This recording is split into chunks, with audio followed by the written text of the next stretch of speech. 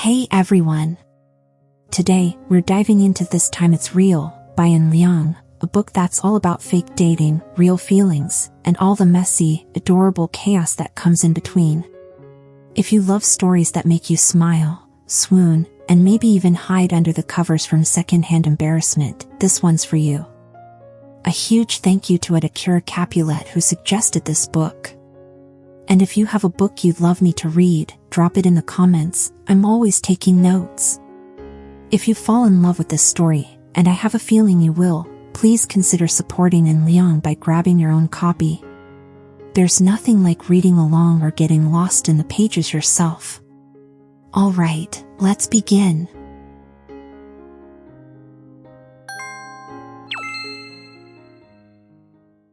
Chapter 1.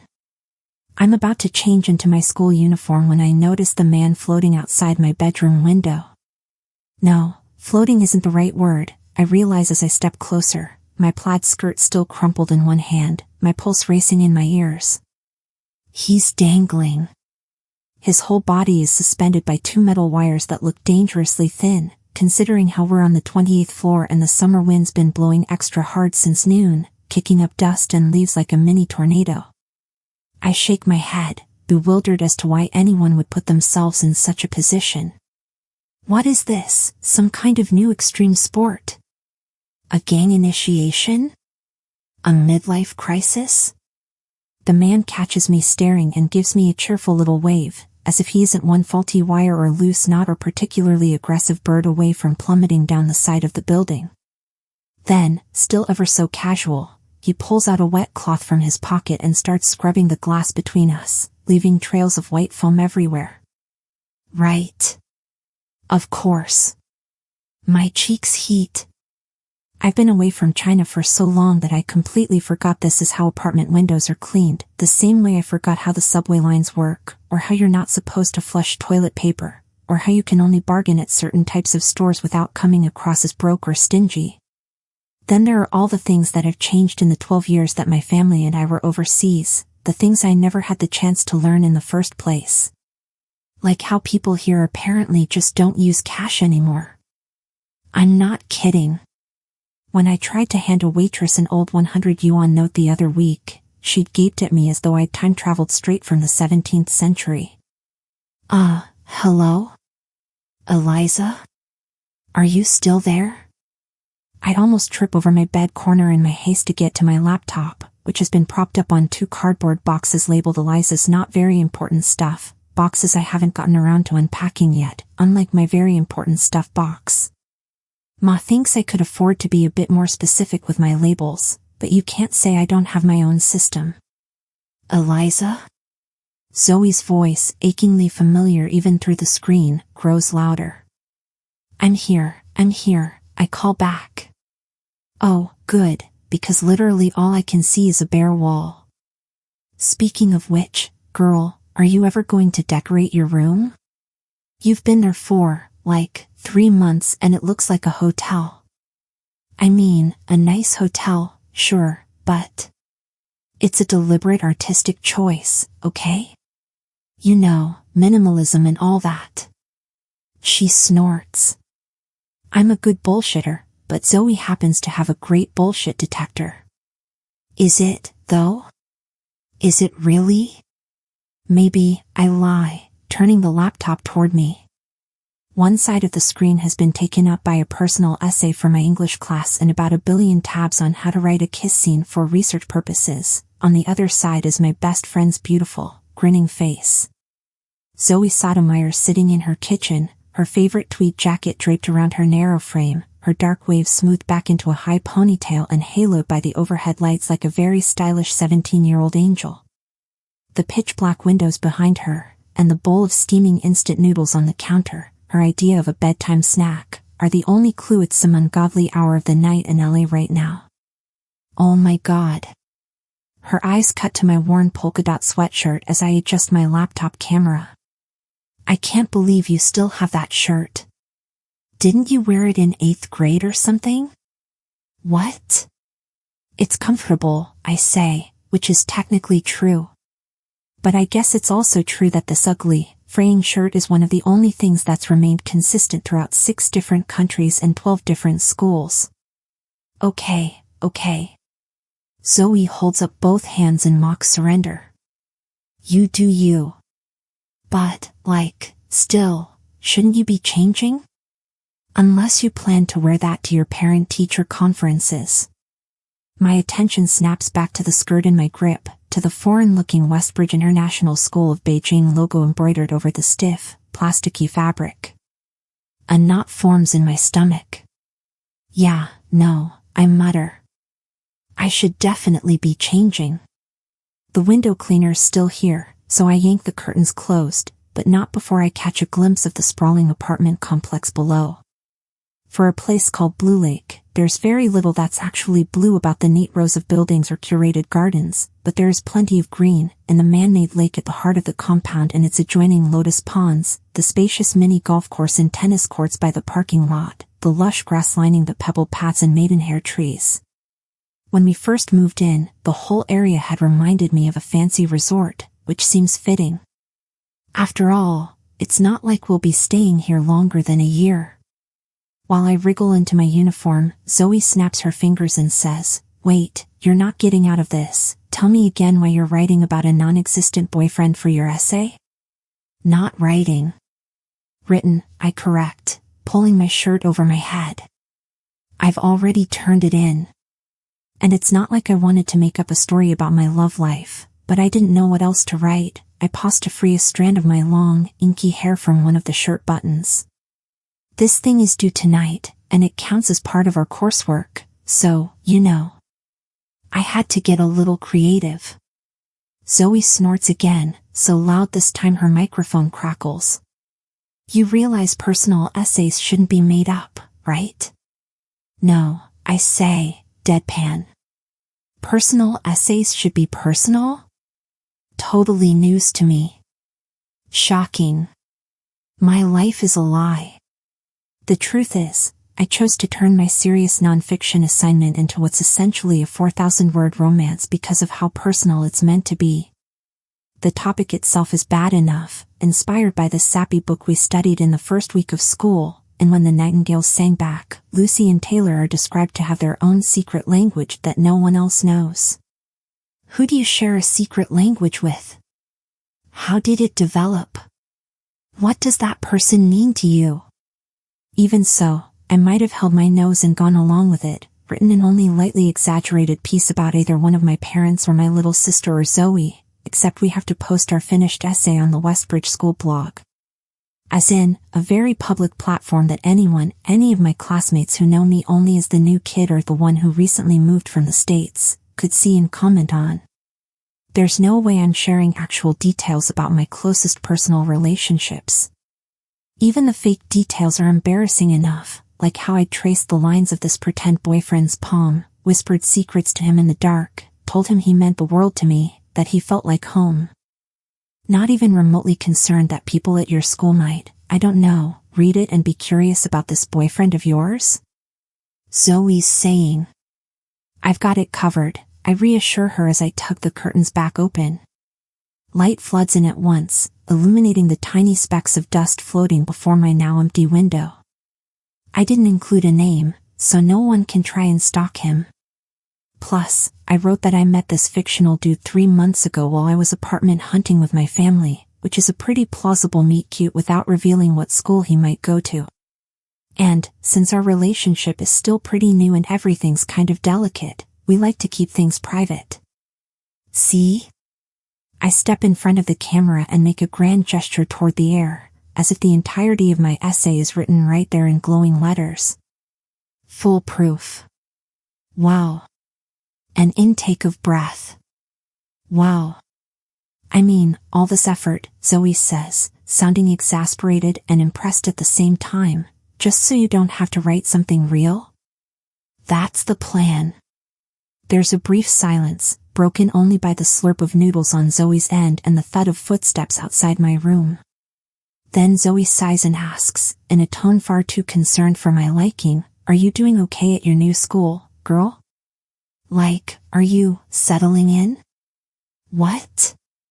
I feel myself stiffen immediately, my muscles tensing as though anticipating a blow.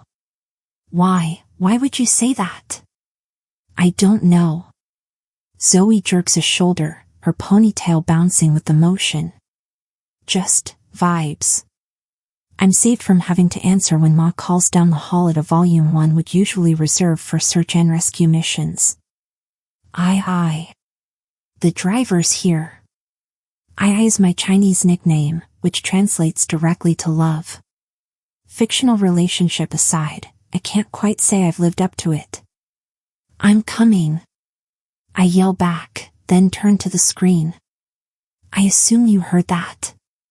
Zoe grins, and I relax slightly, relieved whatever heart-to-heart conversation she was trying to have is over. Yeah, I think the whole planet heard it. Tell your mom I said hi, she adds. Will do. Before I shut my laptop, I make a cheesy heart sign with my fingers, something I wouldn't be caught dead doing around anyone else. I miss you. Zoe blows a dramatic kiss at me in response, and I laugh. I miss you too. The hard knot in my stomach loosens a little at the familiar words. Ever since I left LA 2 years ago, we've ended every single call like this, no matter how busy and tired we are, or how short the conversation is, or how long it'll be until we can talk again. I miss you. It's not as good as the sleepovers we used to have at her place, where we'd sprawl on the couch in our pajamas, some Netflix show playing on her laptop, a plate of her mom's homemade rice balls balanced between us. And it's nowhere near as good as our weekend trips down by the beach, the California sun warming our skin, the breeze tugging at our salt-tangled hair. Of course it isn't. But for now, this small, simple ritual feels enough. Because it's ours. Our driver has parked his car just outside the apartment complex, under the dappled shade of a willow tree. Technically, 𝐒𝐘𝐍𝐎𝐏 isn't so much our driver as Ma's driver, one of the many perks of being an executive at a super prestigious global consulting company, and part of the sorry for asking you to uproot your life almost every year package, which is why he rushes out to greet her first. You knew he says, opening the door for her with a little bow. Madam you. This kind of treatment always makes me uncomfortable in a way I can't articulate, even when it's not directed at me, but Ma just smiles at him through her sunglasses and slides gracefully into the front seat. Looking at her now, with her pale, unblemished skin and custom-made blazer and razor-sharp bob, you'd never guess she grew up fighting for scraps with 6 other siblings in a poor rural Chinese town.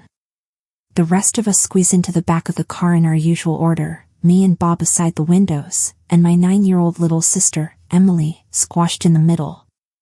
To your school? 𝐒𝐘𝐍𝐎𝐏 confirms in slow, enunciated Mandarin as he starts the engine, the smell of new leather and petrol fumes seeping into the enclosed space. He's been around me long enough to know the extent of my Chinese skills. To the school, I agree, doing my best to ignore the pinch in my gut. I hate going to Westbridge enough as it is, but whatever the school, parent-teacher interviews are always the worst.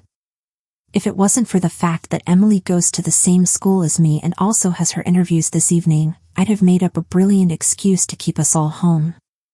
Too late to do anything now.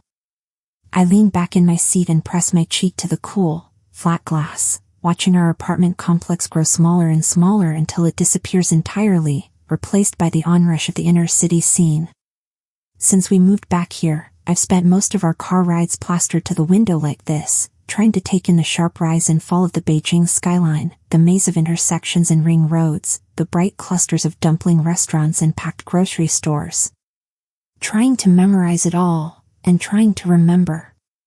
It kind of amazes me how misleading the photos you tend to see of Beijing are.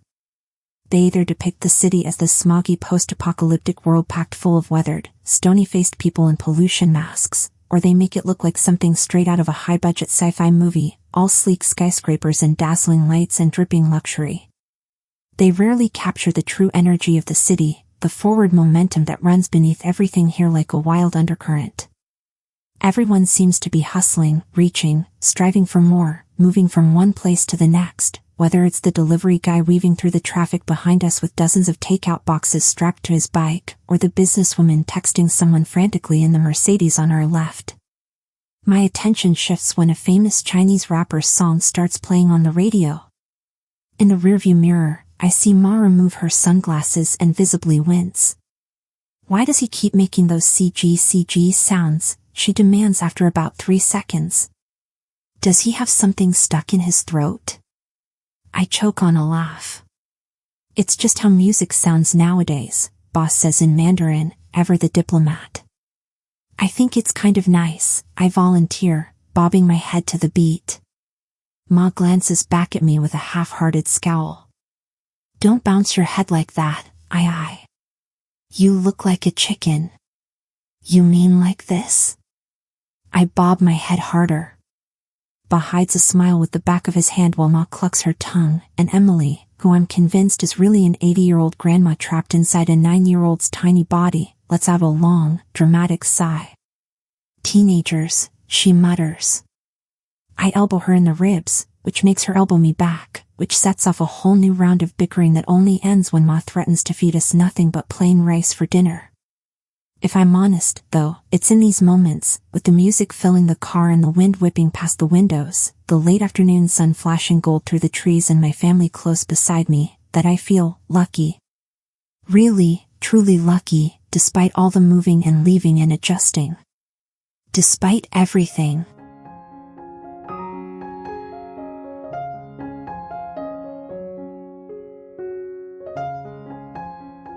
Chapter 2. The mood doesn't last. As soon as we pull up beside the Westbridge school buildings, I realize my mistake. Everyone is dressed in casual clothes, cute summer dresses, crop tops and jean shorts. The teachers didn't specify what to wear this evening, and I naively assumed it'd be standard uniform, because that's what the expectations were at my previous school. My family starts getting out of the car, and I push down a swell of panic. It's not like I'll get in trouble for wearing what I'm wearing, I just know I'll look dumb and stand out. I'll look like the clueless new kid, which is exactly what I am, but that doesn't make it any easier to bear. I. Ma taps the window. 𝐒𝐘𝐍𝐎𝐿. Hurry. I say a quick thanks to the driver and step outside. At least the weather's nice, the wind's quieted down to more of a gentle, silky breeze, a welcome reprieve from the heat. And the sky. The sky is beautiful, a blend of pastel blues and muted pinks. I inhale. Exhale. This is fine, I tell myself. Totally fine. Come on, Baba, Emily is saying, already pulling Ba toward the primary school section of the campus, where all the walls are painted bright colors. Obnoxiously bright colors, if you ask me. You have to talk to Ms. Chloe. I told her how you were a poet, and you do signings and stuff at big bookstores, and she was so impressed. She didn't believe me at first, I don't think, but then I made her search your name, and then. Emily looks actually fine, because she is. No matter where we go, my little sister never has any trouble fitting or settling in. We could probably ship her off to Antarctica and find her just chilling with the penguins 2 weeks later. Ma and I walk in the opposite direction, where the senior classrooms are. The wide gray corridors are already pretty crowded with parents and students, some heading in, some weaving their way out. Just as I expected, a few people's eyes slide to my stiff skirt and too big blazer, a mixture of pity and amusement flickering over their faces before they avert their gazes. I lift my chin high. Walk faster. This is fine. We couldn't reach my homeroom fast enough. It's loud inside. Classmates everywhere, teachers waiting behind rows of desks. None of them say hi to me, and I don't say hi to them either. Even though school started almost a month ago, I haven't really gotten to know anyone. All the names and faces and classes kind of just blur together. The way I see it, we'll be graduating in less than a year anyway. There's no reason to put myself out there, as my past teachers all love to recommend, and get attached to people only to grow apart months later. With Ma's job moving us around all the time, it's already happened too many times for me to keep track. That slow, painful, far too predictable transition from strangers to acquaintances to friends back to strangers the second I leave the school behind me. I'd be a masochist to put myself through it again. Besides, there are fewer than 30 kids in my whole year level, and everyone's clearly formed their own cliques already. To my right, a group of girls are squealing and embracing like it's been years since they last saw one another, not hours. And somewhere behind me, another group is deep in conversation, switching between 3 languages, English, Korean, and something else, within every sentence as if it's the most natural thing in the world. Pretty on brand for an international school, I guess. Ah, look who it is. My English and homeroom teacher, Mr. Lee, waves me over, his eyes bright behind his thick, oversized glasses. He's been cursed with this round baby face and unruly gray-streaked hair, which has the combined, disorienting effect of making him look like he could either be in his early 30s or late 50s. Have a seat, he says briskly, motioning to 2 chairs on the other side of his desk. Then his attention goes to Ma, and his expression grows more benevolent. The way someone would look at a cute kid in the park. And this is Eliza's mother, I'm assuming. Yes. I'm 𝐒𝐽, Ma says, instantly easing into the chirpy work voice she uses around white people, her accent flattened to sound more American. She extends a manicured hand. It's lovely to meet you. Mr. Lee's brows furrow a little as he shakes it, and furrow farther when he realizes how strong her grip is. I can tell he's trying to match up his impression of Ma with whatever preconceived idea he had of her, just based on the non-Western surname.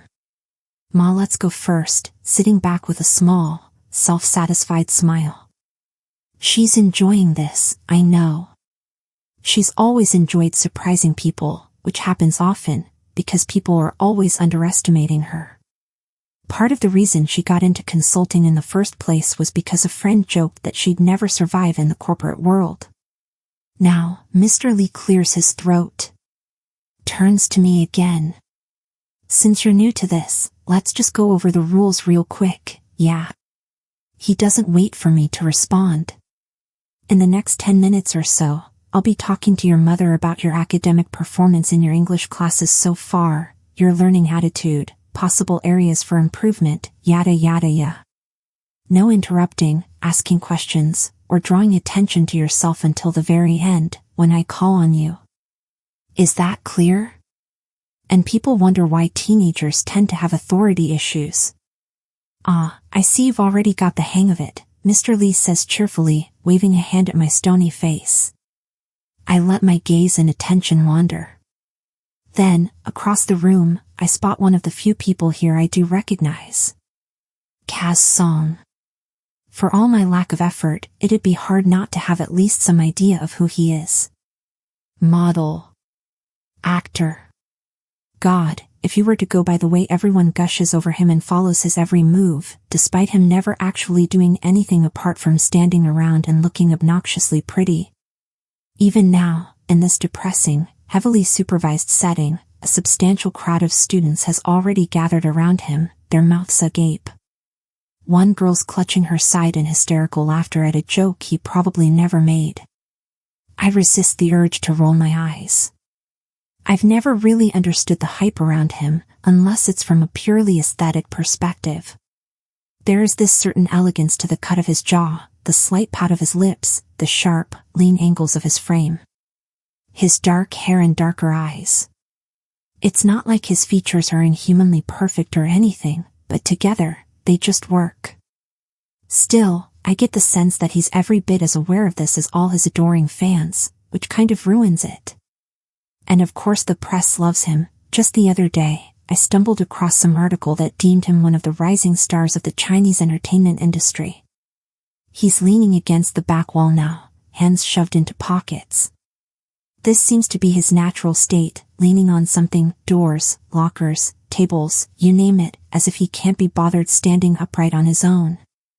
But I've been staring too hard, too long. Caz looks up, sensing my gaze. I quickly look away.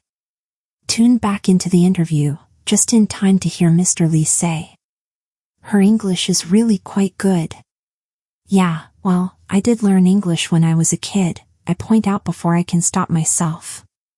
Years of getting vaguely condescending comments about just how good my English is and how I don't even have an accent, almost always spoken with a note of surprise, if not confusion, have made this a natural reflex. Mr. Li blinks at me. Adjusts his glasses. Right. Just wanted to put that out there. I lean back in my seat, suddenly unsure if I should feel triumphant or guilty for interrupting. Maybe he really had meant it in your typical she sure knows her conjunctions kind of way, rather than an I don't expect people who look like her to speak any English way. Ma clearly seems to believe the former, because she shoots me a sharp look. Sorry. Carry on, I mutter. Mr. Li glances over at Ma. So what I'm curious to know, if you don't mind, is a bit about Eliza's background before she came here. Ma nods, well prepared for this, and launches into the usual script. Born in China, moved when she was 5, went to this school and that school and moved countries again. I try not to fidget, to flee. Being talked about this way makes my skin itch. But the best thing about having lived everywhere is that she belongs anywhere. Mr. Li stretches his hands out wide in a gesture that I'm assuming represents anywhere, and knocks over a tissue box in the process. He pauses, flustered. Picks it up. Then, unbelievably, continues right where he left off. You should know that Eliza is not a citizen of one country or even one continent, but rather a... If you say citizen of the world, I'm going to throw up, I mutter under my breath, low enough for only me to hear. Mr. Li leans forward. Sorry, what's that? Nothing. I shake my head. Smile. Nothing. A beat.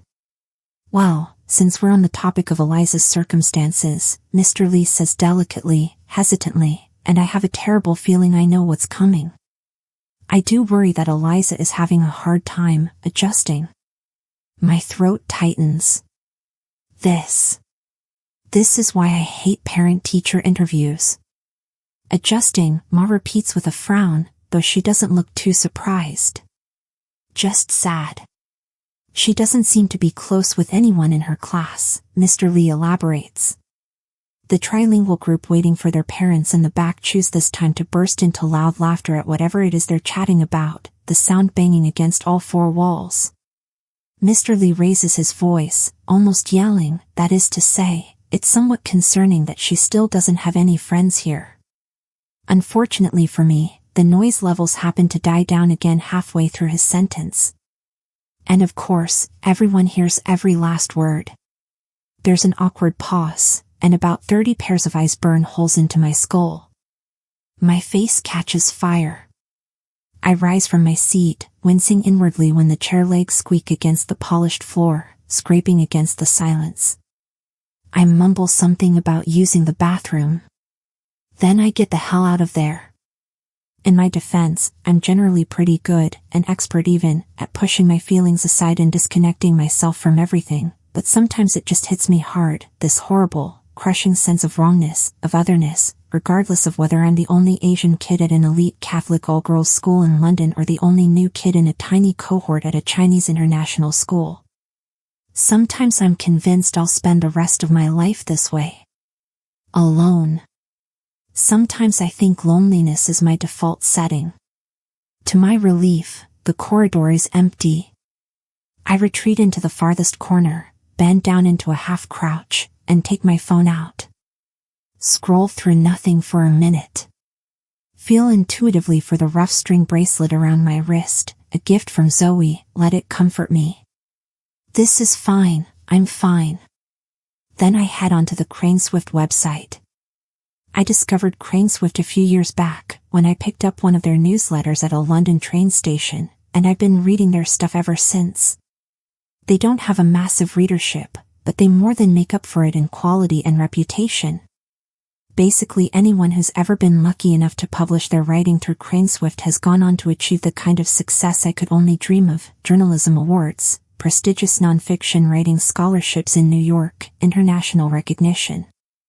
all because they wrote something beautiful and profound. Words just move me. A beautiful sentence will sneak under my skin and crack me open the way a phrase of music might, or a climactic scene from a movie. A well-crafted story can make me laugh and gasp for breath and weep. As I settle into one of 𝐒𝐚𝐫𝐭's recently posted essays about finding soulmates in the unlikeliest of places, the familiar blue website banner glowing over the screen, I can already feel some of the weight on my shoulders easing, the tension in my body dissolving. A door creaks open and noise spills into the hallway. I stiffen, squint down the corridor. Caz Song steps out alone, his gaze sweeping right past me like I'm not even here. He looks distracted. "All waiting for you," he's saying, a rare crease between his brows, an even rarer edge to his voice.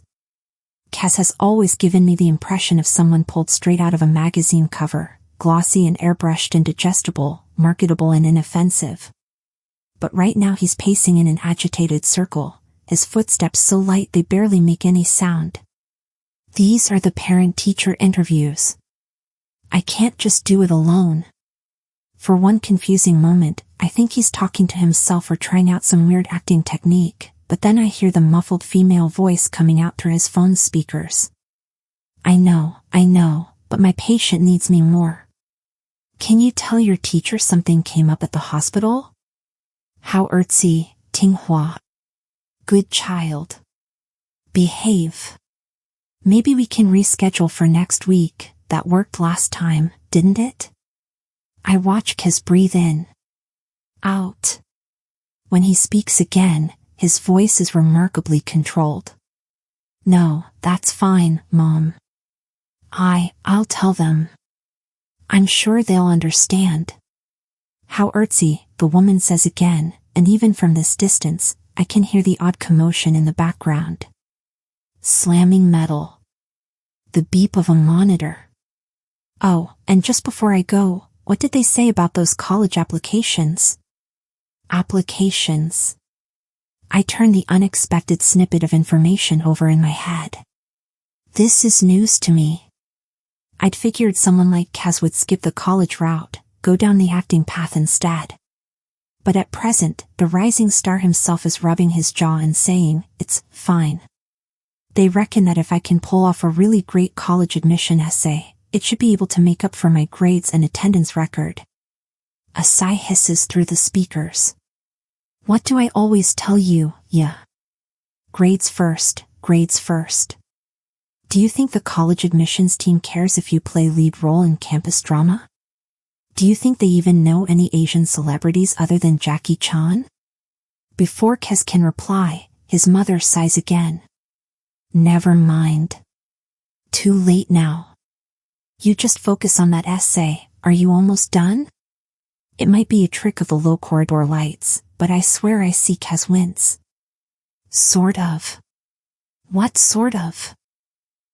His jaw clenches. I mean, I still need to brainstorm an outline and write it.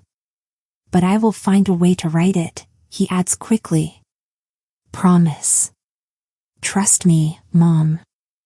I won't let you down. There's a long pause. All right. Well, listen, my patient's calling for me, but talk soon, okay? And make sure you focus on those essays. If you put in even half as much effort into them as you do memorizing those scripts, then... I got it, Mom. Something like worry briefly pinches his features as he ends the call. Then, as he spins to leave, he sees me squatting like a fugitive in the dark of the corridor, caught staring at him for the second time this evening. "Oh," he says, the same time I stand up and blurt out, "Sorry," and the rest of our sentences spill over one another. I didn't see. I promise I wasn't trying to. It's cool. Just about to head in. You're Eliza, right? Eliza Lin? Yes, I say slowly, and even I can hear the wary edge in my voice. Why? He raises a dark brow, all signs of worry now wiped clean from his face. Fast enough to make me wonder if I'd imagined them there in the first place. Nothing. Just trying to be friendly. An innocuous reply. Perfectly reasonable. And yet, she still doesn't have any friends here. Did you hear what Mr. Li said earlier? As soon as the words leave my mouth, I want to retract them. Erase them from existence completely. There are certain things you simply shouldn't draw attention to, even if both parties are well aware of the issue. Like a bad acne flare-up. Or your homeroom teacher declaring you friendless in front of your entire class. The fact that I don't really need new friends makes this no less embarrassing. Caz considers the question for a second. Leans against the closest wall, so half his body is angled toward me. Yeah, he admits. Yeah, I did. Oh wow. What? I let out a small, awkward laugh. I was kind of expecting you to lie about it. You know. To spare my feelings or something. Instead of responding directly to that, he tilts his head and asks, his tone guarded, "Did you hear me on the phone?" No, I tell him without thinking, then cringe. I mean, well. Very nice of you to care about protecting my feelings, he says, but there's a curl of irony to his voice that makes me want to evaporate on the spot. And then an even more horrifying thought materializes. What if he thinks I'm a fan? Or a stalker? Another one of those wide-eyed, over-enthusiastic classmates who follows him everywhere like a disciple, who was waiting out here just to get him all alone. I've witnessed it happen myself a dozen times before, students ducking behind literal bins or walls and springing on him the second he rounds the corner. I swear I didn't mean to overhear anything, I say frantically, holding up both hands. I didn't even know you'd come out here. He shrugs, his face impassive. All right. Really, I say. Swear on my heart. He gives me a long look. I said all right. But he doesn't sound like he fully believes me either. My skin prickles, embarrassment and annoyance warming my cheeks. And then my mouth decides to make everything worse by saying the most ridiculous thing, I'm not even a fan. A terse second passes, his expression shifting briefly into something impossible to read. Surprise, perhaps. I can feel my insides disintegrating. Good to know, he says at last. I mean, I'm not an anti-fan either, I splutter, with that dreadful, helpless, out-of-body feeling of watching a protagonist inside a horror film when you want to scream at them to stop, but they keep moving closer and closer toward their own doom. I'm just neutral. Nothing. A normal person. Clearly. I clamp my mouth shut, my cheeks hot. I can't believe I'm still standing here with Caz Song, who apparently has a unique talent for making me feel even more self-conscious than I usually do. I can't believe we're still talking, and Mr. Li's still inside that crowded classroom with Ma, and both of them think I'm still in the bathroom. This is a nightmare. Time to figure out an escape strategy before I can embarrass myself further. You know what? I crane my neck as though I just heard someone call for me. I'm pretty sure that was my mom. Caz lifts both eyebrows this time. I didn't hear anything. Yeah, well, she has a soft voice, I babble, already moving past him. Hard to pick out, unless you're really accustomed to it. So, I should probably go. See you around. I don't give him a chance to reply. I just bolt back into the classroom, ready to grab my mom and beg Li Shushu to come pick us up as soon as possible. After an ordeal this mortifying, I can never, ever talk to Caz Song ever again.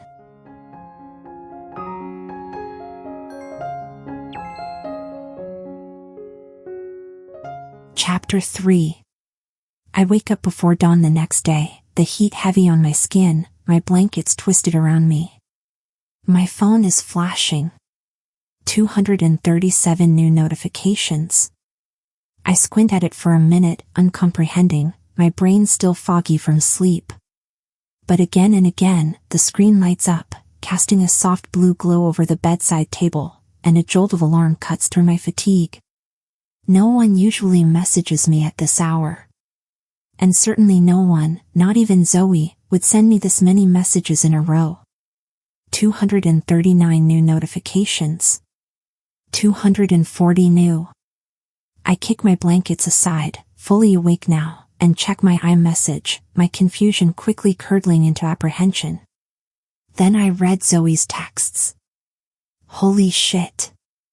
Holy fucking shit. Okay, I know it's the middle of the night, but please get on your phone. Girl, have you seen this? What the actual hell? She's attached a screenshot below, an article. I'm almost too scared to open it, but after 2 seconds of staring at the screen, my heart punching holes in my ribs, I give in.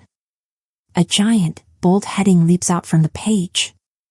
A rom-com in the making. This girl's blog post about her love life has us believing in love. My pulse quickens. I don't understand what I'm seeing at first. I only know that there's an excerpt from my personal essay, the essay I proofread at least 3 times, posted only yesterday, and my own name and the BuzzFeed logo above it all. The same BuzzFeed I used to spend hours scrolling through with Zoe, taking quizzes to find out which party snack we resembled. None of it makes sense. I have no idea how or why BuzzFeed even has my writing. It's like coming across a photo of yourself in someone else's house, this jarring combination of hey, this looks familiar, and what the hell is this doing here? It feels like I'm dreaming. But oh God, there's more. So much more. Apparently my essay was already spreading last night, but when someone semi-famous tweeted a screenshot and a link to my post on the school blog, it all blew up. I quickly secure my VPN and head over to Twitter, and my heart almost falls out of my chest. Last night, I had a grand total of 5 followers on my lurking-only Twitter account, and I'm pretty sure 2 of them were bots. Now I already have more than 10,000 followers. Holy fucking shit indeed, I mutter, and the sound of my own voice, low and slightly scratchy with disuse, only makes it all more surreal. None of it makes sense. It doesn't make sense that I could be sitting here on my bed, the light of my phone illuminating my plain bedroom walls, while this tweet a bunch of people have so thoughtfully tagged me and has gotten 500,000 likes and counting. My hands are shaking as I scroll through some of the recent comments. At All-Tool13, maybe guys do deserve right after all? At 𝐏𝐚𝐫𝐿, I'm actually crying OMG. This is so cute. Please feed us more quality content, my soul needs it. If they ever break up, I swear I'll stop believing in love. At Angelica B. Smith, LMAO, how are teens these days writing Shakespeare-level essays about the love of their life? Like when I was that age I couldn't even string together a full sentence. At Drunklinwangy, not to be dramatic or anything, but I would literally die for them to just stay together and hold hands and be happy forever. At user 387, please someone make this into a movie, I am begging. At 𝐒𝐘𝐍𝐍𝐿, am I the only one hella curious about who the boyfriend is? And where can I find one? I drop my phone before I can read any more, an unsettling mix of panic and euphoria shooting through my veins. So, this is ridiculous. My brain feels like it's glitching. Overheating. People across the world are reading my essay and imagining me cuddling with some guy on his couch, kissing him on a balcony, whispering things like I miss you even when you're close to me and you're so beautiful sometimes I can't even think straight around you. People have read it, and actually liked it. My words, my writing, my thoughts. Recognized some piece of themselves in it.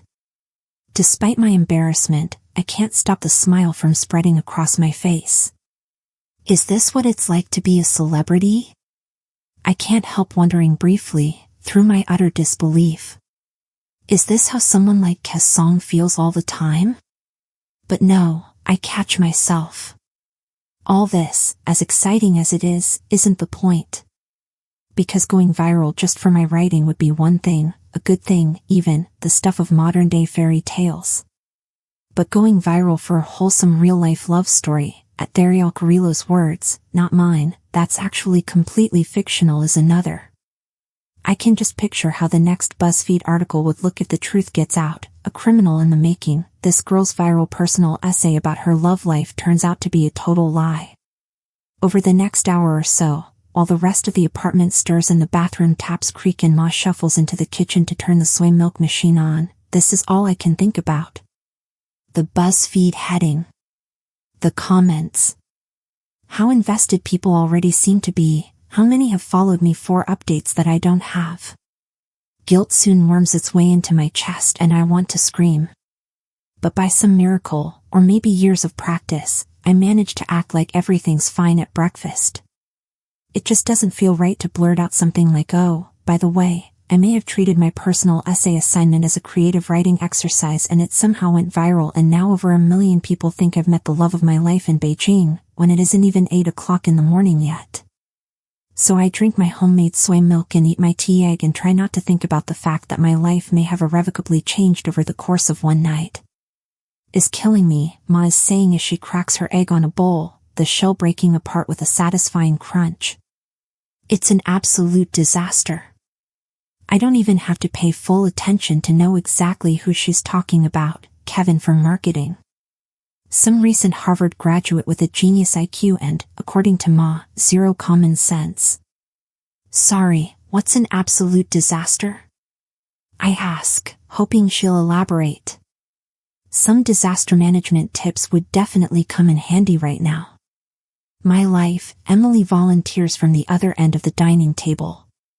Her school uniform's on backward, and her shoulder-length jet black hair has been tied into what I suspect should be a ponytail but looks more like a bean sprout instead. Clearly, Ba's been put in charge of helping Emily get ready today. Ma rolls her eyes. Save that attitude for your mid-40s, she chides Emily, then turns back to me. And since when are you so interested in my work life? Since always, I say innocently. I thought you found my job confusing, Ma points out, passing over a plate of fluffy round mantou still warm from the steamer. Yeah, well, that's only because your company insists on describing itself as a creative collaborator and leader that seeks to influence culture and inspire and deliver on key marketing project initiatives or whatever. I shred half a mantou into bite-sized pieces, the dough softening between my fingers. Like, those are literally just words. But I understand what you do. Sort of. Ma doesn't look too convinced by this, but she sighs and explains, Kevin got this huge investor to sign with us. And that's a problem because? They only signed because he told them we were on great terms with that popular tech startup SYS. She grabs a mantou for herself and doesn't eat it. Just watches it go cold beside the egg. Except we've never even spoken to anyone from SYS before. We have no connections whatsoever. Ah.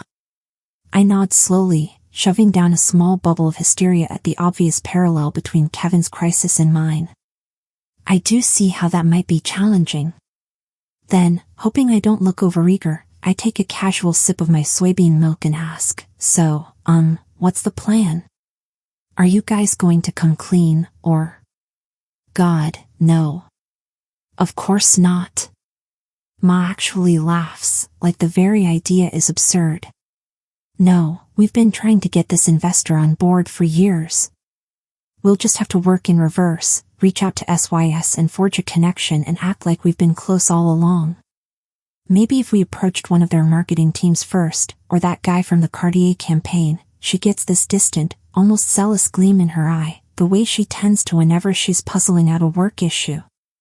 Then she remembers who she's talking to.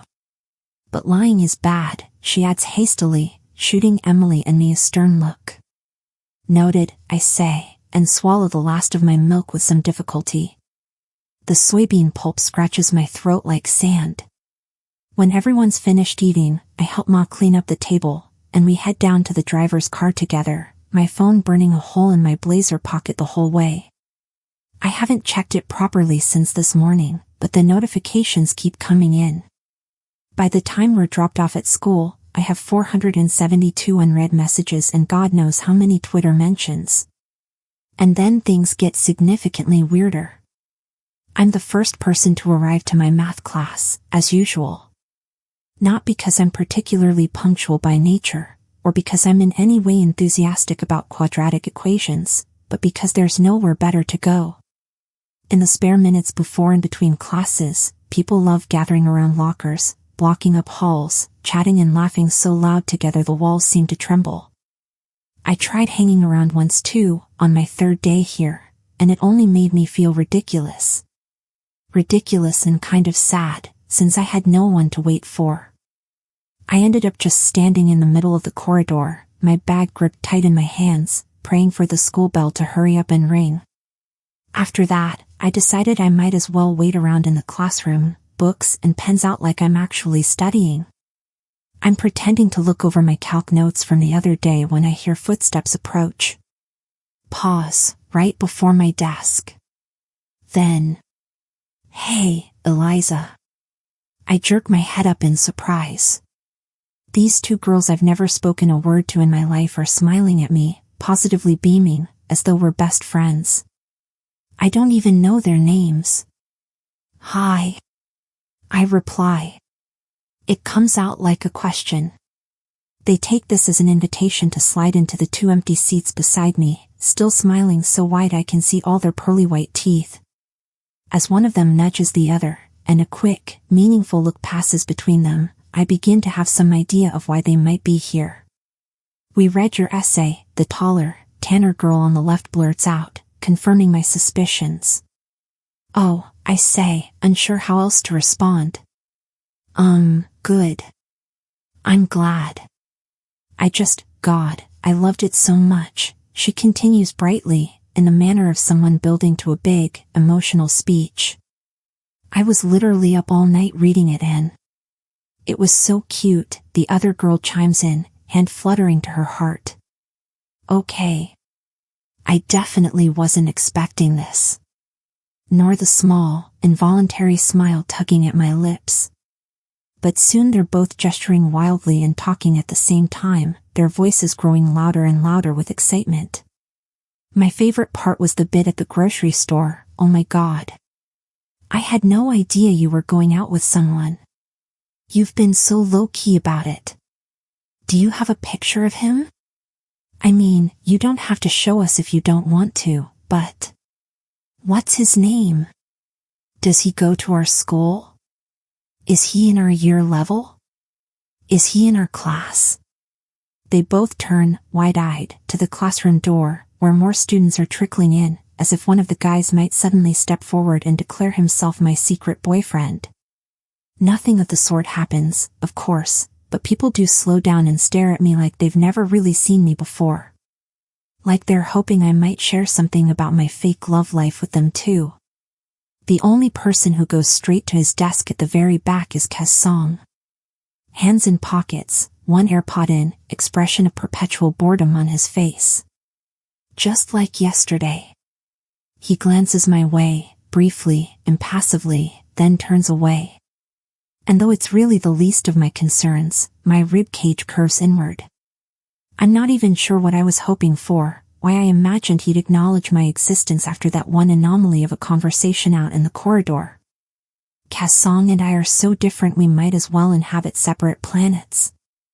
"Well," the girl on my left prompts, drawing my attention back to her and her friend. "Is he?" I study the two of them, searching for any signs of ill will or mockery. But they both just continue smiling, and I notice the light scatter of freckles across the taller girl's nose, the yellow butterfly clip in the other girl's wavy hair. They seem nice. Genuinely friendly. I can't tell you that," I say with a small, apologetic smile, hoping they'll leave the conversation there. "I wish I could, but, you know. We haven't been together that long, so we want to keep things private for now." "Aw." They both nod slowly. Beam some more. Neither of them budges. That's totally understandable. Even though this is all part of the script I'd prepared when submitting my essay, it was only ever meant to be a preventative measure, not something to be shared with people across the world. It's like those life jackets they store on airplanes. nobody actually expects to have to use them. As if on cue, my phone flashes again on my desk. 531 new notifications. The taller girl sees before I can flip the screen down. Wow, she says as she finally starts unpacking her own stuff for class. A MacBook Air in shiny casing. Highlighters and pens with cute designs all over them. A thick planner that hardly looks used but has bright colored tabs running down the sides and a giant sticker of some K-pop group plastered on the cover. You must have had a pretty wild morning, huh? Wild is definitely one word for it, I say, relieved I can at least be honest about this. I've always wondered what it's like to go viral, the other girl muses. She has her laptop out, and nothing else. This is actually standard for students here, I've learned the hard way. At my old school, we were only allowed paper notes, so I didn't realize I would even need to bring a laptop until my first class at Westbridge, when everyone was working on a Google Doc and all I had was a notebook and pencil. Yeah, not exactly the best start. Nadia, didn't that Douyin of yours go viral for a while the other month? The tall girl is saying. The video got, like, 20,000 views. Nadia waves a dismissive hand in the air. That's very different from having like a bajillion people read your writing. Plus, she wrinkles her nose, I kept getting all those weird comments about my feet. True. We don't love that. As the two of them break into giggles, I feel a dull pain in my chest. I'd kill to have that, to be sitting next to Zoe, laughing over some silly inside joke without worrying that I'll be leaving in a year. To feel so comfortable, at ease, at home. Something must show on my face, because the tall girl stops and turns to me with concern. Are you okay, Eliza? Huh. I feign confusion, then quickly pull my lips into a sheepish smile. Yeah, of course. Just thinking about the essay, I guess. And what I'm going to do about it. The two of them make long ah-hang sounds and nod again in total sync. That's a good point, the tall girl says. You should do something about it for sure. You should capitalize on the fame. Yes. Nadia points one finger at me excitedly, and almost pokes my eye out. Oops, sorry. But Stephanie's right. Whenever people go viral on Twitter, they always use it to promote themselves or boost their friend's baking account or something. Do you have one? Stephanie asks, leaning over the back of her seat. What, a baking account? Something to promote, she clarifies with a laugh. So? What are you thinking? And it's silly, and beside the point, and completely unrealistic given the circumstances, but I do find myself thinking about it, some of my initial giddiness from this morning bubbling back up inside me. I've always dreamed of having people read my writing, read it, and actually like it, and now, for the first time ever, I have a potential readership. I have a following. Maybe if I published more essays while people are still paying attention, I could. I don't know. Jumpstart a legitimate writing career. Make a name for myself. I could be a writer, not just someone who writes. But just as quickly as hope sprouts in my chest, I crush it back down.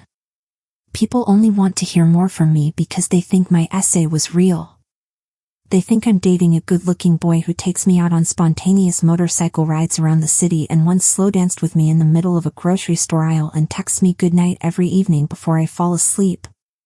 They're in love with my love story. If I want to keep writing and capitalize on my fame, as Stephanie says, I'll have to keep lying.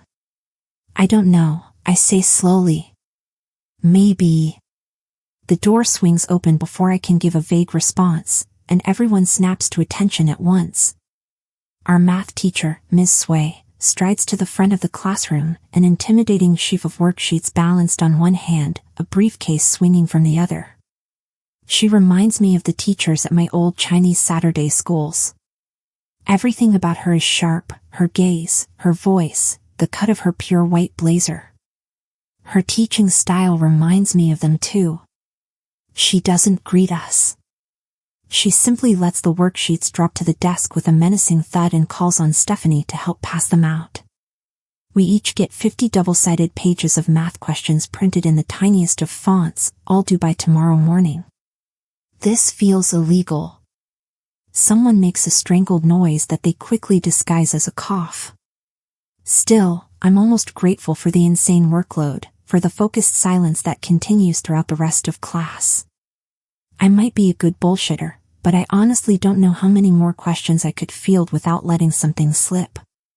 By the time lunch rolls around, I've spoken to more people in the past few hours than I have since I started school here.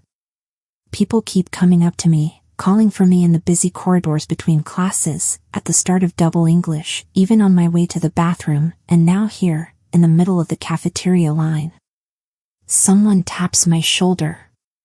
Hey, you're the girl with the essay, right? This is my reputation now, I guess, not the new girl from America but the girl with the viral essay. I would consider it an upgrade if it weren't for my overwhelming fear of becoming known as the girl who lied in a few days or weeks. Depending on how long I can keep pretending. I spin around and find a whole squad of girls and 3 guys gaping at me. They look a few years younger than I am, maybe year 9s or 10s. Some of them haven't even shed their baby fat yet, but the girls are all wearing heavy makeup and the guys have on copious amounts of hair gel in an attempt to look more grown up. Yeah, I say, smiling a little despite myself. Yes. That's me. See, I told you, one of the girls says to the guy behind her. The guy scowls. She looks the exact same as her photo. I blink. My photo? What photo? The same girl's eyes widen while her friends titter. Haven't you seen it? It's been going around everywhere, pretty flattering too, she adds hastily, in a way that makes me suspect she's lying. As we shuffle farther up the line, she fishes her phone out from her pocket and brandishes it in front of my face. And I don't know whether to cry or laugh. In an article for some online teen magazine, titled Why We're All Swooning Over This Senior Student's Love Story, someone's attached one of my old school photos from when I was still living in the States. It's actually impressive how they managed to find the worst possible photo of me. My hair's been tied into a super tight high ponytail that's hidden behind my head, so I pretty much look bald, and my eyes are only half open and watery from having just sneezed. I'd begged the school photographer, almost bribed him, to let me retake it at the time, but he'd waved me away with a cheery "Don't worry. Only your parents will see this anyway." Funny how that turned out. Wow, I say. This is just great. I know, right? The girl beams, either missing my sarcasm or choosing to ignore it. You're, like, famous now. Famous. The word tastes funny, but not entirely in a bad way. There's something inherently cool about it, something flashy and shiny and desirable, all the things I never thought I could be. I just wish it were only my writing that was famous, and not me. I make a non-committal sound with the back of my throat and grab an empty tray. Try to focus on selecting my lunch. If there's one thing Westbridge International does well, it's the food. The school chefs serve actual 3-course meals, and they change it up every day. We had pineapple fried rice and braised chicken and silk tofu earlier this week, then dim sum, complete with shrimp dumplings and fresh mango pudding and all, the day after. Today, they're serving up 𝐒𝐚𝐫𝐭, shredded pork belly and diced scallions sandwiched in crisp, golden pieces of bean. I heap 4 onto my tray and turn to go, but the kids behind me aren't done yet. Is it true that your boyfriend's identity is top secret? The same girl asks. My body stiffens, but my voice comes out smooth. No. No, I wouldn't say that. So you can tell us who he is? Another girl pipes up. Also no. Even though I can only see them out of the corner of my eye, I can practically sense their disappointment. Can y'all give her some space? This, from a girl in my year level I vaguely know. Her name starts with S, Samantha or Sally or Sarah. No, Savannah. She's standing at the front of the line, her tray stacked with at least 6 𝐒𝐘𝐍𝐎𝐴, one hand on her hip. After a stunned beat, the kids mumble apologies and back away. I almost feel bad for them. Savannah is one of those people who's effortlessly cool and absolutely terrifying at the same time. Her winged eyeliner alone is sharp enough to cut glass, and she's so tall I have to crane my neck a little just to look at her. It also doesn't hurt that she's dating one of Caz Song's friends. Anyone with any connection to Caz Song is basically granted instant membership to the school's super popular, they could step on me and I'd thank them circle. Thanks for that, I manage. No big deal, she says. She has a faint New York accent, and I remember hearing somewhere that she's Vietnamese American. Quite a few students around here fall into similar categories: Chinese American, Korean Australian, British Indian. All people who have grown up balancing different cultures. People like me. Must be pretty overwhelming, huh? Getting questions like that all day. It's okay. I shrug, hoping to play it cool. Could be a lot worse. Yeah, I mean, you could have gone viral for trying to go up a down escalator in the middle of a crowded mall only to end up falling and knocking over a mascot in a giant chicken costume. I stare at her. That's very specific. She laughs. It was trending the other day. In fact, I think your post took its spot. That's nice. I guess. Huge accomplishment, she agrees jokingly. You should be proud. We're standing near the cafeteria tables now, and for a moment, I debate asking if she wants to have lunch together. But that's silly. It's not like I have a great track record with keeping new friends. I can't imagine building a friendship on a deeply embarrassing lie would yield great results in any case. And like she said, her speaking up for me wasn't a big deal. Plus, a scan of the cafeteria makes it clear that her boyfriend, 𝐒𝐘𝐽, I remember from roll call, is waiting for her at the largest corner table, alongside Caz Song, Stephanie, and Nadia and a bunch of other loud, gorgeous, perfectly sociable people from her year level. They're laughing together at some joke Caz must have told just now, their mouths wide open, some actually doubled over in mirth. I can't help but stare for a few beats, an unwelcome, unreasonable stone of envy lodged in my gut. Well, thanks again, I tell Savannah with a weak half-wave, eager to be alone. Bye. She looks surprised, but she nods at me. Smiles. Anytime. Then I leave her there. I leave the cafeteria entirely and climb the 5 flights of steps up to the very top of the building, my lunch tray still gripped tight in my hands. Soon, the babble of voices and clatter of plates fade away, and it's just me standing alone on the roof with warm, buttery sunlight falling around me. For the first time since this morning, I feel myself relax slightly. I love coming up here, not only because it's quiet and most often empty, but because it's beautiful. The rooftop is designed like a garden, with bright mandarin trees and slender bamboos and this gnarled-looking plant I can't name lining the sides and fresh jasmine flowers, Ma's favorite, blooming everywhere like little clusters of stars, sweetening the air with their scent. There are even fairy lights strung up around the railings and over the wooden swing set in one corner, though I've never stayed behind late enough to watch them glow. The view's gorgeous too. From here, you can see the entire stretch of the school campus, and Beijing rising behind it, all that shiny glass and steel reflecting the clouds in the sky. This is my trick to surviving new schools: find a space like this, a place no one can disturb me, and claim it as my own. It's especially useful now, when I need to figure things out alone. I lower myself onto the swing and balance my tray on my lap, ripping out a large bite of the 𝐒𝐍𝐴𝐴 with my teeth. Then I do the thing I've been putting off all day, I check my phone. Generally speaking, I try to stay off social media as much as possible. Every new post from an old friend serves as a painful reminder: this is their life now, without you. This is their group of best friends, their boyfriend they didn't tell you about, this is them moving on completely. This is proof that when they said they'll remember you, stay in touch with you, they were lying.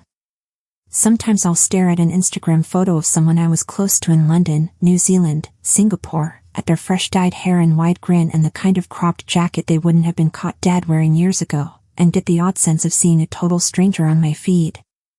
But today, so many messages come flooding in that my phone freezes for a solid minute. My heart freezes as well.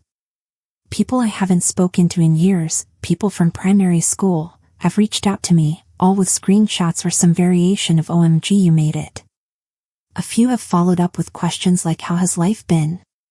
or "It's been ages." But the distant politeness of it all, compared with the keyboard smashes and emoji spam we used to send one another without thought, only drives another pang through my gut. And all I can think is, thank God for Zoe. She's the only one left in my life. The only one who's stayed over the years. And the only one who's messaged me with a completely unrestrained number of exclamation marks demanding an explanation. I shoot back a quick message promising to update her on everything the next time we call, before moving on to my inbox with quivering fingers. My mouth feels too dry. I can barely swallow. At least 20 emails from journalists and writers for all kinds of media sites pop up, some requesting interviews, some asking for more exclusive material, including a couple's selfie. I imagine myself posing with one arm around nothing but air, or one of those cardboard cutouts of a K-pop idol, and hysteria rises to my throat. But the absurdity doesn't stop there. A few people have sent me links to think pieces inspired by my essay. The teen love story people can't stop talking about, joy in the age of cynicism, one reads. Another has tied the surprising success of my essay to the revival of rom-coms, as well as my generation's growing disillusionment with dating apps like Tinder. Yet another has somehow managed to drag my racial identity into their analysis, warning that the whole thing could be an elaborate ruse designed by the Chinese government to soften the image of the rapidly emerging global superpower. Despite the dread churning in my stomach, I can't help it, a laugh of disbelief bursts from my lips. This is by far the most ridiculous thing to have ever happened to me. That probably ever will happen to me, period. But then a new email comes in with a faint ping, and my incredulity gives way to pure awe when I see who it's from.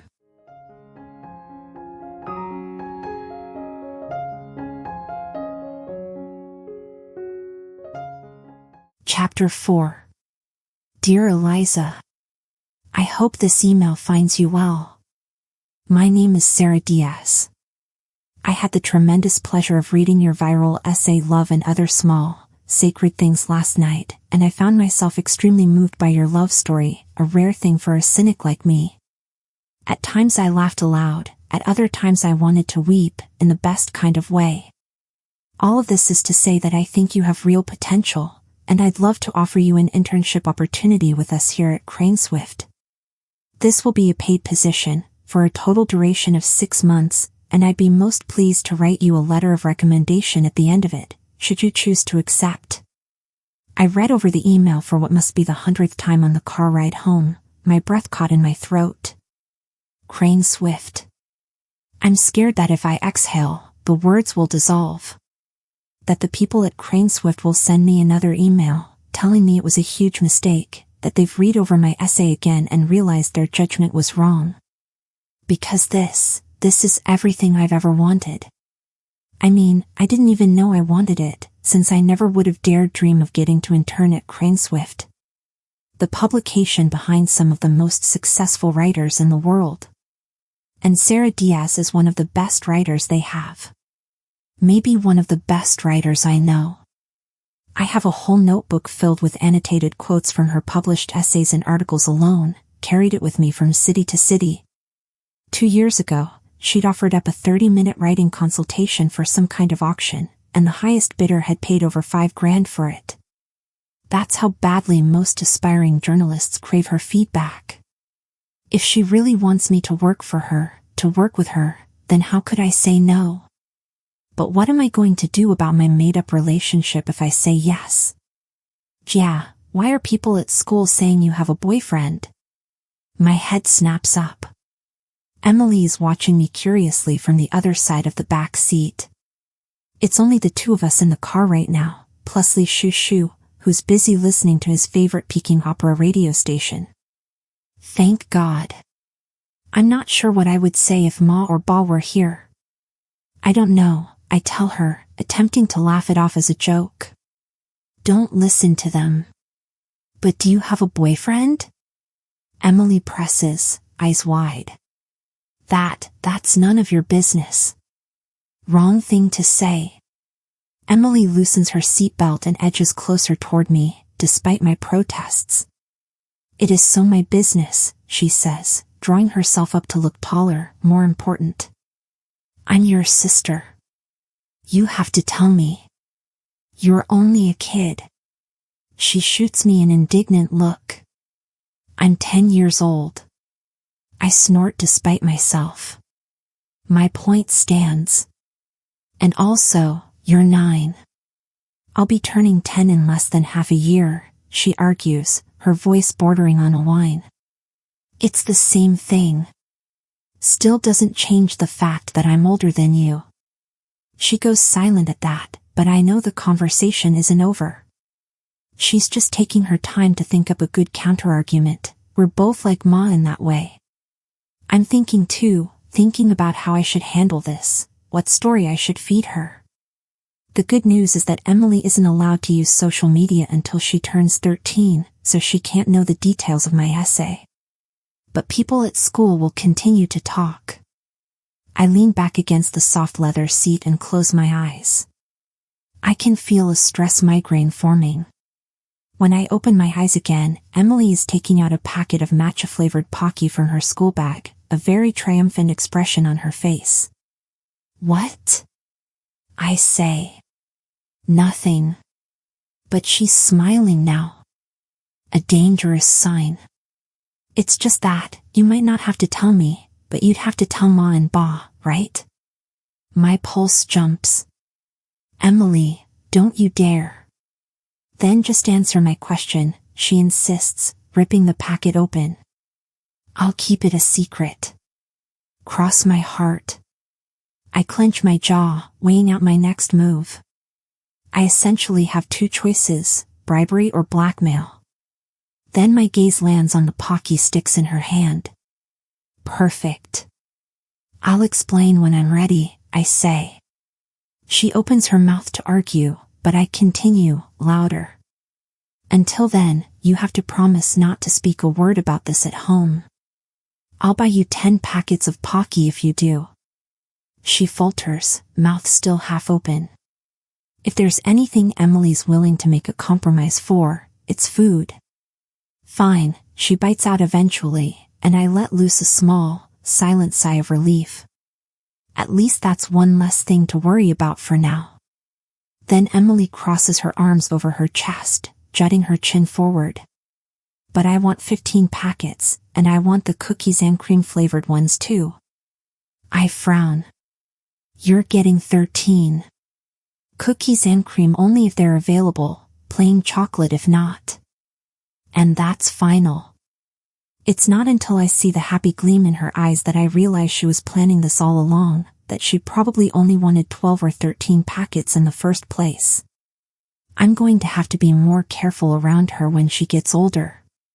She's already picking up on some of Ma's negotiation tactics. Unsure whether to be annoyed or impressed, I hold out my palm. Are you going for a handshake? Emily asks. No. I'm asking for a 𝐒𝐘𝐍𝐻𝐿, I barely had lunch. On cue, my stomach grumbles. As good as the Reggianos were, I only had a few bites in the end. After I received Sarah Diaz's email, I was too busy freaking out to eat anything else. I mean, the opportunity could change the course of my whole career, my whole life. Just thinking about it now makes me a little dizzy. That's not my fault, Emily protests, holding the snack packet close to her chest. But after a beat, she grudgingly hands me 3 𝐒𝐘𝐍𝐻𝐿 sticks. Thanks, kid. I grin, and she pulls a face at me. She hates it when people call her that. We're both quiet for the rest of the drive, Emily because she's eating, and me because I'm trying to draft a reply to 𝐒𝐘𝐍𝐻𝐿. After about a dozen attempts, I end up sliding my phone back into my pocket, email unsent. I don't know what to say. That's the problem. I don't even know what the internship itself would entail, what the consequences will be if my story is anything but airtight. All I know is that I need a proper plan, and soon. I spend the rest of the afternoon trying to formulate a plan while completing my math homework, and the only things I end up with are a bunch of most definitely incorrect answers and a worsening headache. So after dinner, I decide to give myself a break and join my family in the living room. This is our routine. At around 9 o'clock every night, the four of us huddle together on the couch with a bowl of cut fruit or roasted sunflower seeds, and watch one episode of a C-drama. So, I say as I get comfortable, draping a thin blanket over my legs. Whose turn is it to choose? Emily beams. Mine. Ma sighs from beside me. You're going to pick something with a 𝐏𝐚𝐫𝐭 as the lead, aren't you? 𝐏𝐚𝐫𝐭 is one of those trendy terms I learned only after we moved back to Beijing. It literally means little fresh meat, which I realize sounds somewhat carnivorous, but it's used to describe most attractive male celebrities in their teens or early 20s. What do you think? Emily says, her smile widening. Then, seeing Ma's expression of relative despair, she adds, "Don't worry, Ma. You'll get your pick next time." When will it be my turn? Bob grumbles, rubbing his eyes. You know how I feel about those romance dramas. Why do people keep crashing into each other? And why do the female leads keep telling themselves to jiayo? Nobody talks like that. It was your turn last time, I remind him. Remember that torture scene with the blood and guts everywhere? Emily complained about not being able to fall asleep afterward. Bob blinks, then sinks back in his seat. There was hardly any blood. Emily and I burst into loud protests at the same time. Oh my God, Ba, there was so much blood. The floors were bright red. You couldn't even see the actor's face. My eyes were bleeding just watching it. And everyone died at the end. Okay, Ba says hastily, exchanging a swift, amused look with Ma.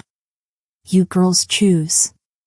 Emily lifts her chin and sniffs. As we should. We have something of a system going, since all our tastes are so different. Ba loves those old war dramas where all anyone ever does is scream traitor at the top of their lungs and get hit by an unnecessary amount of bullets in slow motion. Ma prefers her business dramas, even though she spends half the time scoffing and yelling things like "that's not how CMPs work" at the screen. And Emily and I will watch pretty much any idol romance featuring a good-looking lead. I have a theory that Ma secretly likes her idol romances as much as we do, though. I made everyone watch The Untamed when it was my turn, and she seemed more invested in the characters than any of us. Emily snatches the remote and starts streaming this cute campus romance drama.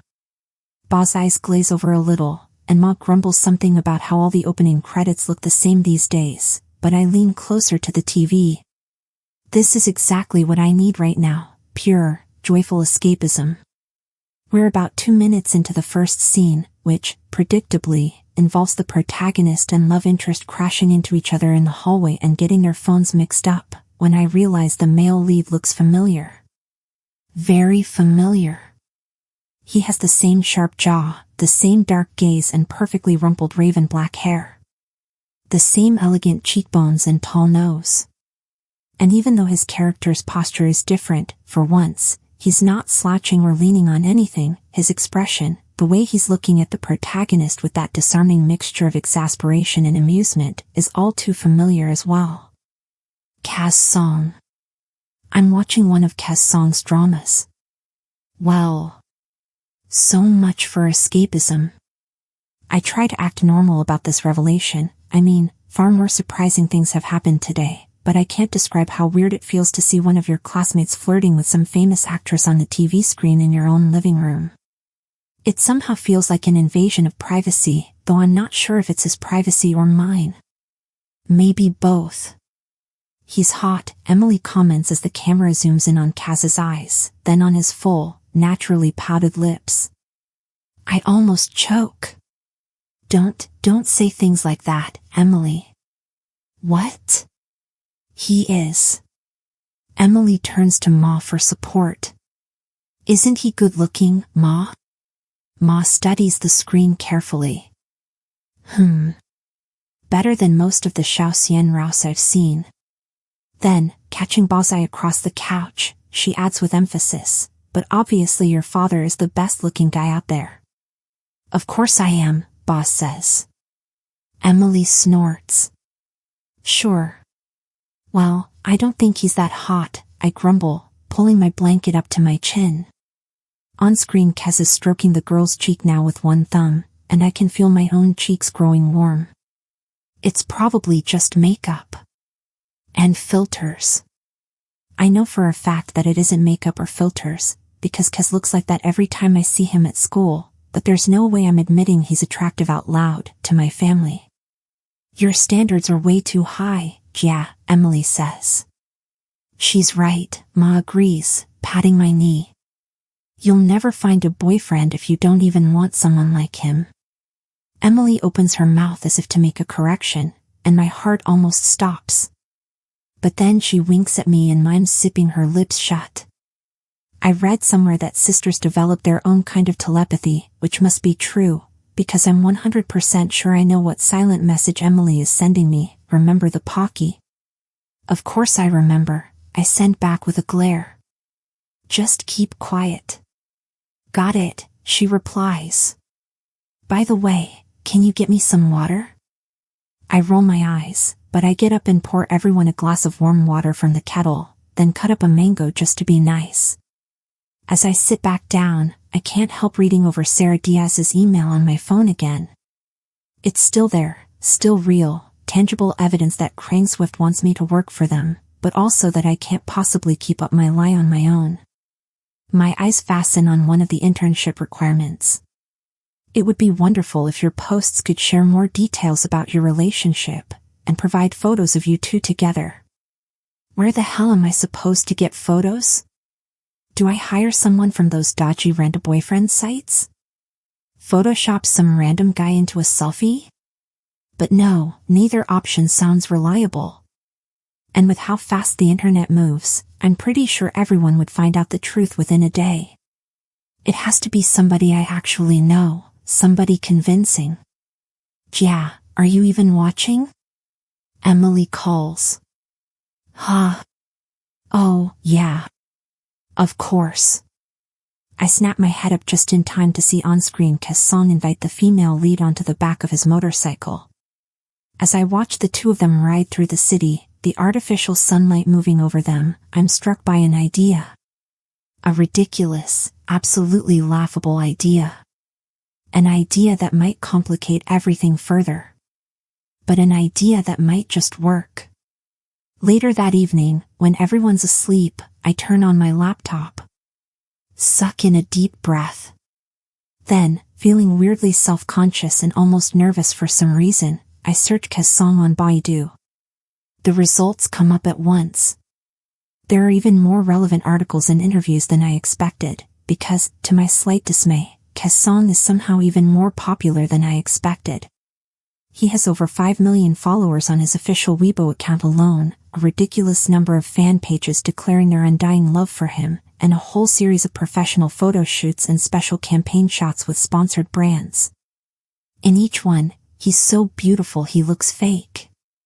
It's almost offensive how perfect he is, a teen fantasy made flesh. There's something bizarre about the idea that this one guy in my class, who I see around the lockers and cafeteria and suffer through math pop quizzes with every day, is known by millions of people across the country.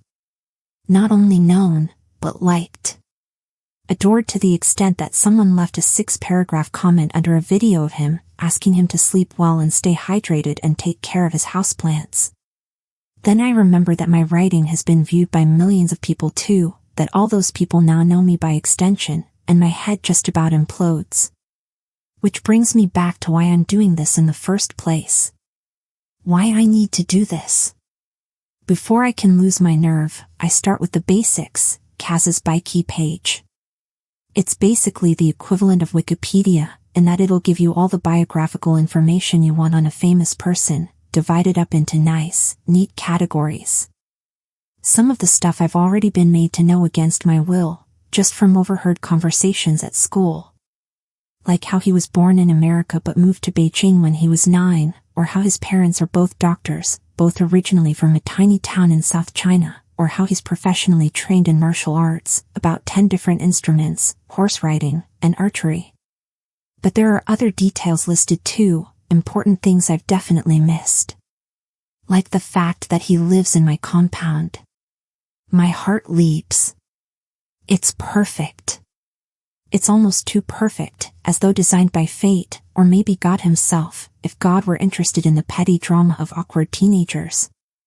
I scroll further, faster, moving on to the more gossipy, fan-made sites. The most viewed article dates back to only a couple weeks ago. Apparently, there'd been something of a scandal at a huge awards ceremony, all because Caz Song had failed to help an older, well-respected actress into her seat. The comment section below is, of course, a war zone. Some are so enraged by his behavior one would think he had shoved the actress down the stage and laughed in her face or something. I'm sorry, but I simply can't stand him any longer, one user wrote. I used to imagine he'd be the thoughtful, chivalrous, perfect boyfriend type, but clearly he doesn't have even the most basic manners. Goodbye, Caz. It was good while it lasted. Other hardcore fans have jumped out to defend him, but maybe he didn't see her. Or, if he'd helped her, all the antis would have blamed him for not respecting her personal space. There's literally no winning. The whole thing's absurd, yet what's wilder is that a massive cosmetics brand actually dropped Caz Song after the backlash, claiming that all their ambassadors ought to be thoughtful and sensitive and courteous, and demanding an explanation for his behavior. Someone's even made a video analyzing the situation, which I click on. It's followed by another video, titled All of Caz Song's Interviews Part 1. I don't notice how deep I've wandered down this particular rabbit hole until I find myself watching a 20-minute, fan-edited video compilation of Caz Song drinking water. This is ridiculous, I mutter to myself, promptly slamming my laptop shut. I'm being ridiculous. For a while, I just sit there in my own silence, listening to the apartment breathing around me. The birds singing in the night's distance. The dull tangle of piano chords drifting from some floors down below, by some neighbor I know of but have never met before. Then I grab my phone. Read over the email I've pretty much etched into my brain by now. I had the tremendous pleasure of reading your viral essay, Love and Other Small Sacred Things, last night, and I found myself extremely moved. And resolve hardens inside me. I open my laptop again and pull up a blank PowerPoint, suddenly grateful for all the times Ma asked me to look over her work before delivering a presentation to her company. This shouldn't be too different from that. In big, bold letters, I type out the first slide, a strategic, mutually beneficial and romantically oriented alliance to help further our respective careers.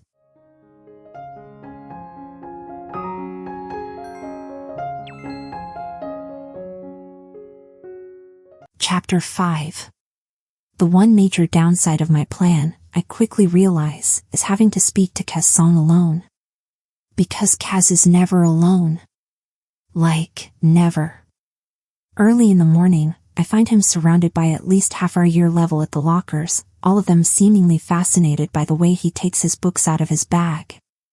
Then, during class, people keep sliding into the seat next to him and going up to him for help, despite the fact that he's far from the best student. Even his walks to the school cafeteria are somehow a big group activity, with at least 10 people trailing after him, offering to buy him lunch or describe today's specials. By the end of 5th period PE class, I'm starting to feel restless. Desperate. So when everyone's released early to go change, all stinking of fresh sweat and ancient gym equipment, I throw on my uniform as fast as I can, pack my stuff, and wait outside the boys' locker rooms. A few guys come out first, hair still dripping wet from the showers. I've never understood how guys can actually shower at school, and start at the sight of me. I give them an awkward wave. Nothing to see here, I call cheerily, stepping aside to let them through. Just chilling. To my immense relief, Caz is the next person to emerge. His hair is more damp than wet, falling in messy ink-black strands over his face, and for a moment I remember the way he'd looked on my TV screen last night. The way he'd touched that other girl's cheek. "Hi," I say. My voice comes out higher and louder than I intended, bouncing off the dull tiled walls around us. He pauses. Stares at me. "Oh, look," he says finally, his mouth curving into something too muted to qualify as a smile. It's my non-fan. I suppress a wince and try to go on as if I haven't heard him. Do you have a minute?" My pulse speeds up. I've never done this before, never approached a boy out of nowhere, let alone a celebrity. We're standing so close that I can smell his shampoo, a fresh, mildly sweet scent that reminds me of summer. Green apple, maybe. Caz shrugs, looking somewhat bemused. "Yeah, sure, I guess." Perfect. Without another word, I grab his wrist and drag him into the nearest empty room. Which happens to be a janitor's closet. Great. Caz says as I shut the door behind us.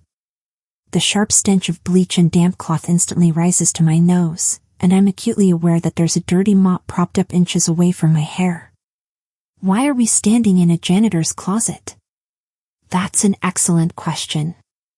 I yank open my school bag and fish around for my laptop before setting it up on a shelf of hand sanitizer.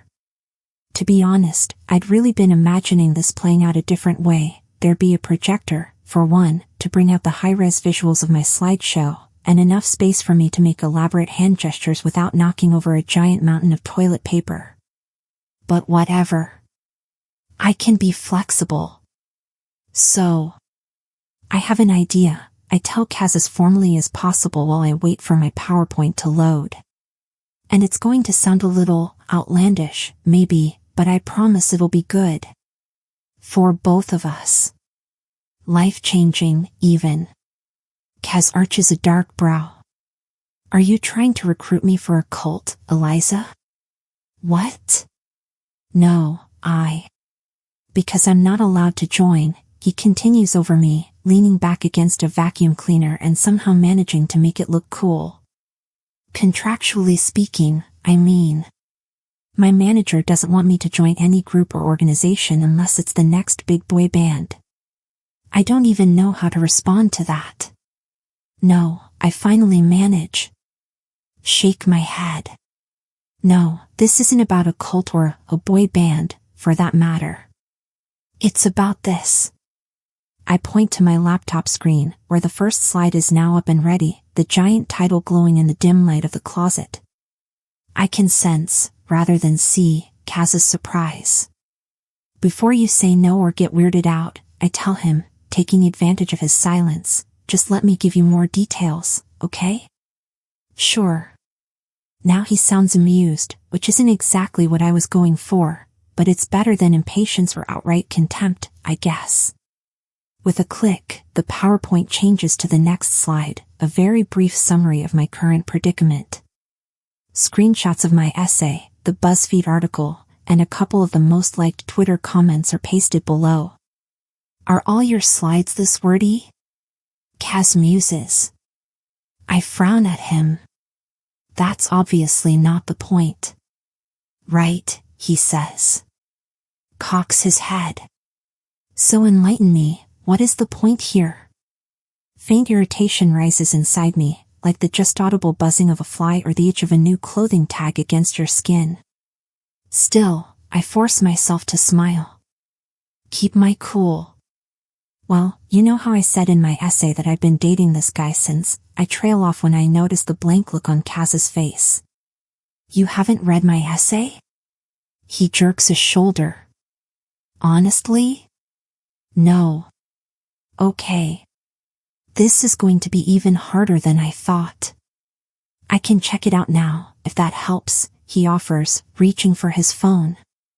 The idea of him reading my essay within such close proximity of me while I stand around and wait for his reaction kind of makes me want to bolt out the closet, but I wait silently as he searches for the right link, taking what feels like all the time in the world. His eyebrows rise when he finally finds it. His lips twitch. Then, to my absolute horror, he starts reading my essay aloud. It was the kind of small, subtle moment they rarely show in the movies or include in the novels. There was no dramatic orchestra playing in the background, no fireworks, nothing but the pale summer sky simmering gently around us, the soft scratch of his sweater against. "Oh my God," I say, mortified. He keeps reading, louder. "My cheek." I missed him. That must sound ridiculous, because he was already standing as close to me as the laws of physics would allow. "I hate this so much," I tell him through gritted teeth. I can physically feel myself cringing. "Please stop." He flashes me a grin, and the rarity of it is enough to make me falter, if only for 1 second. Then he says, "Are you sure you don't want to hear about how you let him bury his face in the crook of my neck, almost like a tired child?" I tried my best to stay completely still, to just be there for him, the way. "Caz," I snap. "Eliza," he returns, but thankfully he stops torturing me with my own writing. "You know, I hate to break it to you, but if you can't stand the idea of me reading those few sentences, you're really not going to like the fact that," he consults his phone for a second, "over 1 million people have already read your essay." "That's fine. I mean, that's not the same thing. Those are strangers." I can tell he doesn't understand my reasoning, and I'm not sure how to explain it to him, why I'd much rather show my work to random people on the internet than people who know me in real life, so I swiftly move the conversation along to more pressing issues. "Here's the thing, though," I begin, gesturing back to my PowerPoint slide. "The essay you just read is, well, it's fake." "Fake," Caz repeats. His expression is unreadable. "Which part?" Pretty much all of it," I say in a rush, as if this might make the situation less embarrassing. "I mean, I was the one who wrote it, but there is no boyfriend. There's not even a boy. It's just, the personal essay assignment was due, and I didn't know who to write about, so I kind of panicked and made something up," he finishes for me. "Yeah," I say awkwardly. "Yes." He nods once. Looks away. At first I'm scared I've upset him, maybe he's one of those students who's super serious about academic integrity or something, in which case I'm screwed, but then he presses one hand to his mouth, and I realize he's trying not to laugh. Unbelievable. Absolutely unbelievable.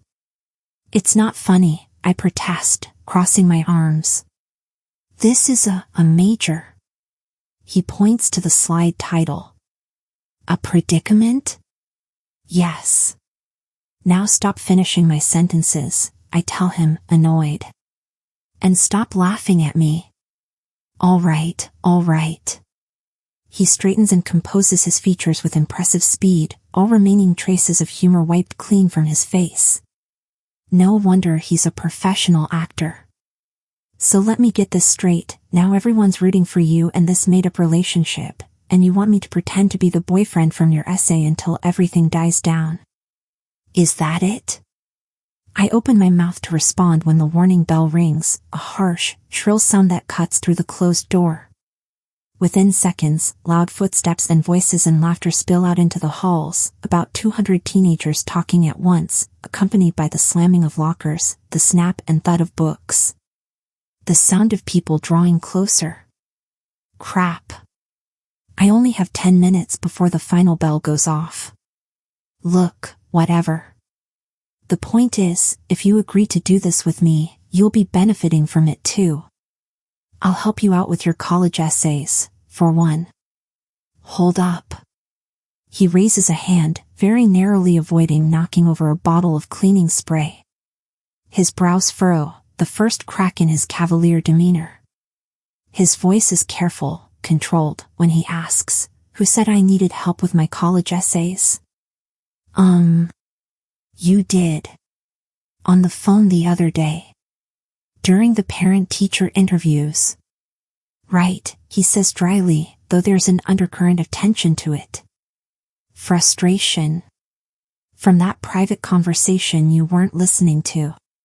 There's no dignified way to reply to this, so I just give him a small, sheepish smile and pray he'll let this particular detail drop. Of course he does not. I don't recall mentioning anything about getting help, though, he says, his chin jutting forward, dark eyes flashing. That doesn't sound like me at all. Not, like, explicitly. But it seemed a pretty pressing issue, and also, don't take this the wrong way or anything, but I've read your usual essays for English when we've done those peer evaluation things. And I'm not saying your work isn't, good, but if you're really hoping to impress the admissions team, some help definitely wouldn't hurt. His voice is completely aloof when he says, you know, for someone who claims to not be my fan, you sure know a lot about me. Not by choice, I retort. You're kind of everywhere. This comes out way more resentful than I meant, and I quickly backpedal, aware of the most basic business principle. Don't insult the person you're trying to loop into a deal. Look, it's not just the essays you'll be getting. It's also good publicity for you. I mean, if you look at the comments, I nod toward the last slide, people are already in love with you, just based on my very flattering descriptions of my supposed boyfriend. And who doesn't love the idea of a famous, swoon-worthy actor dating a non-celebrity writer from his own year level? It's perfect fairy tale/magazine material. Plus, after your award ceremony scandal, something flickers over his features. How did you know about that? This is a thoroughly researched proposal, I explain, though I feel an annoying rush of heat. Now he's probably picturing me Googling him, which can't be good for his already inflated ego. And thanks to my research, I'm confident that this could help clear up the backlash. Everyone will know from my essays that you're exactly as sweet and considerate as they'd fantasized about. So, I stop to take a breath. What do you think? He doesn't say anything at first, just stares at me, his chin still slightly raised as if in self-defense, the lines of his body pulled taut. Please say yes, I pray inside my head. My heart is thudding so hard against my ribs I'm scared he can hear it. Please, please say you'll go along with this. Is all he says, poker face perfectly in place. So this fake relationship. I glance pointedly at the PowerPoint. Sorry, Caz says with a little mock bow, and reads off the first slide, this strategic, mutually beneficial and romantically oriented alliance to help further our respective careers. SMBROHFORC for short, I offer. Yeah, I don't think that's shorter, Caz tells me.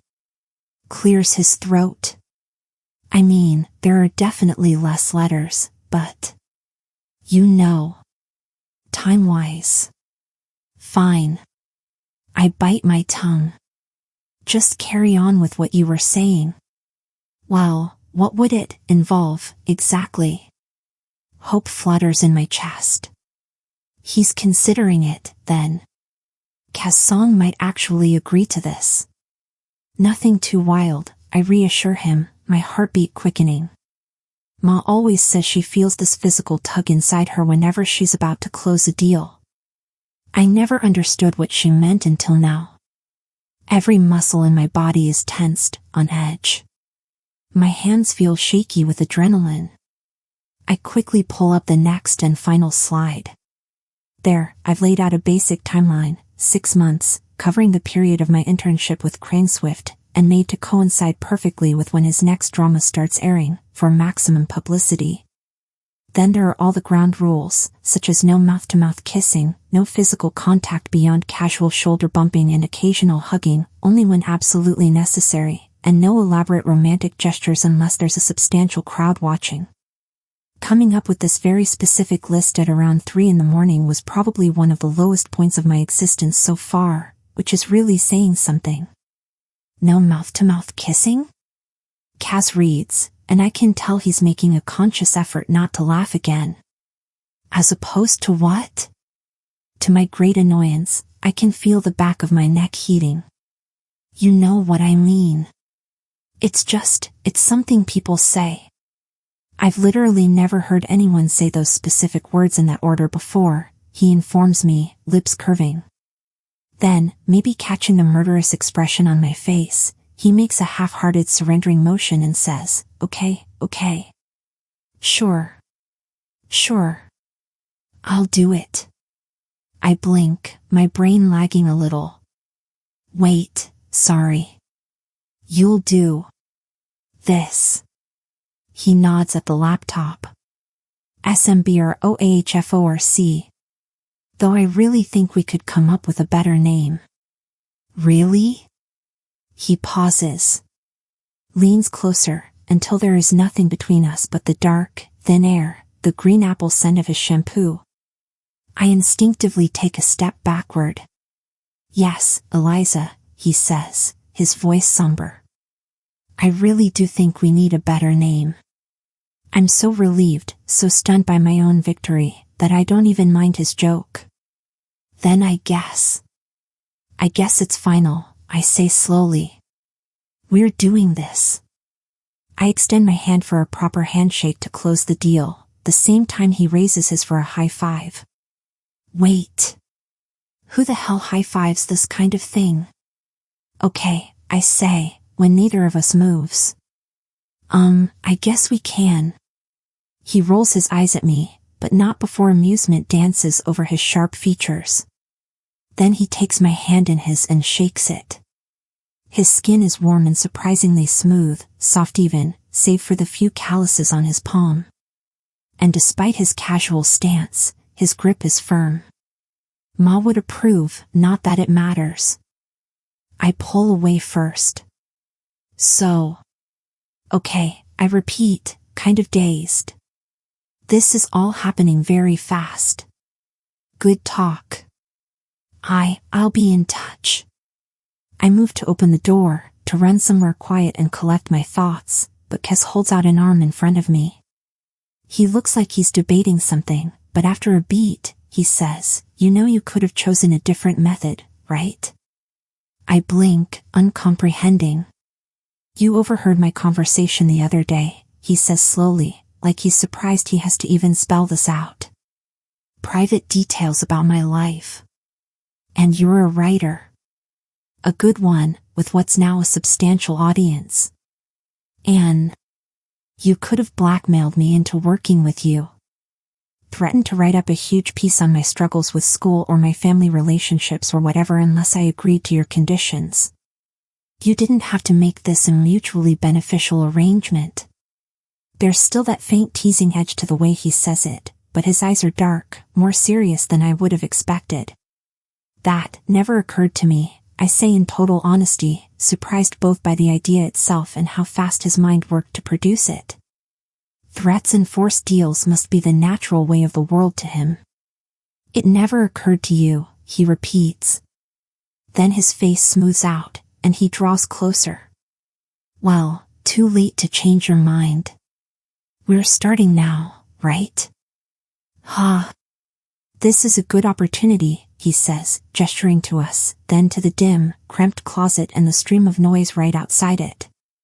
Before I can fully grasp what he's suggesting, he drags a hand through his already messy hair, undoes one shirt button, and bites his lips until they look slightly swollen and red.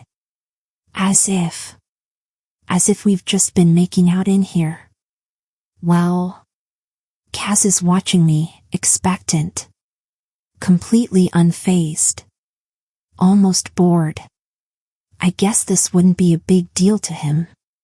Actors like him must go around pretending to kiss people all the time.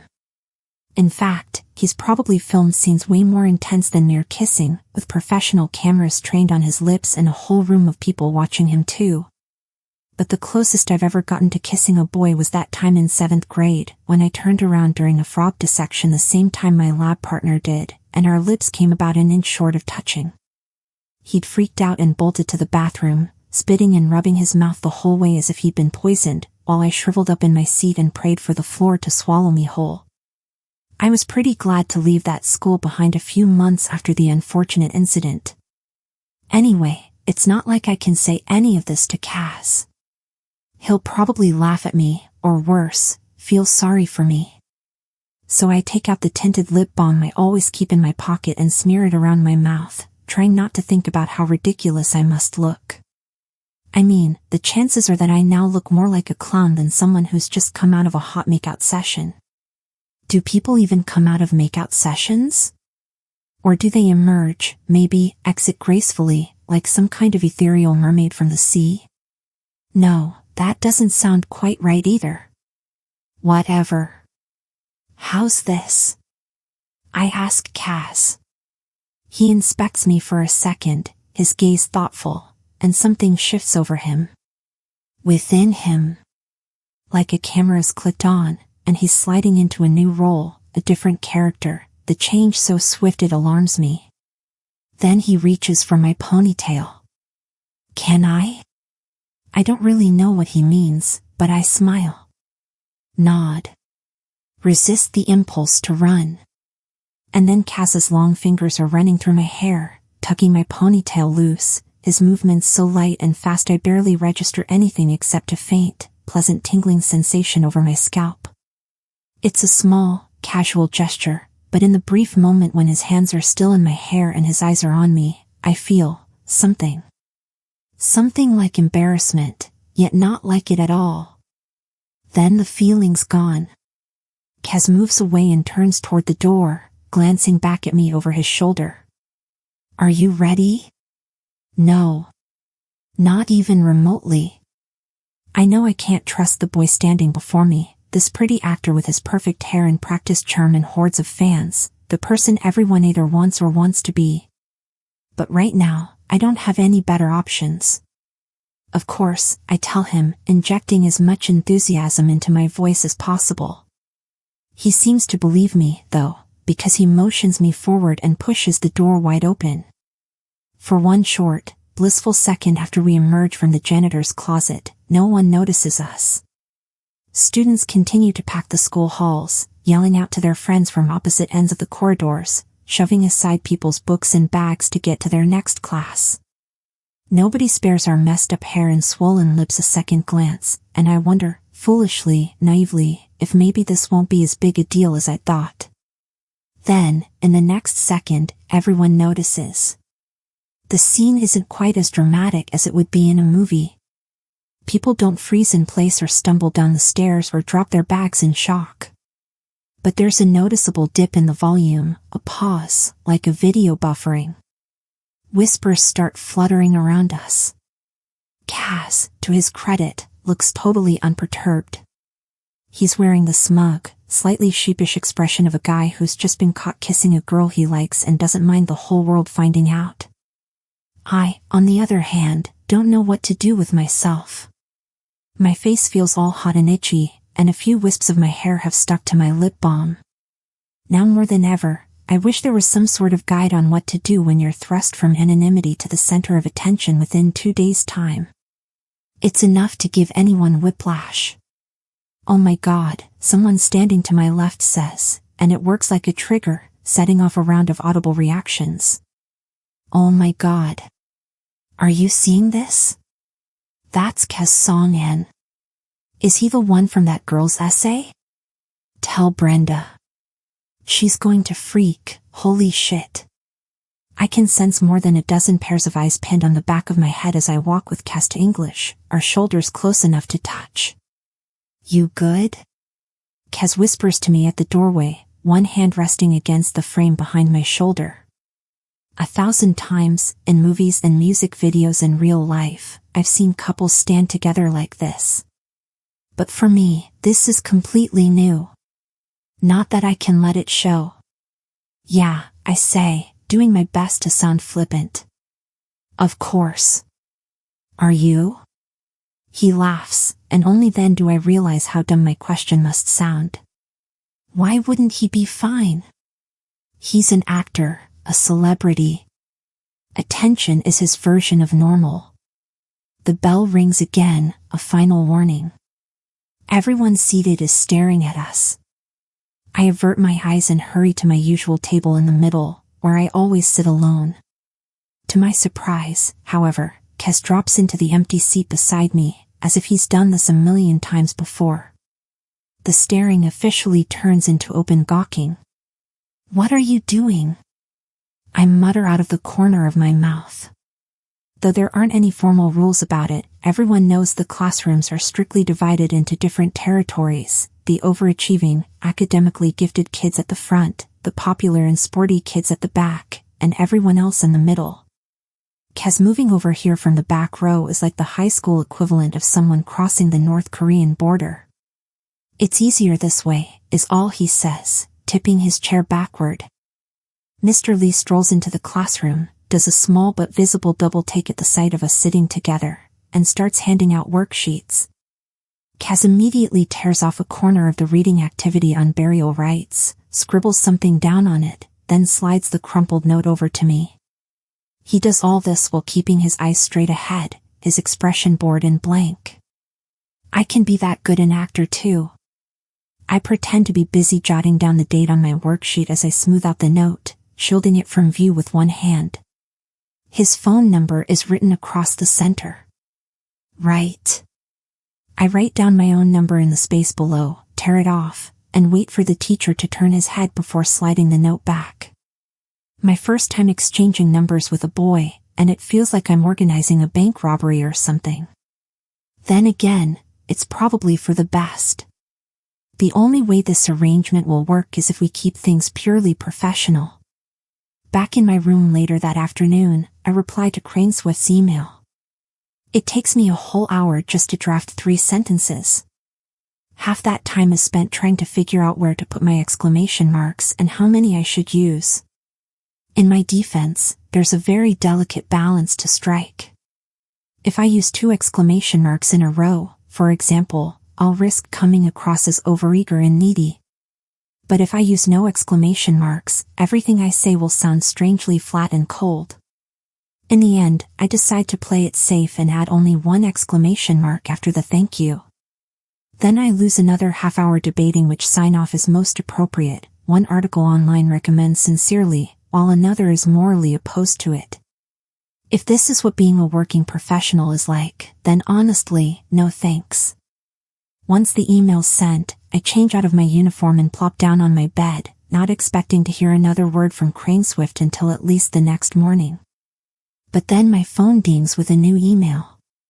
Sarah Diaz wants to call. Like, right now. Oh my God, I say, shooting to my feet. My heart is already racing in a mad staccato. Oh my God, oh my God, oh my God. She's attached her number in the email. I enter it carefully into my phone, double-checking every digit, then press the call button with trembling hands. While the call dial plays, I stare at the blank whiteness of my bedroom wall and try to focus on my breathing. Sarah picks up on the 3rd ring. Hello? My voice sounds way too high and shaky. I sound like a 7-year-old. I clear my throat. Can you hear me? No, now it's too low. Before I can remember how to speak properly, Sarah Diaz says, Hi, Eliza, I can hear you, in the smooth, crisp, super professional tone I've heard Ma adopt whenever she's speaking to clients. Hello, I repeat, for literally no reason. Get a grip on yourself. Ms. Diaz. It's so nice to meet you. Oh, you can just call me Sarah. Then, maybe because she can sense my nerves and raw through the phone, she lets out a small laugh. Sorry to schedule a call so soon. I hope you're not too busy. Oh, no, not at all, I hurry to respond. I had no plans whatsoever. I'm, like, super free. I'm always free. Well, that's good to hear, she says, and she sounds like she means it. There's the low hum of a printer in the background and the clack of keyboards, and I imagine her seated behind a sleek black office desk with a clear view of the city below, a steaming cappuccino and glossy magazines spread over a coffee table. What must it be like, to live a life like that? To be someone like her? I guess I wanted to first tell you how much I enjoyed your essay, and how glad I am that you've agreed to our internship offer. As you might already know, we're we're really hoping to expand our readership and attract the younger demographic, and we think you'd be the perfect person to help us achieve this. Your writing has this really authentic, youthful energy to it that'll be sure to resonate with teens, while also having the depth that appeals to our older, existing readers. Okay, listen to this, I tell myself, pressing the phone as close to my ear as possible, the screen warm against my skin. Really listen. Memorize every word. You're not going to have the chance to be praised by someone like Sarah Diaz again. But I'm so focused on reminding myself to listen to Sarah talk and marveling over how strange it is that I'm on the phone with her that I don't actually process a single thing she says. Next thing I know, she's asking, "Does that all sound good with you, Eliza?" I try not to panic as my own confused silence fills the line with static. Either I just say yes and find out later what I've agreed to, or I ask her to repeat everything she said in the past 5 minutes and risk looking like an idiot. Crap. What would Ma do? Sorry, could you just clarify that last part? I want to make sure I fully understand everything before deciding to proceed. Oh, yes, certainly, Sarah says, still maintaining that same pleasant, professional tone. So right now we're looking at a weekly blog post on our site, in the Love and Relationships category. Think of it as a sort of follow-up or update on your relationship, what you've been doing together, where you've been going out on dates. The more details the better, really. We want our readers to feel like they're really on this journey with you. And it'd be great to cross-post on social media too, preferably on Twitter, since that's where your following seems to be growing the fastest, but it's up to you. Altogether, it shouldn't take more than a time commitment of 15 hours per week. Oh, and toward the end of the 6-month period, we'd love for you to write a longer article on any topic of your choosing. We'll print it in our spring edition. What do you think, Eliza? Okay, I agree slowly, as if I could possibly say no to her. That sounds good. Oh, wonderful. Somehow, I can almost hear her beaming. And you're sure your boyfriend won't mind? I understand that it's a lot of publicity, especially given that you're both still quite young. From the sound of it, she doesn't know about Caz yet. I'm tempted to tell her right now. She'll probably be ecstatic. After all, what's more newsworthy than dating a semi-celebrity? But I make myself wait. It's better if she finds out through some secondary source. It'll be more convincing that way. I don't think he'll mind at all, I reassure her. Publicity is, like, his thing. She laughs out loud, probably thinking I'm joking. After we confirm the internship contract details and I hang up in a daze, I check my email, still half convinced I'm hallucinating about all this. But there it is, the contract she promised, with my name written at the top. It's real. Crane Swift. My favorite publication wants me to work for them. I stare and stare at the email until my eyes blur and my heart threatens to burst. Then I collapse back onto my bed with a soft, strangled laugh. What even is life? I whisper out loud to myself.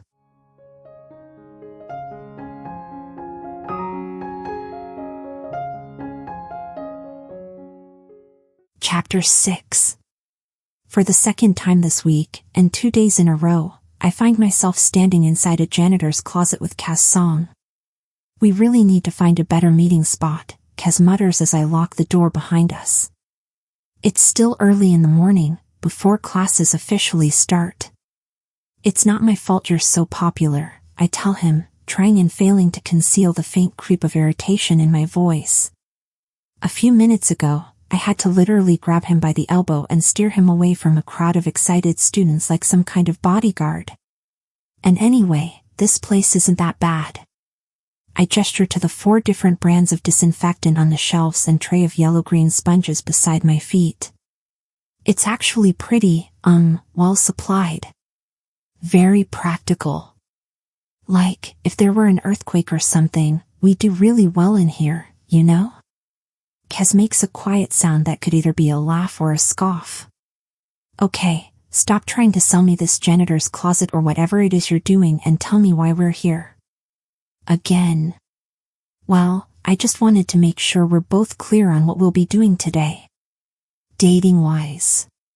He gives me this look like, that's it? And you couldn't have simply texted me about this? I was busy yesterday, I reason. Which is true, I spent ages going over the details of the contract, and another 2 hours trying to word a professional-sounding reply to Sarah, but not the full truth. There's just something about directly reaching out to him via phone, outside school, that's mildly terrifying. Okay, really terrifying. Caz shakes his head. What even is there to discuss? Before I can reply, he suddenly stills with fake horror. Wait, don't tell me you have another PowerPoint ready. No, I say, rolling my eyes, even though I did actually consider the idea for a moment last night. But he doesn't need to know that. And there is so much to discuss. Consistency is key to a believable lie. Like, I don't know, are we going to be walking to class together? Are you planning on sitting next to me in every class? Will we be having lunch together? Is having lunch together going to be, like, a permanent thing from now on? Do you introduce me to your friends? Should I know who your friends are, since we're supposed to have been together for months already? If someone asks about your parents or something, do I act as if I've met them? If someone asks me whether or not you have abs, do I say that you do? For the record, yes. I stare at him. Yes. If someone asks whether I have a six-pack, tell them yes. He makes a long, leisurely stretching motion with both hands, like a cat in a warm patch of sun. He's so tall that his fingers almost scrape the closet ceiling. It'll be good for my image. Fine. Then you better tell everyone I'm a great kisser. He grins then, slow and wide and teasing, and for the first time, I notice that he has dimples. A useless discovery. And yet, you got yourself a deal. Okay. Then, great. Great. Cool. Cool, he echoes, and I swear he's just trying to get under my skin now. Wonderful, I snap, crossing my arms. Now, on to more important things. So if we are walking to class together, can I just say something? He says. That same feeling of vague annoyance from yesterday spikes inside me. Seriously. Caz Song was a lot more charming when he was only a pretty image on my TV screen. Aren't you already saying something? Can I say something else, then? Without waiting for me to agree, Caz spreads his palms out and says, Look, I appreciate what you're trying to do here with this whole, consistency thing. But maybe, just maybe, you don't have to coordinate every single detail? We could just get into our roles and let the story develop naturally. It'll be more believable. Develop naturally. As if anything about our current arrangement is or could be natural. That sounds like a horrible idea, I tell him. My palms actually feel a little clammy at the thought. Planning things out in detail means there are boundaries, and boundaries mean I'll at least have control over something. Why? He asks, not backing down. What are you so afraid of? I feel myself bristle. I'm not afraid. Then, hearing the blatant lie in my own voice, I switch to the offensive. What do you have against following a nice, well-thought-out schedule? He breathes out through his teeth. I don't. It's just, I'm already following a lot of nice, well-thought-out schedules, you know? That's kind of the nature of my job. This is enough to make me falter, if only briefly. Humor me, Caz insists. Just for a day. If it doesn't work, we can try it your way. No thanks. The words are already poised on the tip of my tongue when the first bell rings. It's always loudest in the morning, an awful, drawn-out screech that can be heard at least 3 streets away. I think the point is to encourage students to get to class faster, but I know for a fact that some people have turned up to school 10 minutes late just to avoid listening to the bell scream. I wince as the sound echoes down the hall. There's no time to negotiate, so I shoot Caz my firmest no bullshit look and say, "Fine. But only for today." I regret my words almost immediately. We're heading out of the old senior building at the far end of campus to first period math, into the sticky summer heat, and surprisingly, nothing too embarrassing has happened yet. Around us, all our classmates are keeping their distance, watching us only when they think we're looking away. Above us, the sky is so blue it looks fake. Caz keeps quiet as we walk side by side, which I appreciate.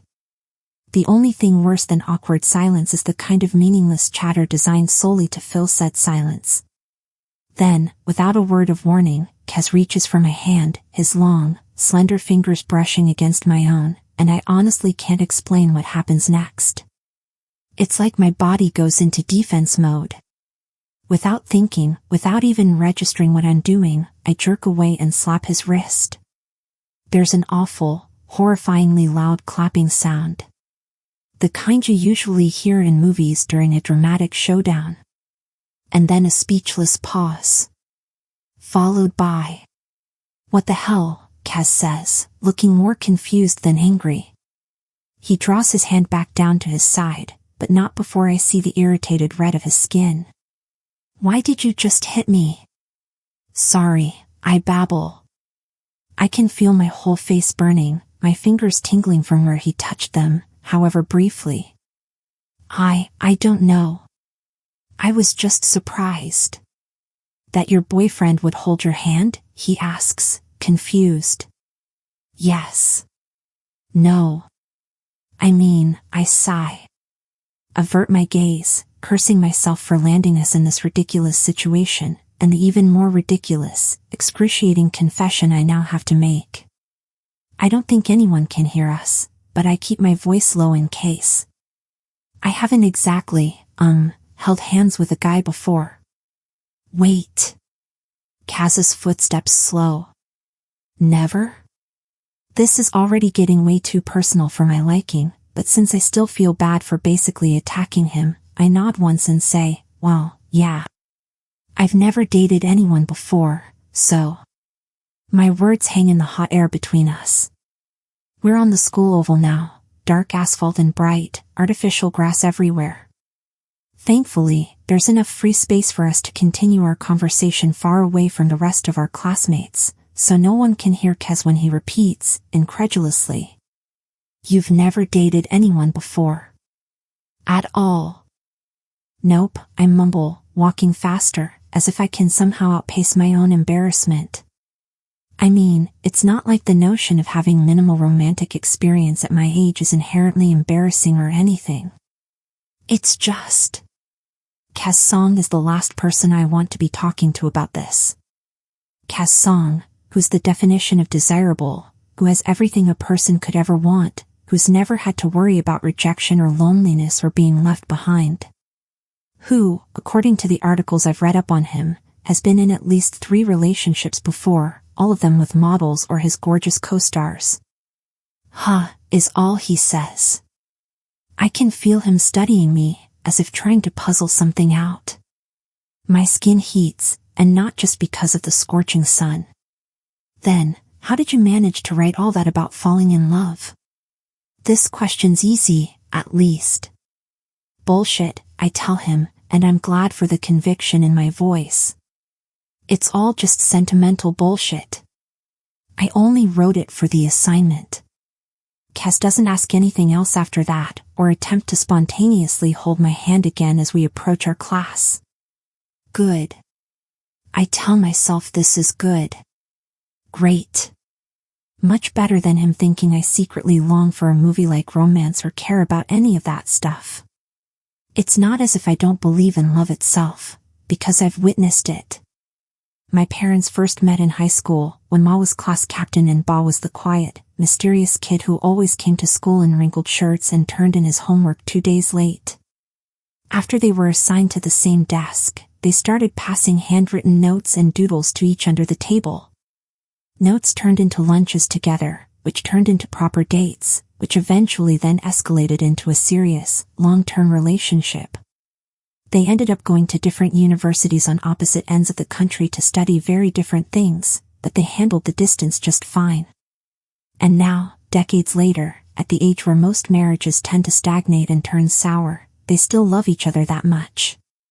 They don't always remember their anniversary or go out to fancy restaurants for dates, but Ma once spent 4 hours lining up in the rain just to buy Ba's favorite brand of roasted chestnuts, and Ba has been to every single one of Ma's work events and cocktail parties, even though he hates those kinds of social functions. I guess my point is that I do believe in love. Really. I'm just not convinced that kind of love could ever happen to me.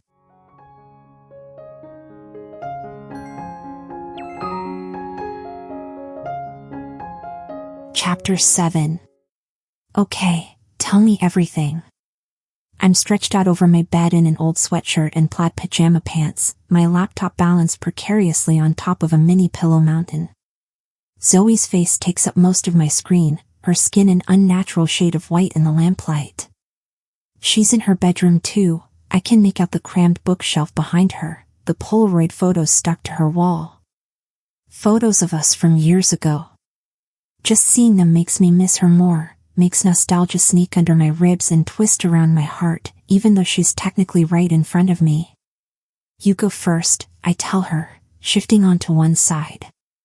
How did you do on your history exam?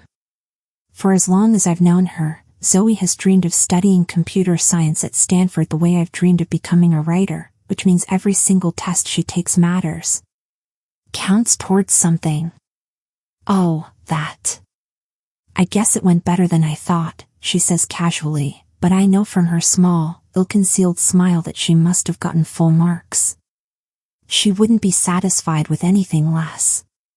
We love an intellectual, I say, and she laughs. I laugh too, happy that she's happy. Okay, but seriously. She holds up a hand. Straightens suddenly. My test scores aside, I feel like we really need to revisit the fact that you've somehow become famous since we last talked.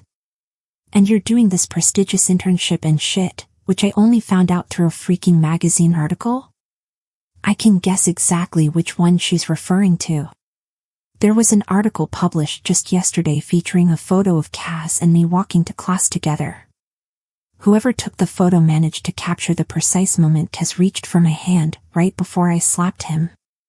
In it, my eyes are wide with visible surprise and maybe a trace of embarrassment, my cheeks flushed pink. And Caz is doing that thing with his mouth, one side of it curved up in an almost smile, his gaze intent on me. Yeah, I know, I manage. It's pretty wild. No, like, seriously.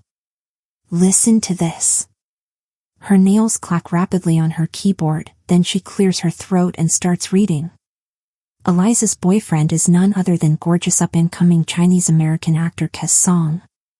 Best known for his roles in The Legend of 𝐒𝐽, Everything Starts With You, and 5 Lives 5 Loves, the young star has been making some serious waves in mainland China. I've already read it, I cut in hastily, making a face. And I think you're being way too low-key about this, Zoe says. Did you know that you're trending on Weibo, like, right now? Yeah, Caz's management already told him. Which he then proudly passed on to me, alongside the statistic that interest levels in his next drama have already shot up 300%. I'd be happier for him if he weren't so terribly smug about it, or his insistence that spontaneity is the best way to go. Caz, Zoe repeats, rolling the syllable on her tongue like it means something. So what exactly is the situation with him? By instinct, I open my mouth to lie, but then I remember that Zoe knows. She's the only person in the world who knows my essay was fake, which now, ironically, means she's the only person in the world I can tell the truth to. Let's just say he's damage control. Her brows rise, unsurprised. Zoe is always one step ahead of everyone. Until when? Until my internship ends and I get my shiny letter of recommendation from Sarah Diaz, and then we can part ways happy and successful and never bother each other again. Zoe says. What? She blinks at me, all innocent. Nothing. Come on. I shoot her a look. We both know what your hms mean. Out with it. She snorts. Shakes her head. I just think it's funny, that's all. Funny? Yeah. I mean, if you'd just gone and written something real, you wouldn't have to go through all this trouble. It's too late to say that now, I protest, fighting against the pinch of dread in my stomach. Yet it's sharper now than ever. I still remember the first time Zoe read one of my English pieces in class, before we were even best friends. She looked up at the end, eyes wide, and said, "And I've memorized every exact word. Have you ever thought about being a writer? You're so freaking good at this." She was the first person to really believe in me, and in some ways, this is precisely what she'd wanted for me, for my life. In other ways, this is the total opposite of that. I swallow the lump in my throat and press on, the essay's already out, and for better or worse, everyone believes it. But maybe, if you told the truth. I force out a small snort. Are you kidding?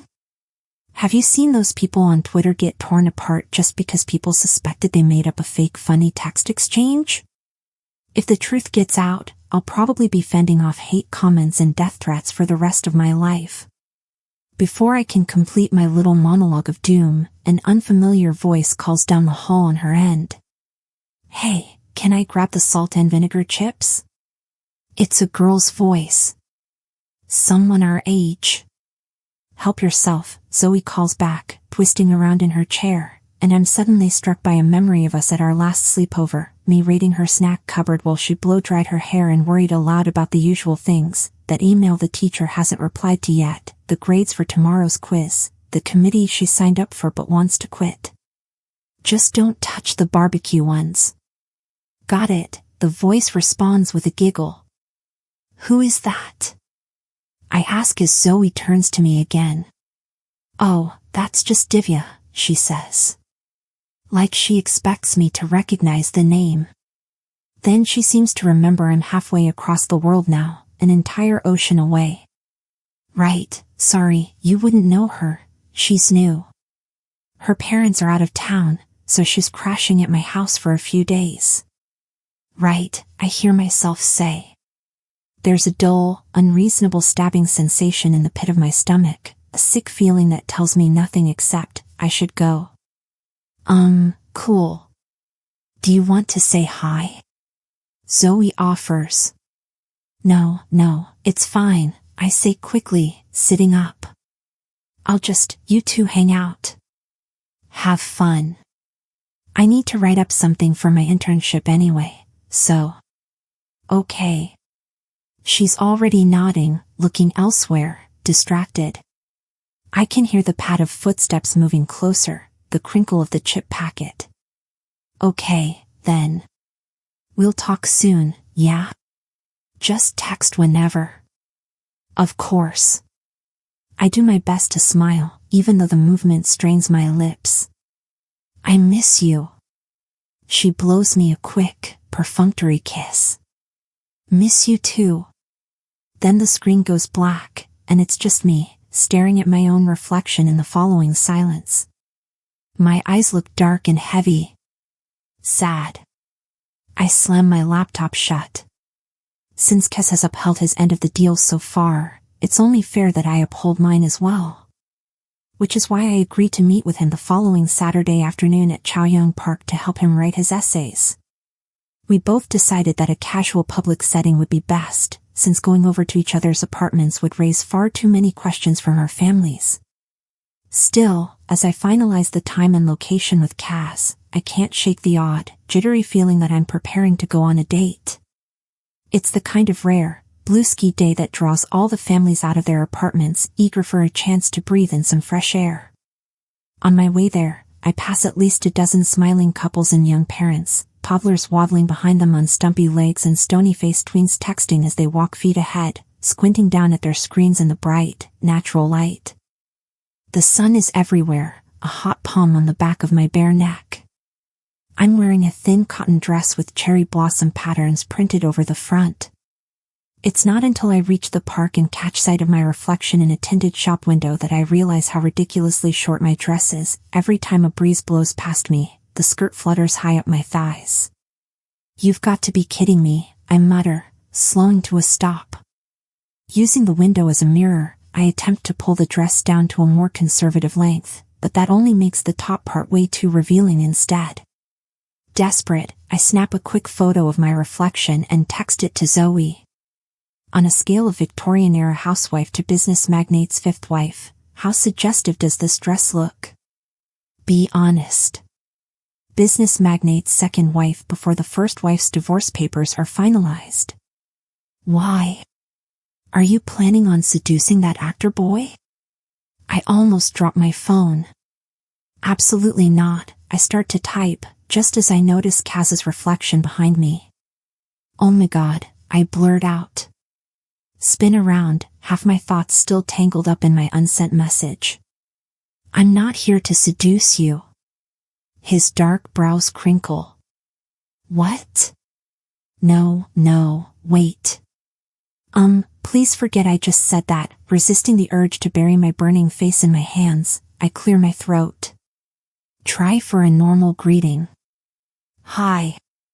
His mouth twitches, but to my great relief, he goes along with it. "Hey." "Hi," I repeat awkwardly. Then I bring my gaze down. I'm so used to seeing Caz in school uniform that it takes me a second to register his full appearance: a plain fitted shirt under a leather jacket, black jeans, and those white Nike kicks so many guys are into for reasons that elude me. He looks different. Good. But of course, he always looks good. It takes me another second to notice that something's missing. You didn't bring your laptop?" I ask, incredulous, scanning him up and down. He isn't holding anything. In fact, if it weren't for the clothes, I'd think he'd rolled out of bed and wandered straight over here. Not even a notebook? A sheet of paper? A pen? Nothing? He shrugs. "No." I stare at him. "You do know what we're meant to be doing today, right? Like, I didn't hallucinate the part where you begged me to write your college essays for you." "Okay, first, I never begged," he says, rolling his eyes. "You offered. I never beg anyone for anything. And second, I figured you'd come well prepared, so there was no point bringing any of that stuff on my own." "Wow." I shake my head. "That's very presumptuous of you." "Well, you did bring the stuff we need, didn't you?" He gestures to the bag slung over my shoulders, a smile forming on his lips, like he's already won the argument. "So I was right to presume. But what if I didn't?"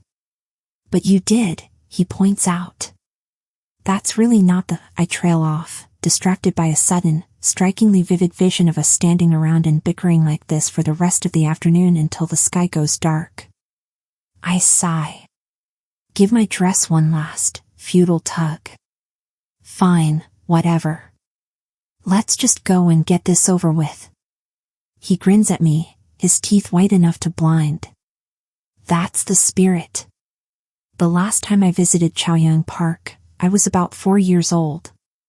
Young enough that most of my memories from back then are blurred now, closer to something from a long-buried dream or a faded family photo than an actual recollection of events.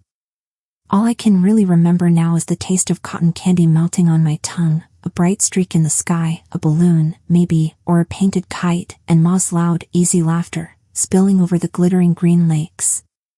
Still, as I walk through the front entrance with Caz beside me, I'm struck by this overwhelming sense of déjà vu, of nostalgia, akin to coming back home after a long holiday away. Everything here looks so familiar, the rusted yellow and blue exercise equipment mostly occupied by old Yates and Nine Eyes, the paddle boats skimming over the murky Lotus Pond waters, the table tennis tables set up in tidy rows over the courtyard. Even the scent in the air, that odd, distinct mix of moss and fresh-blooming flowers and fried sausages, makes me miss something I can't name. All I know is that it makes my chest ache. You been here before? I turn to find Caz studying me.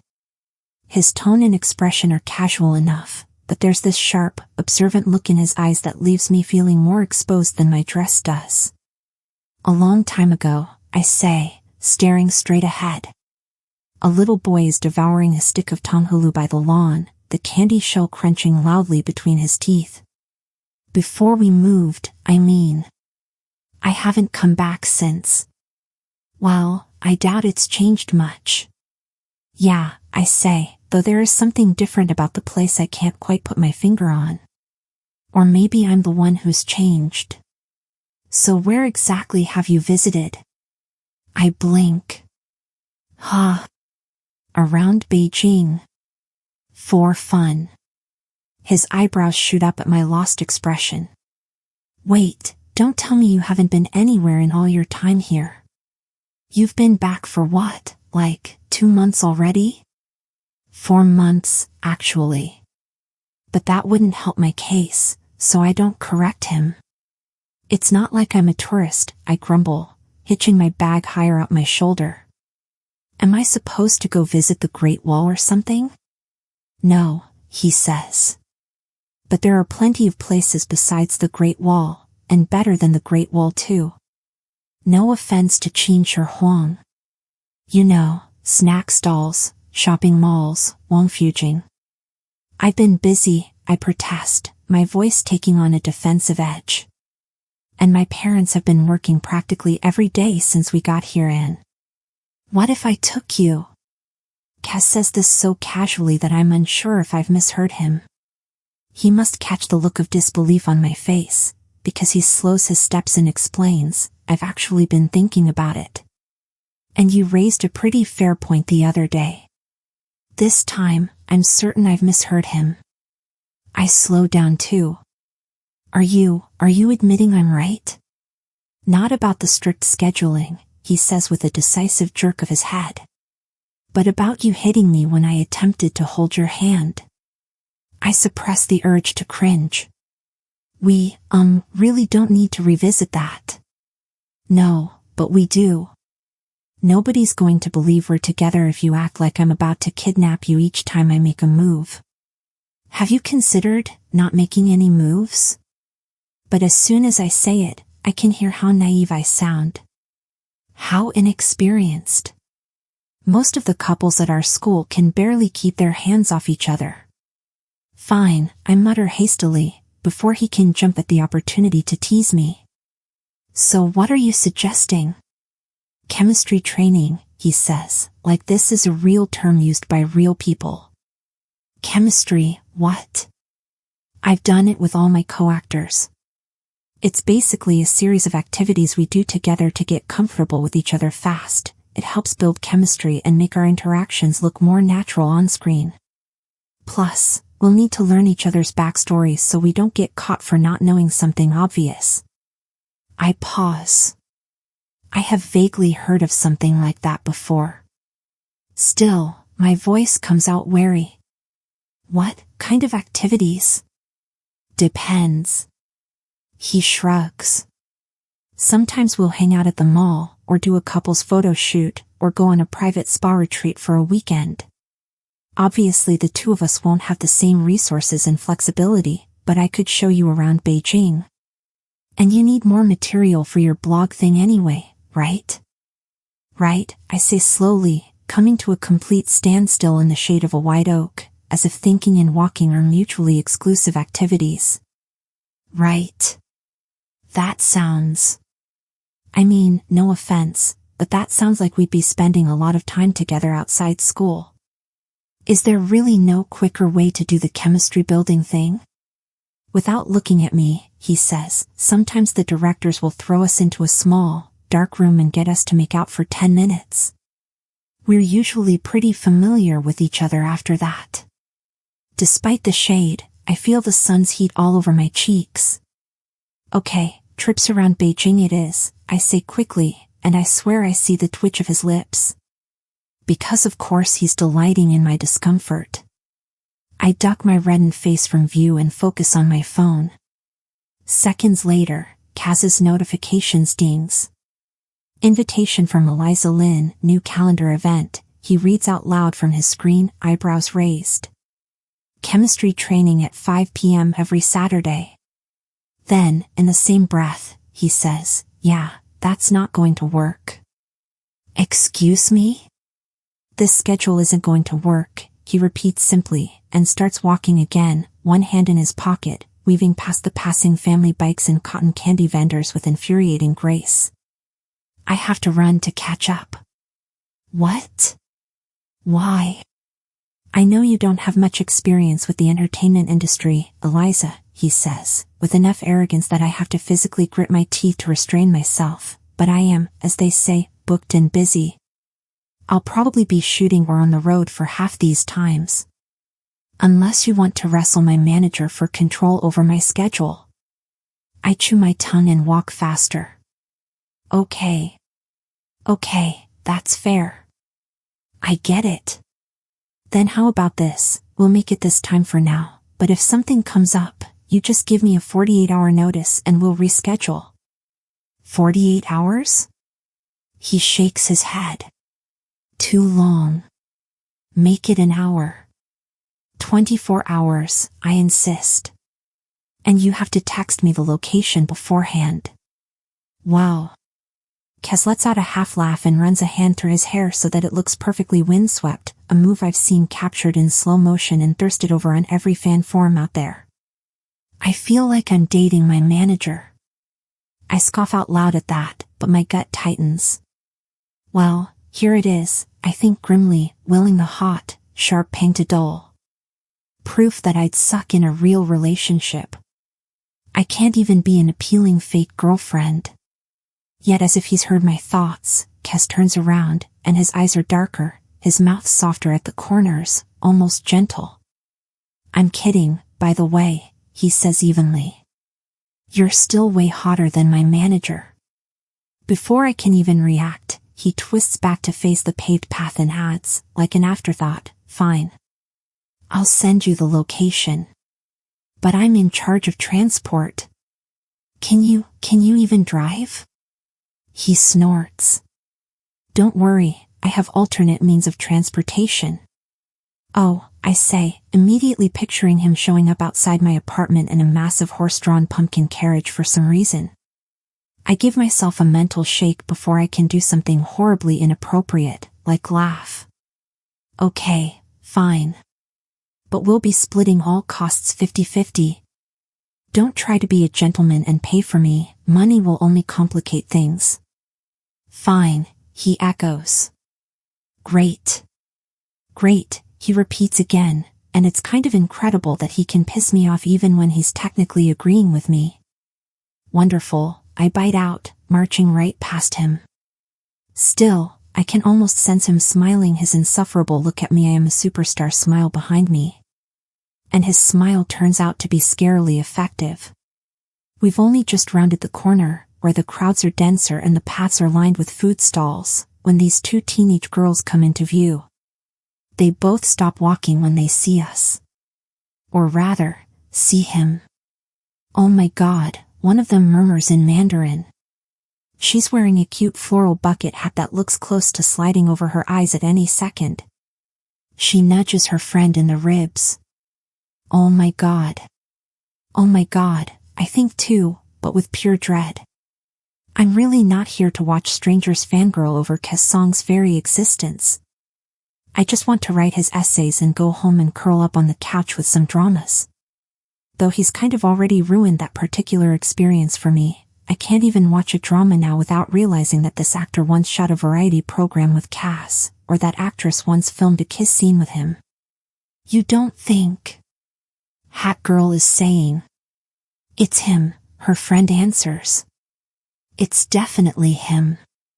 They're both trying to sneak looks at Caz's face in the most conspicuous way possible. If I weren't searching for a quick escape route, would it look weird if I ducked behind that bush? I'd probably laugh. The first girl clears her throat, adjusts her hat with visibly trembling fingers, and approaches Caz. She looks like she might start crying. Hello? Caz Song? It must be weird to have a complete stranger call out your name in a park like your classmates or something. But as weird as it is, Caz must also be used to it, because he straightens, his charm dialed up, immediately reverting to my initial boy from the magazine impression of him. Perfect. Too perfect. I can only imagine how I must look in comparison. Hey, he says, smiling at them both.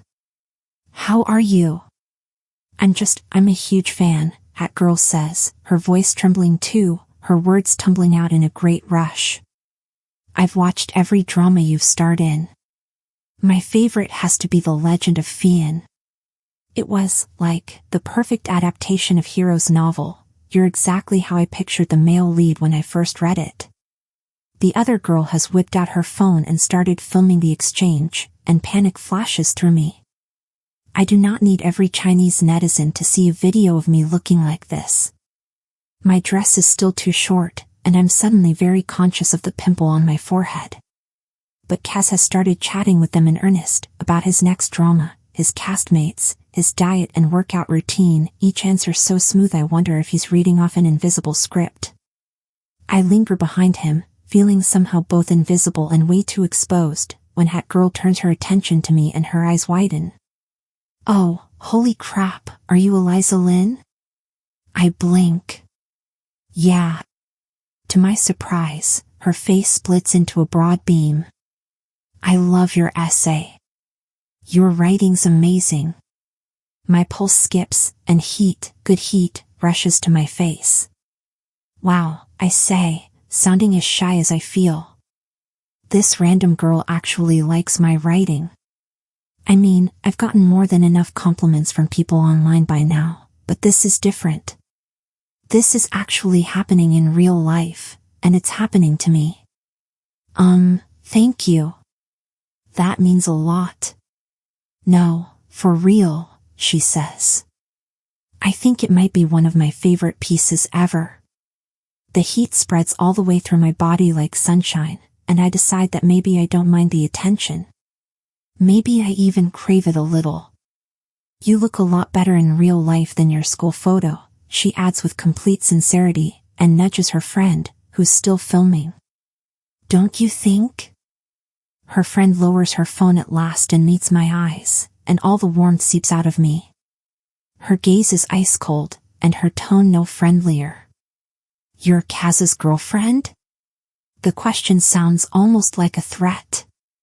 I lick my dry lips.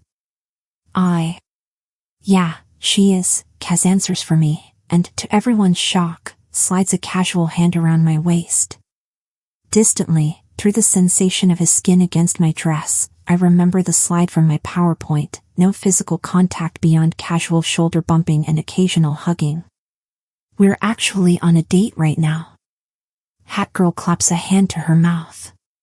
Oh my god, she says again. That's so adorable. I'm, such a fan of your relationship. Meanwhile, her friend looks like she's experiencing something of an extreme facial spasm. If Caz weren't still holding me, I'd bolt in the opposite direction. Please ignore her, 𝐒𝐘𝐍𝐻 tells me, following my gaze. She's been a solo stan of you for ages, Caz. I think she just needs a bit of time to adjust to the news. It's great news, though. Really? Caz just smiles and nods, and I try to smile and nod too, as if it's perfectly normal that this girl I've never spoken a word to hates my guts. As soon as the two of them leave, and only after Caz has signed her bucket hat with a Sharpie he apparently just carries around everywhere with him, he lets his arm drop and we make our way deeper into the park. We're silent for a few minutes, both thinking, before he turns to me. Hey, are you okay? I know my fans can be a bit protective. No, it's fine, I reassure him quickly. He tilts his head a few degrees, like he's struggling to figure me out. Are you sure? Yeah. When he looks doubtful, I add, seriously. I'm not that sensitive. Okay, well, in that case, he takes a deep, somber breath, and just when I think he's about to say something profound, he blurts out, "Did my hair look okay just now?" I blink. What? My hair. He clears his throat, rubs the back of his neck. When I was taking photos with them. Did it look good? Your vanity is astounding, I inform him, spinning around. To think I was actually finding Caz Song agreeable, thoughtful, even. At the end of the day, all he really cares about is maintaining his perfect, plastic image. Okay, sure, whatever, he says. But seriously, I just want a second opinion. It looked good, I say irritably. You always look good. You know that. I hold up a hand before he can gloat. But if you ever use my words against me, I will personally cut all your hair off myself. Got it? His smug, infuriating smile falters, but only for a second. In the sort of exaggerated, too deep voice you only ever hear in the theaters, he replies, "Whatever you say, my love."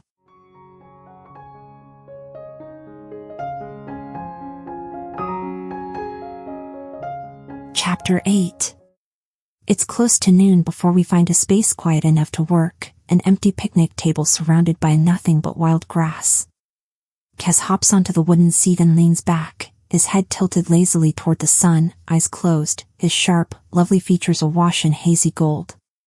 For one dumb moment, I can't help but think, no wonder why he's so vain. If I were that beautiful, I would be vain too. I ignore him and lift my laptop onto my knees, then open up a blank Word document, privately grateful for a reason to focus on something other than him.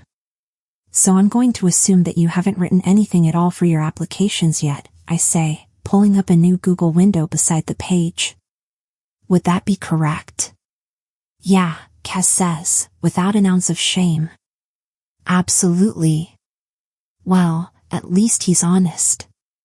Then we'll start from the very beginning. Find the prompts and start brainstorming. I flex my fingers over the keyboard. What schools are you applying to again? Just the usual, he says tonelessly, the same way one might talk about booking a dentist appointment or filing taxes. My mom found a couple decent universities in America that accept late applications. The University of Michigan is one, I'm pretty sure. I raise my brows.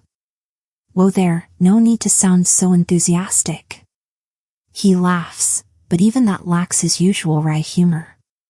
Yeah, well, for 1 second he looks like he's going to make a confession, tell me a secret, and an unbidden spark of anticipation shoots up my spine.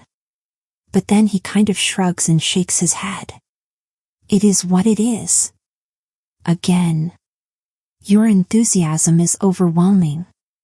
We both lapse into silence as I search around for the right college application topics. The prompt this year is pretty typical, if not disappointing in its lack of originality. Tell us about a particular experience where you struggled. What did you learn from it? Yeah, sounds good, Caz says when I show him, giving the prompt the most cursory of glances. I stare at him. That's it? What else do you want me to say? Excellent identification of prompt? Exemplary organizational skills? No, I huff out a sigh, trying my best to keep my frustration at bay. That's not what I mean. If I'm going to help you write this essay about your struggles, you need to actually give me some source material. Tell me about a time where you struggled. Caz merely lifts a hand over his face, blocking out the sun, his knife-cut jaw and cheekbones cast in sudden shadow. Why can't you just make it up? He turns back to me, a gleam in his eyes. Which just seems wrong, scientifically. How can his eyes gleam like that if there's no light? Isn't that kind of your area of expertise? I choose to ignore the jibe. It's not that simple. Why not? Because, I say, exasperated. My essay only worked because I still included real-life details, like searching for apartments in my compound, or the grocery store near our school. I still had my main personality traits, my voice, my defining characteristics. So anyone who's read it would believe it was written by me. Right now I don't know nearly enough about you to create an entire essay out of nothing, especially if it needs to be factually accurate. Writing is simply a form of lying. I've always known this to be true. But to tell a good lie, a convincing lie, one that is both logically constructed and consistent and emotionally resonant, that takes time and effort. Attention to detail. And in this particular case, it also takes cooperation. Look, Caz, I say as diplomatically as possible. I can't write this essay if you won't give me one solid, realistic example, and please don't tell me you haven't, because literally everyone struggles in some way at some point. What a profound statement, he says dryly. Did you get that from a musical? Don't change the subject. But he elects to stay silent instead, and with every second that passes, I can feel my already threadbare patience wearing thinner and thinner. This is your college essay, I remind him. And it shouldn't even be that hard to write in the first place. It's hardly rocket science. Not for you, maybe, he shoots back. Well, maybe if you tried, or cared even the slightest. I am trying. He sighs. Rakes his fingers through his hair, but it's less his famous, calculated, heartthrob gesture and more genuine agitation. See, this is why I don't like, he stops himself. What? Nothing. No, tell me, I insist. Why you don't like, what? Studying? Planning for the future? Doing things you're bad at? He doesn't answer, but a muscle works in his jaw at my last guess. I almost laugh, torn between sheer frustration and amusement. Caz, I say. I know there are people who'll literally worship you for drinking water, but you realize you don't actually have to be perfect all the time. I mean, I'd probably like you a lot more if you weren't so perfect. You'd be way more, I don't know, human. Not just some shiny product of the entertainment industry. Surprise flashes over his face, though it's quickly clouded by something like wariness. Is that how you see me right now? As a shiny product? No, I say, then pause. Well, sort of, yeah. He falls quiet, his eyes trained on a splash of color in the cloudless sky. A kite. It's shaped like a dragon, with golden bells for eyes and painted peaking opera masks making up the rest of its body, its long, flared tail undulating in the breeze. I guess, that's fair, Caz says, yanking my attention back to him. He huffs out a small laugh. It's funny, because after I landed my first role, I promised myself I wouldn't become one of those bland celebrities who only give corporate answers and sidestep any meaningful questions about themselves. But, like, for instance, in an old interview, I mentioned this singer I was really loving. And then the next month, he was exposed for doing drugs, which I had no idea about. I just thought he was a creative lyricist. But somehow the story turned into me encouraging teenagers to do drugs, and I had to issue a public apology, and it took weeks for all that to die down, mostly because this other actor made the headlines for misquoting a classic novel. As he speaks, I get a startling glimpse of the boy behind the glossy magazine cover. Someone a little afraid. That part one can relate to, at least. So it's with full, gentle sincerity that I say, well, you're safe with me. I'll only write the story you want to tell for this essay. I won't twist your words or anything like that.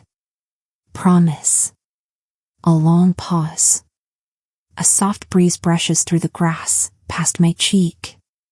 When Caz glances up again, he looks different. Or he's looking at me differently, his eyes less black than brown, the rich shade of freshly upturned earth. Fine, he says at last. I'll talk. Caz Song broke his arm when he was 13. But break is too gentle a word. What he really did was fracture it and dislocate it at once, splitting the bone down the center. In certain places the bone had been shattered so completely that tiny white shards had poked up against his skin, threatening to pierce straight through. The pain, according to him, was manageable. Nothing more than a brief flash of agony, a crushing sensation, fire spreading up from his fingers, followed by numbness. The pain, I imagine, was unbearable. He had injured himself performing a stunt for a historical C-drama. It was his first time playing a fairly important role, the Crown Prince's spy, and he wanted to prove he was up for the job. If he didn't, there were at least 4 other actors his age with more connections who could replace him at a moment's notice. The stunt required that he leap over 2 sloping palace roofs, with the help of wires, of course, and do a double flip in the air before launching directly into a fight scene.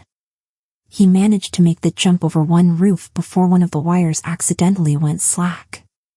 He stumbled, landed hard at the wrong angle. By instinct, he'd lifted his right arm to protect himself. A mistake.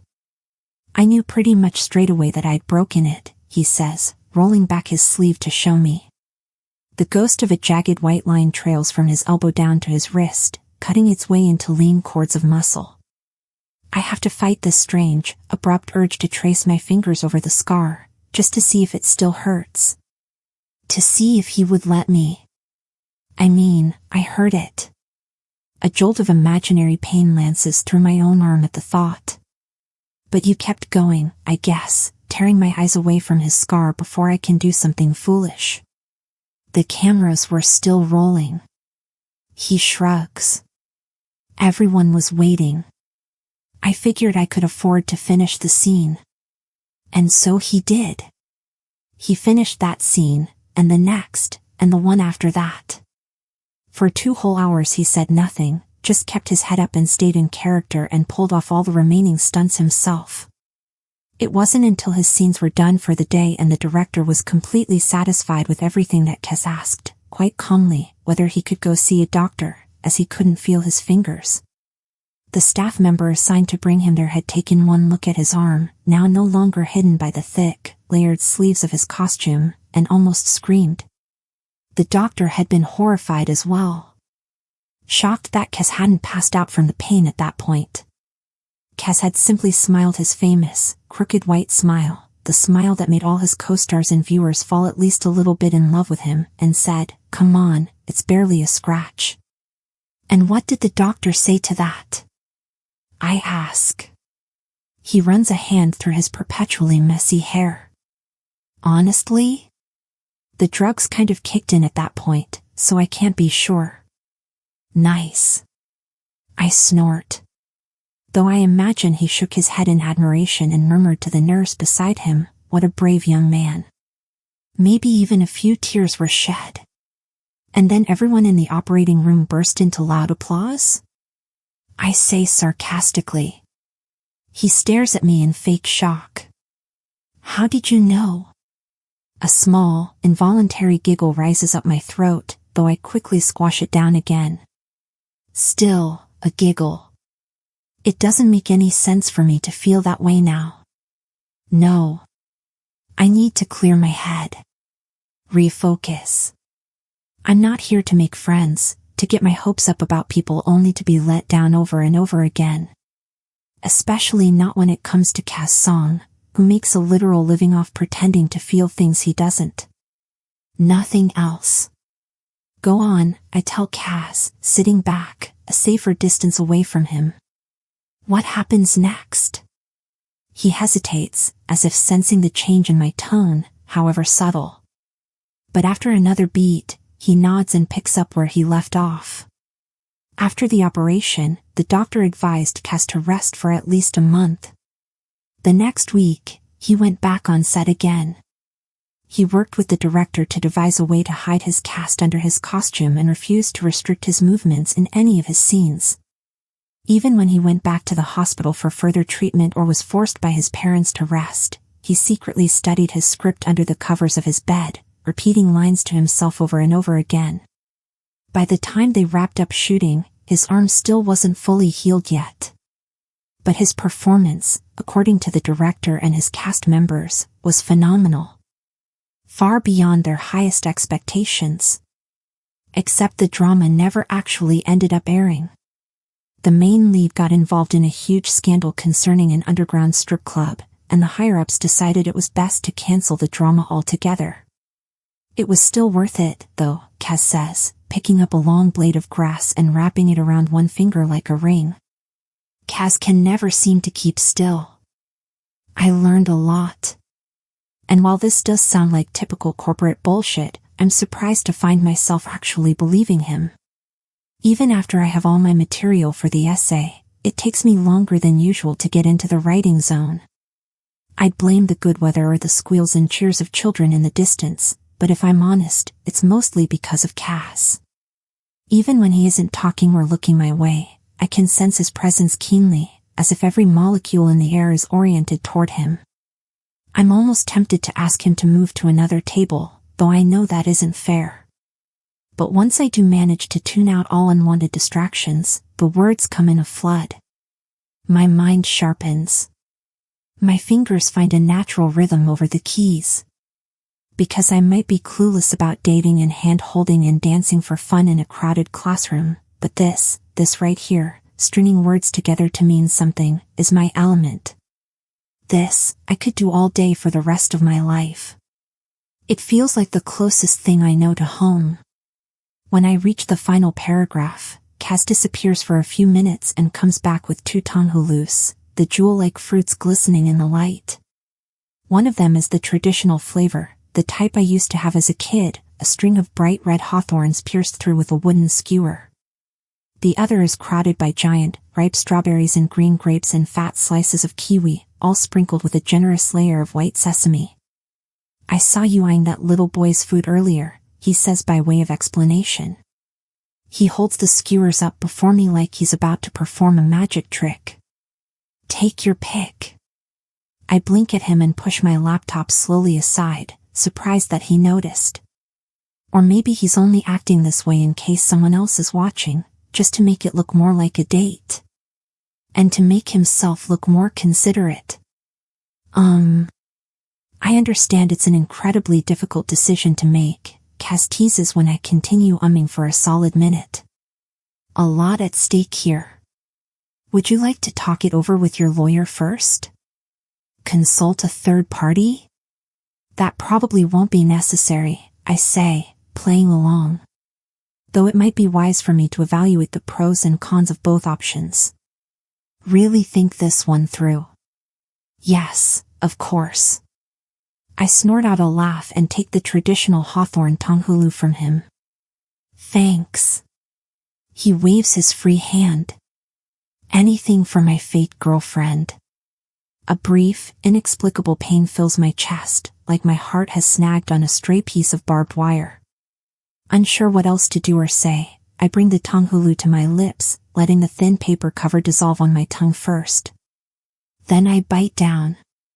The inside is so sour it makes my eyes water, but the smooth, sugary exterior helps balance it out.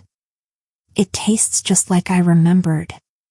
For a while neither of us says anything, content to simply chew and enjoy the silence while the summer breeze blows around us, pleasantly cool against my skin. Then I lick the sticky skewer clean, toss it into a nearby bin, and get back to work, savoring the sweet aftertaste of the fruit. Done, I say a few minutes later, clapping my hands together. Done already? Caz looks up in surprise, then down at my laptop screen. He's only just finished eating his 𝐒𝐚𝐫𝐿. Damn. That's impressive. I try not to let his words go to my head, though a flush of pleasure still spreads through me, warming me down to my toes. I'll email it to you when I get home, I promise, packing up my things. But as I prepare to shut my laptop, I notice 3 new messages from Zoe, and beside those, an email notification from Sarah Diaz. I immediately open it, my heart thudding, half convinced as I always am these days that Sarah will message me out of the blue going, "Hey, I just found out that you're a complete fraud and your essay is a lie. You've now been blacklisted from every magazine and publisher in the world, and everyone hates you. Bye." To my relief, the new email doesn't say anything along those lines. Not yet, anyway. Eliza. Just wanted to check in and see how you're going with your blog post for tonight. I was looking around at the comments on your Twitter, and it's pretty clear everyone is dying to see another, ideally less blurry, photo of you and Caz together. Even just a couple selfie would be amazing. Eliza? You good? I slam my laptop shut and spin around to face Caz. Yeah, I say, as cheerily as possible. I'm cringing before the words are even out of my mouth. Would it be okay if we took a selfie together? Right now? For my internship? Wow, I could not have chosen a more awkward way to ask that. A ridiculous, self-satisfied smile spread slow over his lips like honey. Of course. Anything for my non-fan. My face heats. When are you going to let that go? When you join my fan club? So, never, I say flatly. Don't sound so certain, is all he says as he adjusts the screen. And I don't know what compels me to do it, what gives me the nerve, whether it's because I'm still riding the adrenaline high of having just written an essay that I know is really good, or because the persistent heat has subdued the impulse control section of my brain, or because I want to startle that smug smile off his face. But just when he's about to take the photo, I stand up tall on my tiptoes and kiss his cheek. Click. The camera flashes once, capturing the kiss for eternity, and I pull back. Suddenly uncertain what to do with my mouth, my face, my hands. The aftermath of my one moment of impulsivity. And you say you don't have any experience with this stuff, Caz remarks after a pause, his tone casual. Well, you're not the only one who can be spontaneous. One corner of his crooked mouth lifts higher. Clearly. It should all be over then, the selfie, the essay writing session, the strange electricity in the air. But as he hands the phone back to me, our wrists brush, bare skin against skin. Immediately, every nerve end in my body ignites as if struck by a match, and I freeze, stunned by my own response. I expect Caz to move away, but instead he slides his long fingers around my wrist. Runs a thumb over the frayed string bracelet there. You always wear this, he says. I nod.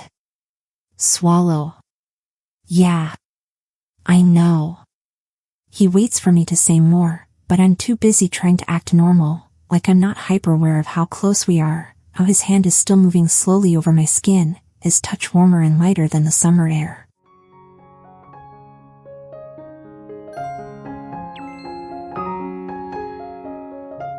Chapter 9. I once heard this theory that when you dread something, time moves faster, as if the universe is determined to conspire against you. I can now confirm firsthand the theory is true. It's Monday night, and my family is gathered around the high kitchen counter, bowls of diced vegetables and light brown loaves of store-bought bread spread between us. Since we had homemade dumplings for dinner yesterday, we're making our special sandwich recipe tonight. Ma and I first came up with the idea when we were living in America. It's like a basic baguette sandwich, except we fry the leftover pork and chive dumpling fillings into a golden patty, then add pickled carrots and fresh coriander and red oil chili sauce. The combination tastes so good that sometimes Ma jokes we should sell the idea to one of those modern Asian fusion restaurants in downtown LA. At least, I think she's joking. When it comes to her and potential business opportunities, you never really know. So how's school been? Ma asks as she slices a loaf of bread in two and passes it down. We're seated in a kind of factory line arrangement, Ma in charge of handling the bread, Ba assigned to the meat patties, and Emily and me left to do everything else. This sudden pivot in the conversation catches me off guard. Up until a few seconds ago, Ma had been talking in elaborate detail about how she patched up that major 𝐒𝐿 crisis with SYS. Apparently, she'd done some stalking, pulled a few strings, reached out in private to the son of the company head, a very polite young man, and quite easily flattered too. I do hope he ends up taking over the company, and smooth the whole situation over. Uneventful, Emily says, reacting much faster than I do, then shoots a meaningful glance my way from across the counter. What about you, Jia? Anything interesting going on in your life? I chew the inside of my cheek. This is the part I've been dreading, telling my parents and sister that I'm dating Caz Song. Even though I've already bought Emily the exact amount of 𝐒𝐘𝐍𝐎 specified in our previous verbal agreement, I know that no amount of snacks or bribery will stop the word about my new relationship status from spreading and inevitably reaching my family. I mean, I've already gained a few thousand more followers from my blog post about our trip around Chaoyang Park. Let's cancel all our plans and kiss at the park instead. I have 2 more posts in the works for the love and relationships section next week, each as ironic as the next. When you know, it's love, and a little anecdote on how to survive those first date jitters. So since them finding out is inevitable, I'd much rather Ma and Ba hear the story from me than yet another impassioned think piece floating around on the internet, or one of our many aunts who browse the gossip articles on WeChat. All of which sounds great in theory. In practice, I'm so nervous I keep dropping the pickled carrots. Yes, how is school, Eliza? Ma asks, turning to me. She wiped off her makeup right before we started cooking, and her eyes still have that dark, smudged quality from leftover eyeshadow, making them look even sharper than usual. Have you made any friends?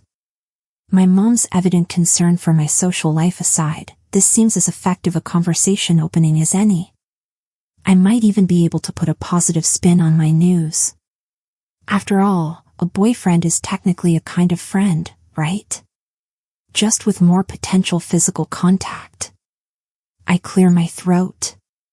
Attempt to ward off all non-family friendly thoughts with a quick wave of my hand. Yeah. I think so. You think you've made a friend? Ma's brows furrow, perplexed. I think he counts as a friend, I clarify. I can already feel the heat rushing to my skin. Depending on your definition of the word. Something in my voice must give me away, because everyone looks up. The line between Ma's brows deepens. Ba merely appears surprised and a little lost, though that might be because he's halfway through composing a new poem in his head. My only source of comfort right now is that we've never had a no-dating policy in our household. It's strange, really, the kind of things my parents are strict about. Like, they'll freak out if I wear a tank top outside and my bra strap is showing, or if I go to bed with wet hair, but they aren't opposed to the idea of me dating in my final years of high school, and they'll encourage me to attend social gatherings because they consider it a life skill. I know a lot of people can't wrap their heads around my parents' logic. My friends at my old schools could never understand why I was allowed to have sleepovers at my place, but not theirs, or why it was such a big deal that I stay off my phone during family dinner times. A lot of them were shocked that we even had proper family dinners, instead of quick bites between school or work. But if I'm honest, I don't mind it. My parents' rules might not make total sense to others, but they do to Emily and me. Plus, their highly specific rules mean that no matter what I say next, I at least don't have to worry about my parents disowning me. Are you trying to tell us something about a certain boy in your life? Ma asks slowly, tentatively, as if phrasing the question wrong might scare me away. Though I doubt there is a right way to ask about this kind of thing. Emily, as always, is much more direct. So you do have a boyfriend? Well, I lick my dry lips. It's even harder than I'd imagined, telling them about Caz when they're all studying me so intently. I pretend to rearrange the slices of carrot on my plate, then answer in Mandarin. Yes. A beat. Panicking, I continue. There is. I'm with someone. In, like, a romantic sense, though of course, given our age and the general dating trends in modern-day society. Who is it? Emily asks, saving me from my rambling. Neither Ma nor Ba says anything, but Ma is making that poker face expression she always does when she's trying very hard to absorb a new, significant piece of information, her gaze carefully guarded, her mouth pressed in a thin line. You know the male lead from that drama we've been watching? I begin. Emily raises her brows. Ma nods once. Ba stuffs a new patty between the loaves of bread. The silence tightens around me. I can only hear the kitchen clock ticking like a bomb, counting down the seconds until I force myself to say, yeah, so, that's him. Another beat. I expect shock. Confusion. Maybe even awe. What I don't expect is for my family to burst out laughing. Tianya, Mom manages through her sudden fit of hysteria. She's actually wiping at her eyes. I didn't think you were one of those idol chasers, I. And you looked so serious about it too. Emily is snorting into her hand. If you're dating that Caz Song guy, then I'm dating Gongjun. And I'm dating Lu Dehua, Ma adds, shaking her head as she resumes her bread slicing again. Ba frowns at her. You're married. Oh, it's just a joke, Lao Gong. Ma nudges him playfully with one elbow, and Ba's expression softens at once. Of course I haven't forgotten about you. If my face wasn't on fire before, it definitely is now. I'm not joking, I protest, setting my plate of carrots down. I am dating him. He goes to our school. Desperate, I turn to Emily for help. You know he goes to our school, right? And he lives close to us? Yeah, I've heard, she allows, still smiling slightly. At least she isn't outright laughing anymore. Progress. Kind of. I'm sure you will find someone Ma says. God, now she's comforting me. This is so not how this conversation was supposed to go. You're a very bright girl, and you're funny, and you can eat spicy food, and she trails off with a vague gesture, evidently searching hard for more positive qualities of mine. You are very good with those carrots, Ba offers. Yeah, that's really nice of you guys. But I'm literally trying to tell you that I have found someone. In fact, you know what? I snap my fingers together, struck by a lightning bolt of inspiration. I have proof. As my parents exchange puzzled, if not somewhat alarmed, glances, I wipe my hands on my shirt, take out my phone, and open up the selfie I took with Caz. The one of me kissing his cheek. This is where I was the other day, I explain, spinning it around so they can see. With him. I resist the urge to melt into the floor as everyone leans in and inspects the photo closely from every angle, as if it's some rare, endangered specimen never captured on film before. Well, Ma says at last, sitting back, her poker face falling into place again.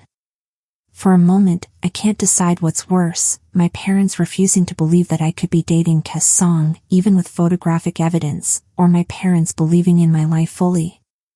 Trusting me. A needle of guilt pricks my stomach at the thought. Then Ma clasped her hands together on the counter, all businesslike, the bread now totally forgotten beside her. I suppose I'm just curious to know. How exactly did this, she points at the screen, begin? And so I tell them. I tell them the exact same story I wrote about for my essay, because the more consistent your lie is, and the fewer versions of it you come up with, the better. It's easier to keep all your facts straight that way. When I'm finally done, and most of the bread has likely gone stale, Emily claps a hand to her mouth. Oh my God. Are you going to invite him over? She asks, eyes wide. We should all meet him. And if we ask him for some autographs, we could sell them. No. I yelp. Bringing Caz home is one boundary I definitely do not want to cross. What do you have against money? Emily demands. I'm not talking about the autographs. Though there's no way I'm letting that happen either. I just want to hold off on the meeting my family thing, okay? It's too much, too soon. And besides, you'll probably see him around school anyway. Your sister's right, Ma tells Emily, coming to my rescue. We don't want to scare the boy off. Then she turns to me. Smiles, the faint lines of her face softening, her super professional businesswoman mannerisms melting away. She's just my mother, who always lends me her shoulder as a pillow during long plane rides and boils sweetened mung bean soup for us every summer to help stave off the heat. You shouldn't wait too long either. I remember that I first introduced your father to my parents shortly after we graduated. She winks. Obviously, it turned out quite well. There it is again. The needle in my stomach. But still, I make myself say it, yeah. Okay. Despite what I've told Emily, I don't actually expect her to bump into Caz at school. After all, the primary and senior schools run on different timetables. We're always stuck in class during the primary students' lunch times or assemblies, and vice versa. It's why I've only ever seen Emily at the start and end of the school day, when we're waiting for the driver together, or when I deliberately seek her out in her classroom. But on Friday, in an unfortunate twist of fate, our English class is dismissed 20 minutes early, right when the primary school kids are having their break. I spot Emily the second I step out into the sun-flooded courtyard, Caz somewhere close behind me.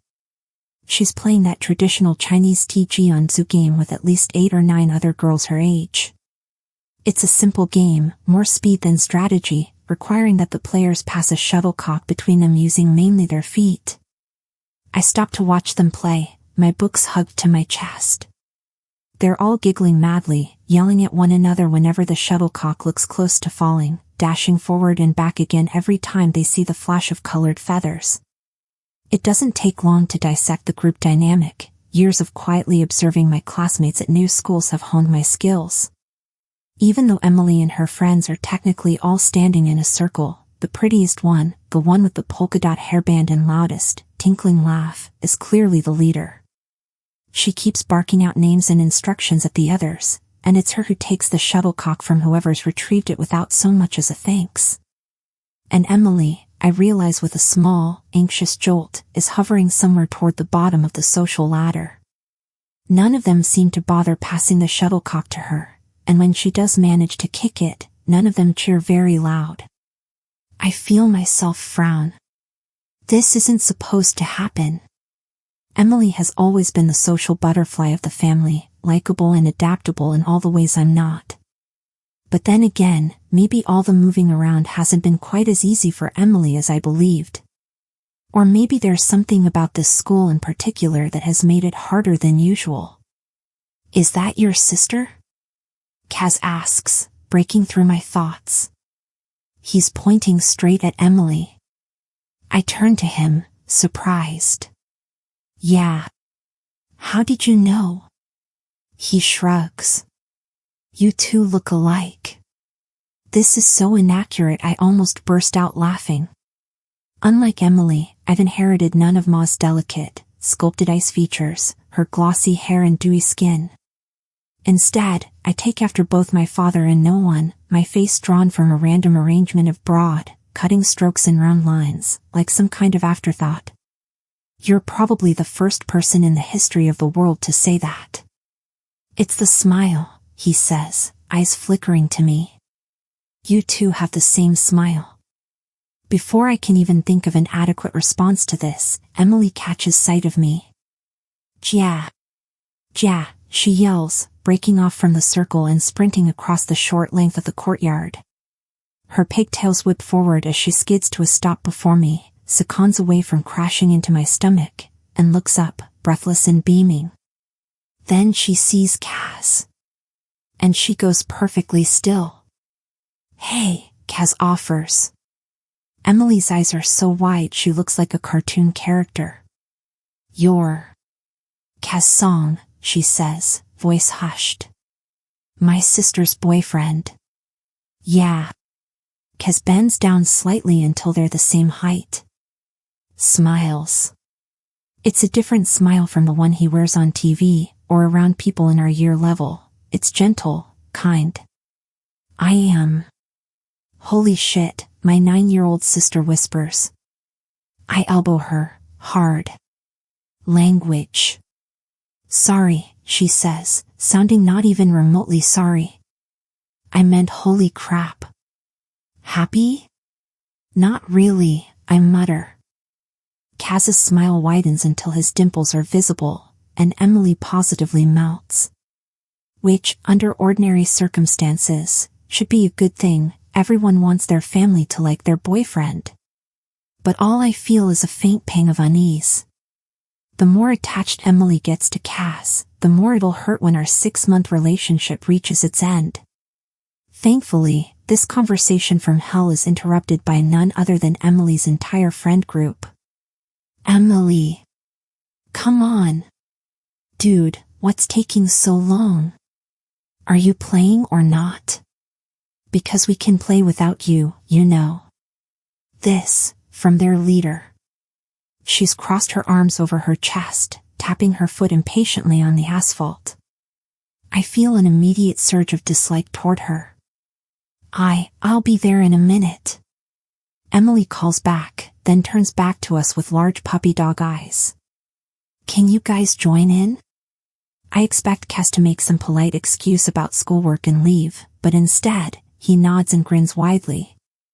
Of course. Emily squeals and throws her skinny arms high up over her head, looking like a perfect stock image result for when people Google happy or celebration. For real? Yeah, for real. I stare at Caz over Emily's shoulder, my mind spinning. All he does is smile back at me. What the hell is he up to? We agreed to keep our families out of this, and I can't imagine him benefiting from this situation in any way. Is he so committed to his role as the perfect fake boyfriend? Or is it just a habit for him by now, to constantly entertain, perform, impress? Well, you guys go ahead, I say, backing up against the building wall, book still clutched tight to my body like a shield. I'll watch from here. Emily pouts. You're not coming? I don't think that's necessary.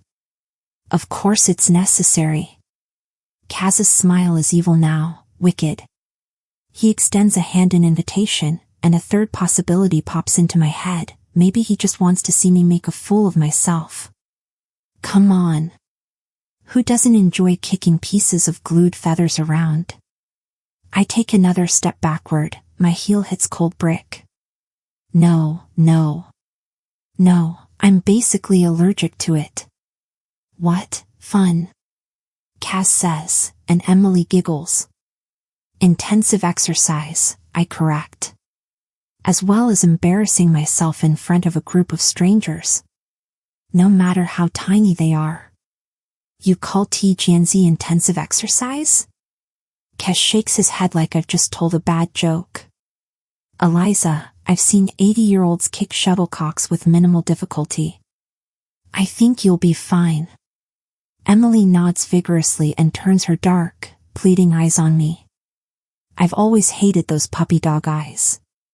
Hated them, because they're so effective. Because they always make me say and do things I know I'll regret. Like saying yes to her game of 𝐒𝐘𝐍𝐎𝐿. A brief, stunned silence falls over the girls as Caz and I make our way toward their circle, though I suspect the silence is directed more at him. I imagine seeing him from their perspective, this famous actor who has appeared without warning like someone from a dream, tall and easy-mannered and effortlessly handsome. And he is smiling at only Emily, barely acknowledging the others, saying, "Thanks for inviting me over, with a wink like they're best friends." Whatever his reasons, an unexpected gust of warmth fills my chest seeing them together like this, blows all the locked doors and windows inside me wide open. But apprehension soon comes creeping in on its heels. Interacting with siblings is murky territory. No matter how hard I try to control our arrangement, to keep it strictly scheduled and organized and professional, things like this pop up and threaten to tangle everything irrevocably. You go first, the girl with the polka dot headband instructs Caz, her eyes hard, hands firm on her hips.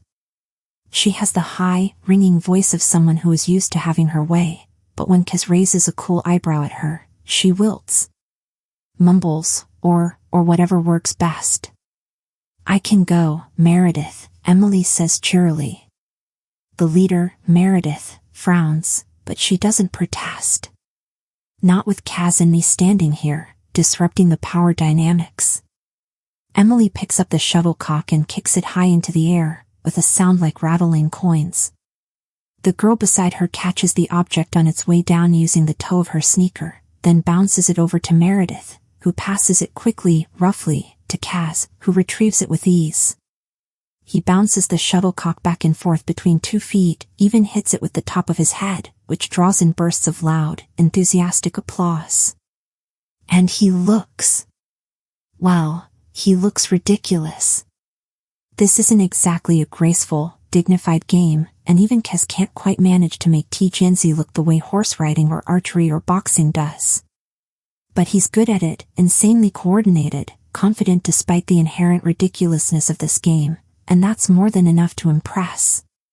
He's so good, in fact, that soon he's drawn a substantial crowd.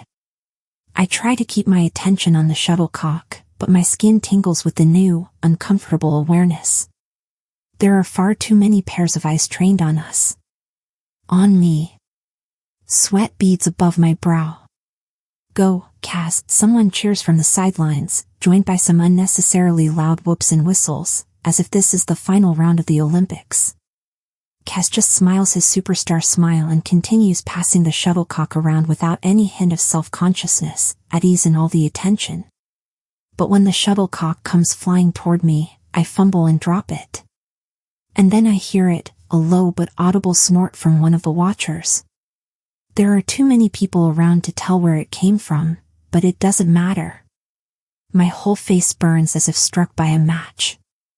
Shakily, I pick the shuttlecock up again and attempt to kick, but it flops pathetically to the side, and Emily has to retrieve it instead. This time, the snort isn't even muffled. Nor their voice, dripping with obvious disbelief. That's the girl who's dating Caz Song. It feels like someone's reached into my stomach and squeezed my insides into a ball. This sort of first-degree humiliation is exactly what I wanted to avoid. And even though it's irrational and petty, I feel an abrupt stab of anger toward Caz. Caz, who's still smiling, playing to the audience, the sun's molten gold light falling around him like a halo. Of course he enjoys doing things on a whim. Nothing is ever embarrassing for him. I'm going to rest for a bit, I call out, stepping back into the shade, my blood pounding hot and thick. Everyone is staring. You guys keep playing without me. Caz shoots me a quick look like, are you sure? Emily and her friends don't even glance up. Really? It's fine, I say. But they've already started up again anyway. I like him. It's later that afternoon, and Emily and I are balanced on the low metal railings outside the school library, feet dangling inches off the ground, while we wait for Li Shushu to pick us up. Our bags have been dropped on the lawn, bloated and brimming with textbooks, dirty Tupperware, laptop chargers, and more useless yet mandatory things. My shoulders hurt. I massage them with one hand, slide back on the poles, look ahead. Cars have already started pulling into the outside parking lot, tinted glass and polished metal gleaming, fumes rising off the pavement in waves, like heat. Who? I finally ask, though I can guess. Your boyfriend, Emily says, tearing the head off a gummy worm with her teeth. One of her friends gave her an entire packet after lunch. Caz. My friends really like him too. I'm not surprised. Everyone loves him. An embarrassing, residual note of bitterness from the 𝐒𝐘𝐍𝐎𝐿 tinges my voice. It's not like it's Caz's fault that he's so universally adored. That whatever it is I'm deficient in, charm, looks, the ability to draw people in, to make them stay, he has in excess. Not his fault at all. And yet the bitterness lingers, like the herbal medicines Ma always brews for us when we have a cold. Do you think he'll play with us again tomorrow? Or the day after? Emily's face is open, hopeful, eager. I have to look away, ignoring the sharp stone in my stomach. The last thing I need is for her to get attached to Caz. Especially when I don't know how he really feels, if he was so nice because he really likes her, or just likes kids in general, or if it was a one-time thing. Either way, I should really talk to him about leaving my sister out of this. More cars crawl past us, spitting out smoke. I don't know, I say slowly. But just don't get your hopes up, okay? Caz is really busy with his shooting schedule and endorsements and things, and there are a lot of people who want to spend time with him. And when my internship ends and his drama premieres, he won't have any reason to spend time with either of us. Oh. Okay, then. Emily nods, disappointed but already accepting it. Then she grins and licks the rest of the purple gummy until it's a shiny, transparent color, the sugary tail sticking to her fingers. I wrinkle my nose. That's low-key very gross. She sticks her purple-stained tongue out at me. I pretend to push her off the railing, and she shrieks, laughing. The parking lot is starting to empty instead of fill now, students tossing their bags into back seats and trunks, doors clicking shut, tearing open packets of chips and Wong rice crackers to savor on the ride home. And still, no familiar car shows up. It's not the first time Li Shushu has been late. His schedule is divided between us, Ma, and Ba, and of course Ma is his first priority. The chances are that she had to run off to an emergency meeting with a client, or one of her conferences got pushed back. But as the minutes drag by and Emily's supply of gummy worms runs low, I can feel her patience waning. So, tell me about your friends, I say, to distract her, but also because I'm curious. Because I can't help wondering how things would have turned out if Caz and I hadn't intervened, if she'd still be left on the perimeter of her friendship circle. It's a feeling I'm quite used to but that I don't want Emily to ever experience. Emily snorts. You sound like Ma. Yeah, but I'm part of your generation. I can understand these things. Give you advice. That's what all old people say. I really do shove her this time, lightly, of course, and she teeters for a moment, arms flailing everywhere, before hooking a foot around the rails and regaining her balance. Fine, she huffs out. What do you want to know? I don't know. You just haven't talked about them a lot. And this is my first time seeing you at lunch. She kicks a leg out, swinging it into the blue air, toes touching the clouds. Well, I only started hanging out with them recently. Why only recently? They didn't know what to think of me. The way she says it, I realize she's repeating something one of her friends told her. Probably that Meredith girl. And I know I probably shouldn't be hating on a 9-year-old, but it still makes me angry. How come? I ask, my voice neutral. They weren't sure where I was from. Emily's voice is neutral too, but it grows quieter the more she talks. Like, there are these girls in my class who only speak Cantonese to one another, and all their families have been friends since kindergarten. And then there's this other group that's predominantly American and Canadian, and they're not really close to any of the local Chinese kids. They're friendly, but not close. And I'm not. She scratches at some invisible itch on her elbow. I guess I'm not like any of them. We fall into silence. The parking lot is almost empty now, one long, blank stretch of gray. Still no driver, no familiar face. That's a hard word, I say after a while. Predominantly. We're meant to learn 10 new vocabulary words every week. For English. I also learned the word dichotomy. Nice, nice. Yeah. I'm not sure what it actually means, though. You'll get it when you're older, I reassure her. Or at least you'll get better at pretending you do. She blows a stray wisp of hair out of her face. I hope so. Maybe I'll find my Zoe. I pause. What? You know, like a best friend who'll always be there for me, and stick by me no matter what happens. Like you and Zoe. Oh. Yeah. Right. But a sliver of doubt creeps through my voice, and it's this, the doubt itself, the immediate squeeze in my chest, that worries me almost as much as the unusually brief texts we've exchanged recently, or how all her latest Instagram posts feature her and that new Divya girl hanging out together, or how she started tagging other classmates in those Facebook memes instead of me. I'd been through this enough times with old friends from old schools to know how this tends to go. How those daily texts turn into weekly updates, turn into sporadic once-a-month catch-ups, turn into nothing. But this is Zoe. The one who's stuck around longest. The one who knows me better than anybody. Since when did I start questioning the strength of our friendship? Before my thoughts can spiral further, I get back to the point. Hey, you will tell me, won't you? If anyone in your class excludes you, or says something mean to you. If I did, what could you do about it? She doesn't say this in a mean way, as a challenge, more in this very offhand, matter-of-fact manner that twists my heart into knots. I'd punch them, I decide firmly. Really? Emily eyes me with faint disbelief. No offense, ja, but you can't even hit a cockroach without screaming.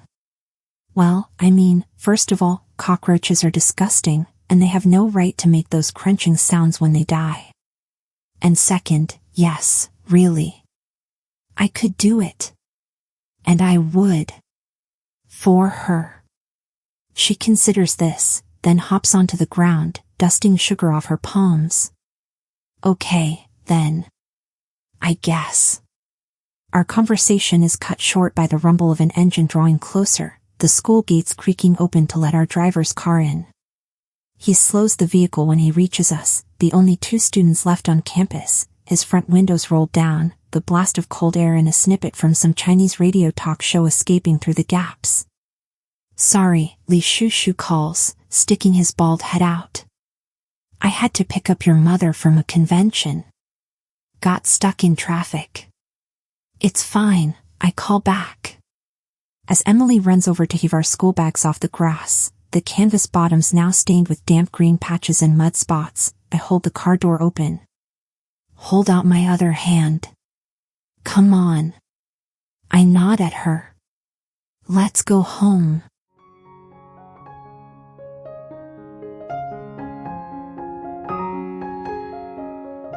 Chapter 10.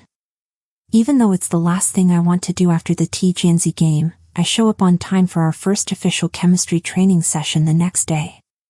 And as it turns out, Caz wasn't kidding about his alternate means of transportation. You ride this everywhere? I demand, staring at the horse-sized motorcycle propped up by the compound gates.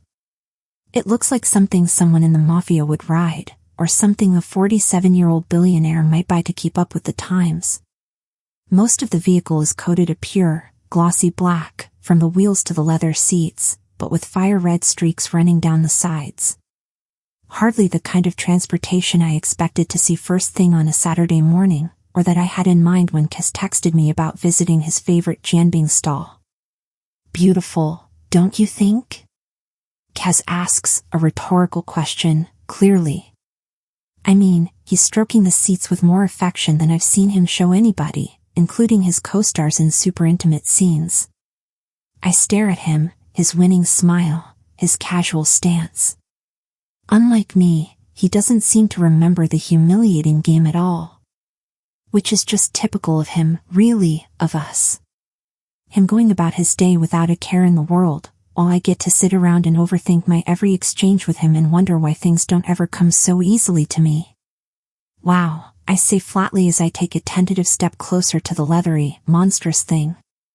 It's somehow even taller than I originally thought. What? You're not the kind of guy who names his motorcycles, right? And refers to it as she? When Caz doesn't reply right away, just laughs and rolls his eyes, I fold my arms across my chest. My horror is exaggerated, but not fake. You are, aren't you? He climbs swiftly, easily onto the seat, brows raised at me. Would that be a huge deal breaker for you? Yes, I'm afraid that alone would be solid grounds for me to break up with you. Especially if the name is something like Black Beauty. Or Rebecca. You wouldn't, he teases, chucking me one of the 2 motorcycle helmets dangling from the handlebars. You like me too much. I don't know what annoys me more, the arrogant assumption of it, or the way my face bursts into flames, to keep my feelings in check. Strictly business, remember? I squeeze on the helmet as fast as my fumbling fingers will allow, if only to avoid his gaze. I move behind Caz and hoist myself onto the seat in what must be the least graceful way possible, all but kneeing him in the back as I force my legs down on both sides. Thanks for the tip about wearing pants, I tell him, my voice coming out slightly muffled through the face shield. I thought you were just traumatized by the length of my dress last time. His head turns a fraction toward me. Eliza. If it weren't for the matter of practicality, you could literally come dressed in a trash bag and I wouldn't care. Are you sure your reputation could withstand that? I try to play it off as a joke, but an old note of bitterness edges my voice. Already, fans have started sharing photos of us together and analyzing both his dress style and mine. The nicer ones have labeled my outfits down-to-earth and comfortable and youth casual. The not-so-nice ones have urged me to consult Caz Song's stylist. Maybe Caz saw those comments too, or maybe he hears the ice in my voice, because instead of answering, he's quiet for a moment. Then he starts the engine, and 1,000 loud, violent tremors roll through the steel frame, almost bouncing me off. Hold tight, he warns. I do at once, wrapping my arms in a vice-like grip around his stomach and pressing my face between the sharp blades of his shoulders. This close, I can feel the heat of his skin through his t-shirt, the way his muscles contract beneath my fingertips. He makes a choking sound. Holy, not that tight. I don't want to fall off, I protest, but I loosen my hold just a little, enough to let him breathe. You won't fall, he says, like the notion itself is ridiculous. I won't let you. Amazingly, he keeps his word. We start off at a slow, steady crawl across the street, my hands still clasped tight over Caz's front, our shadows trailing behind us, growing larger, sharper as we leave the shade of the compound gates. Twice, Caz turns around, checking whether or not I'm okay.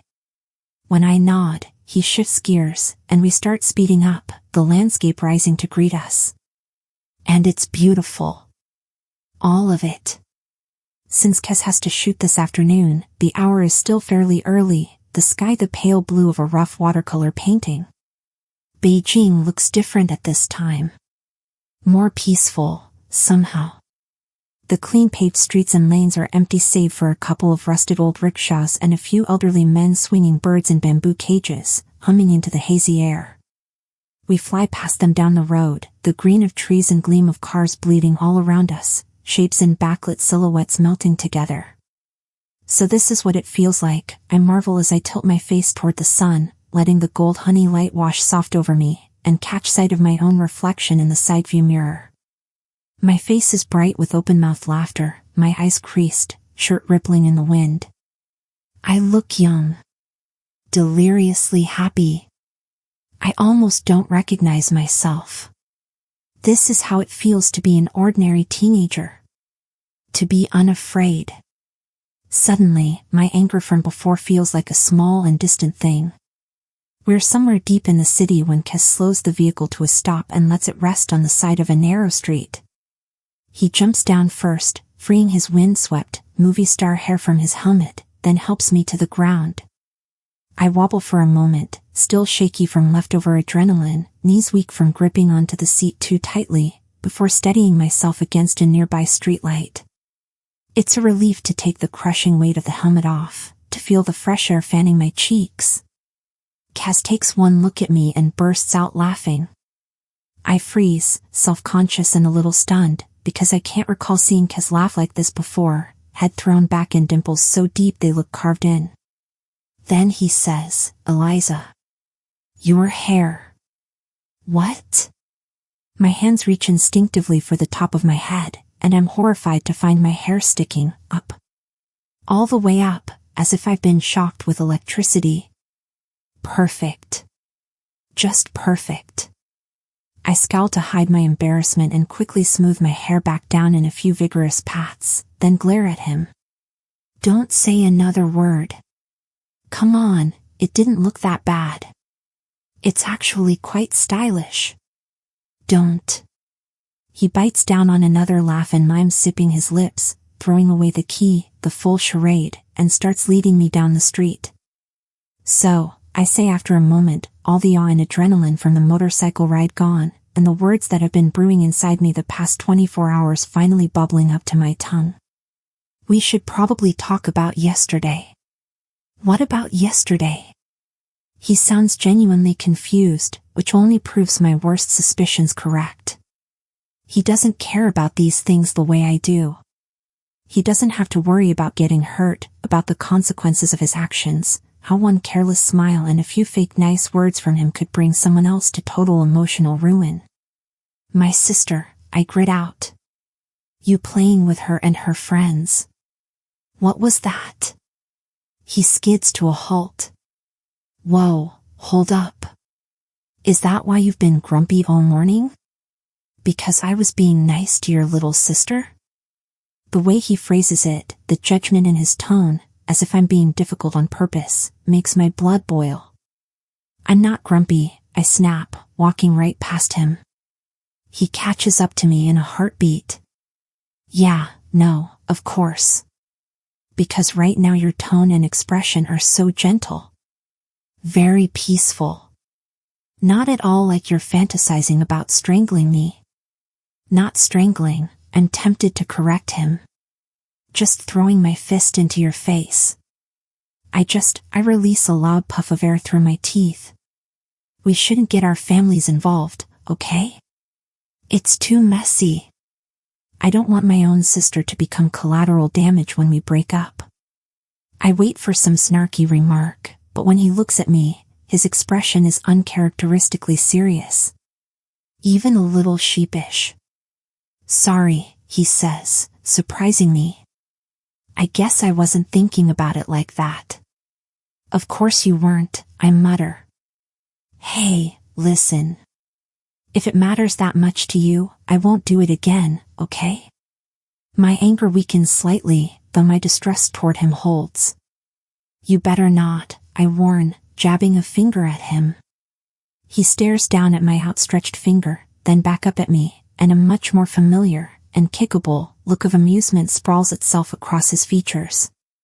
Has anyone ever told you that you can be pretty scary sometimes?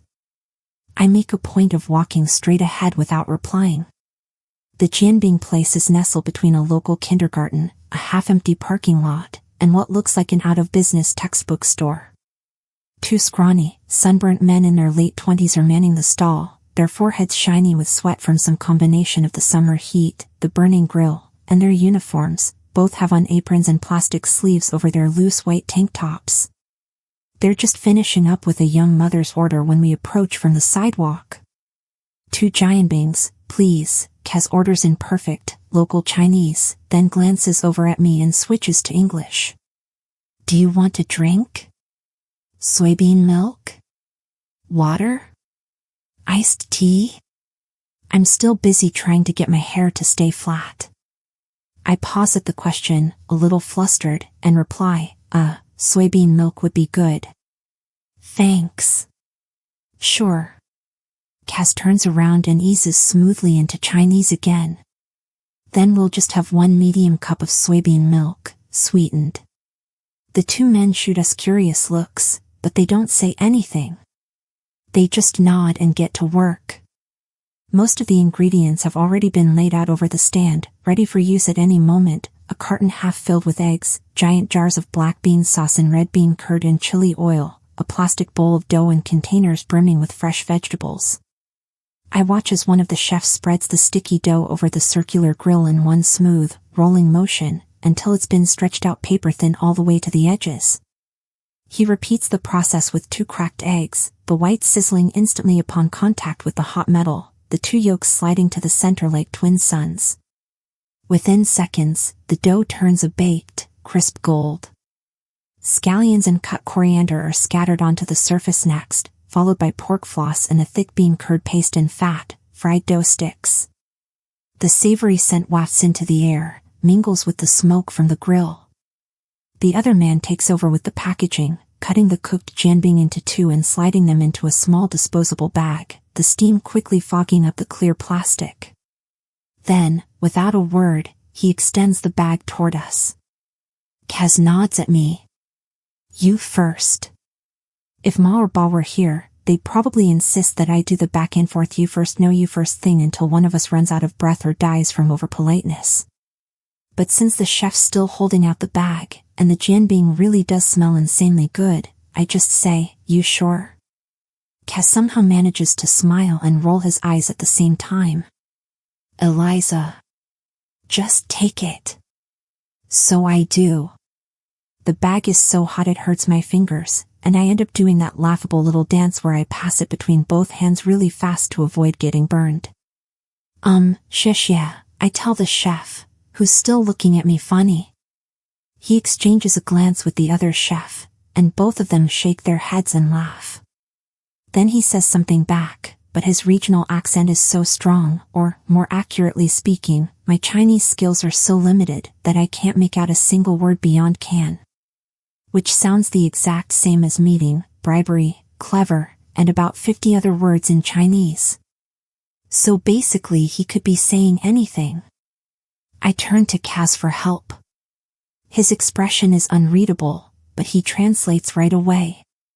He says he's surprised you know how to say thank you. Oh. I glance back at the chefs, unsure what to make of the comment. It's hardly a compliment, but maybe I'm just being oversensitive. Maybe they didn't mean it in a bad way. Then the other chef crosses his arms and asks, and I 𝐼 zhongguoren ma? This time, I understand the full sentence, are you even Chinese? My face burns. Suddenly I'm not so hungry anymore. Caz clears his throat beside me. He said. Yeah, I know what he said. There's an embarrassing crack in my voice, the edge of something raw, and I have to look away from everyone. Stare down at a piece of old chewing gum stuck to the road instead. It doesn't even make sense for me to get so worked up about this one offhand question.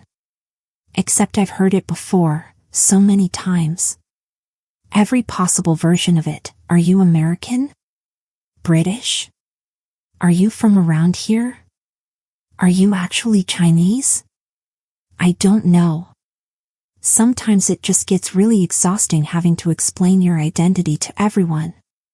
After we've picked up both our orders, Caz and I walk in silence for a while, heading to nowhere. I know we're supposed to be spending this time learning about each other, but neither of us seems to know what to say. Willow trees reach out from one side of the street and a breeze sings its soft song through the dripping leaves. The sun has edged higher up the sky now, and it's all blue, everywhere, stark blue in the quiet between us. Caz breaks it first. I doubt he meant it that way. It's fine, Caz, I say, with a sad attempt at a laugh.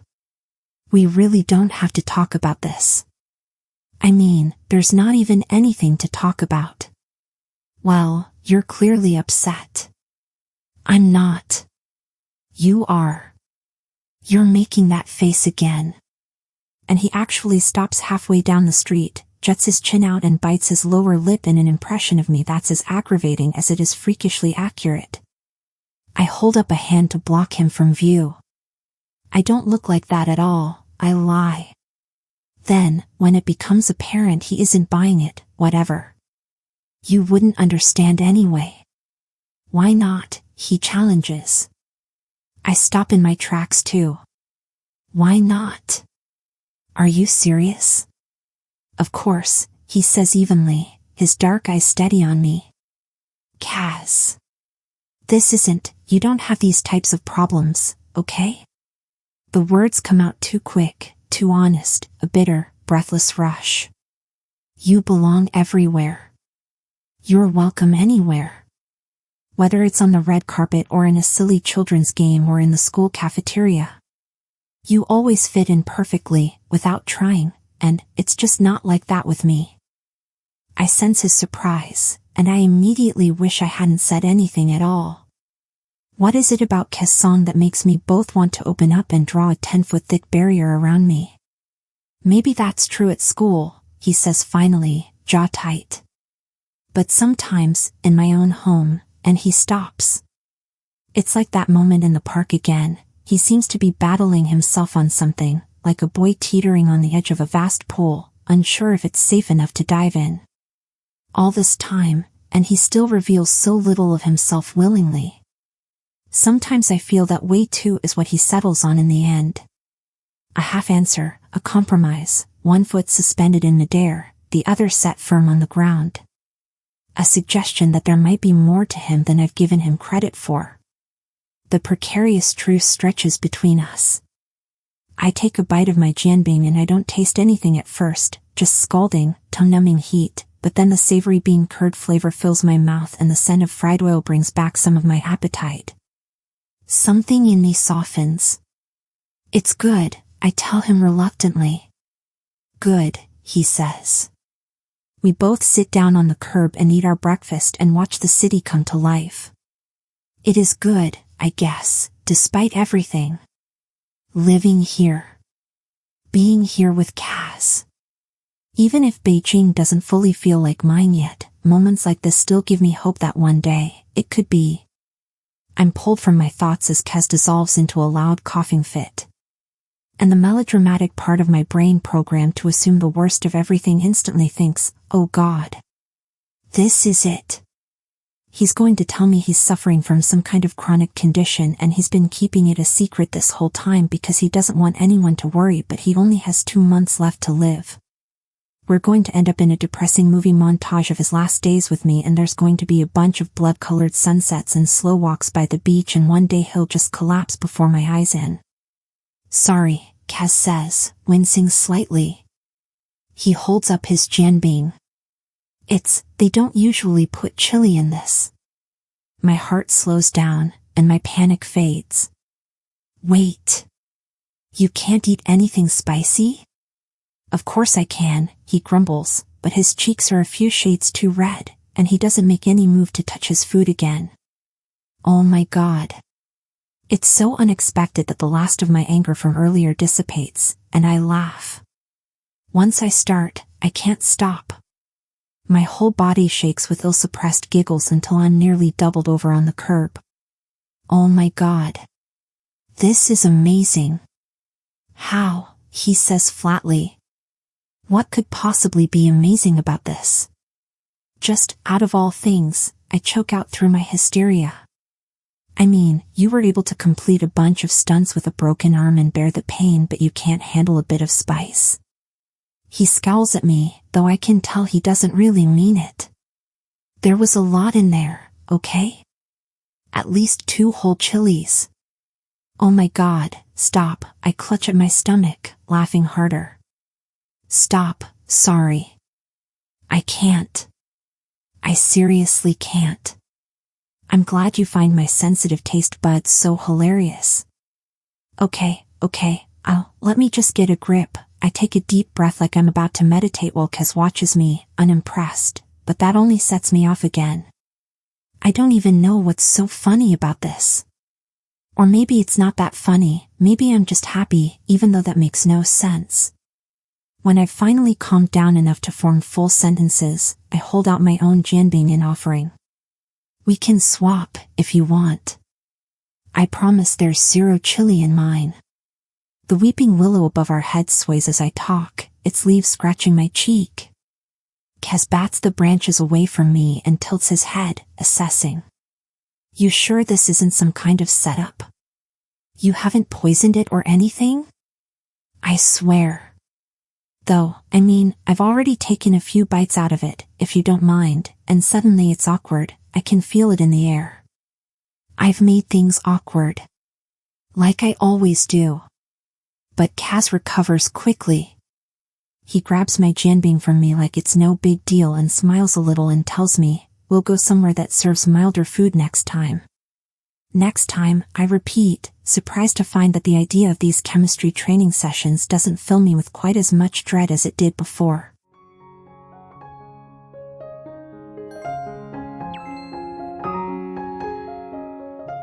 Chapter 11.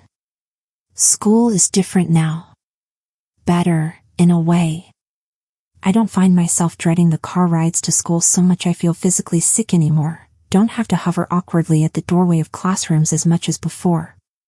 It's not like I'm super popular all of a sudden. I still eat all my lunches alone on the rooftop, but people seem to have finally accepted my presence. I'm not naive enough to imagine this isn't partly because I'm with Caz Song. But another part of it also has to do with my 𝐒𝐚𝐫𝐭 blog posts. My followers have been growing rapidly, climbing by an extra few thousand almost every day, the number of likes and shares rising with them. It's as exhilarating as it is terrifying. The kind of love I'm praying for. Girls have commented under one of my recent posts, "We dance beneath the streetlights, kiss beneath the moonlight," or the fictional boyfriend version of Caz Song and I stay out together in our compound at midnight. This is proof that love exists. Others have gushed over another post about us riding through the city together, about seeing Beijing from the back of Caz Song's motorcycle, titled simply "He Swears He Won't Let Me Fall." And when I'm not describing our dates, our fake cute interactions, or slyly making references to Caz Song's upcoming drama to help drum up interest, I find myself in the very undeserved position of dishing out love advice. It's important to be emotionally honest, I write in one article, tasting the sharp irony of my own words. Don't be afraid of vulnerability. Or, in another article for the Love and Relationships column, I know there's this popular mindset of I'm strong and independent and I don't need anyone, but the truth is, we do need people. People who'll laugh with us and cry with us and make the bad days bearable and the good days better. People who'll remember what we forget and listen even when they don't completely understand. People who'll need us back. It has nothing to do with strength at all, and everything to do with being human. Of course, Sarah Diaz is completely ecstatic about how things are going. People love it. She gushes over our fortnightly catch-up call. People are invested. That's a big deal, you know? Your last blog post about those snack stalls you and Caz visited, so cute, by the way, and the photos had me drooling, just hit 40,000 views. I know, I say, then flush, because it sounds ridiculously cocky, which isn't what I meant at all. I mean, thank you. She dismisses my awkwardness with an easy laugh. Oh, that reminds me, Eliza. How do you feel about doing an interview? An interview? Yes. An interview. Sarah is far more patient with me than I deserve. I know you've probably received a few invitations already, but this one was sent straight to us at 𝐒𝐚𝐫𝐭. It's with this pretty big Beijing-based media company aimed at Western audiences, so the location and language shouldn't be a problem. And they were very complimentary in their email. I can tell they're highly interested in your background, and they'd love for you and Caz to make an appearance together. Really, I say vaguely, my mind's still catching up to everything she just said. So what do you think? She prompts. Before I can respond, she hurries on. I know it's a bit of a lot. But think of the exposure. This will do wonders for your career, Eliza, I can just feel it. That's an understatement. It's a lot of a lot. And sometimes, at times like this, when I become painfully aware of the sheer magnitude of my lie, the speed at which everything is happening, hurtling forward without brakes, my lungs seem to shrink and I have a vivid, half-hysterical image of being thrown into jail and getting kicked out of school and put on some permanent literary blacklist for making my essay up. But no, breathe. Breathe. I try to breathe. No one has suspected anything about my love story with Caz yet.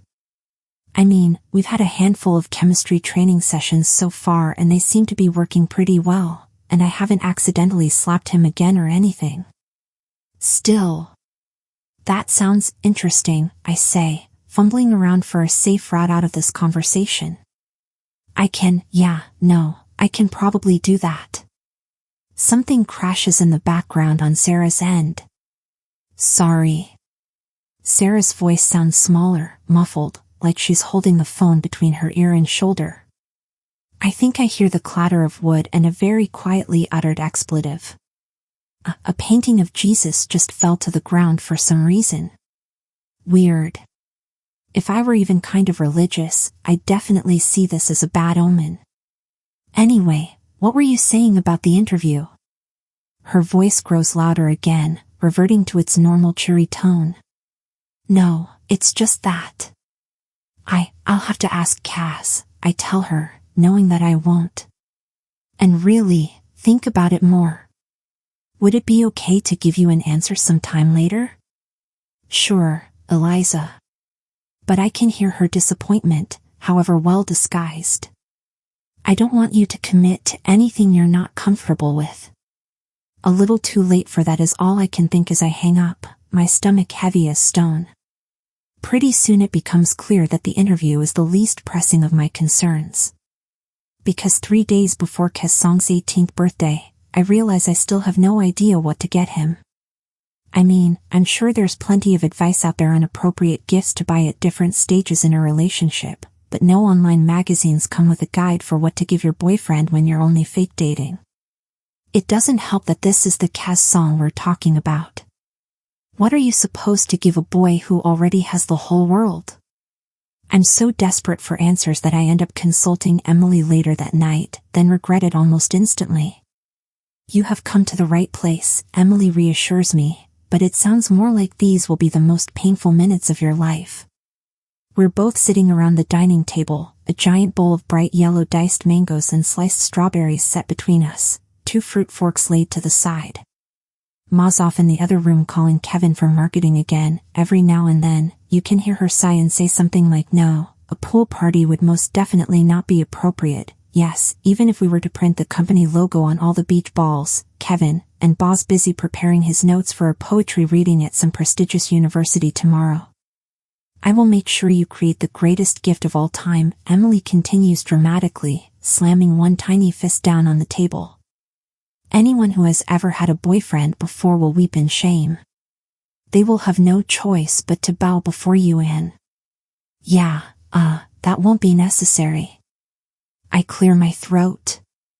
I just need, like, a passable idea. It doesn't have to be that good. Wow. Emily's been using sarcasm a lot these days. I think she's starting to enter her teenage phase. Caz is so lucky to be dating you. I roll my eyes and stab my fork into a cube of mango. Yeah, whatever.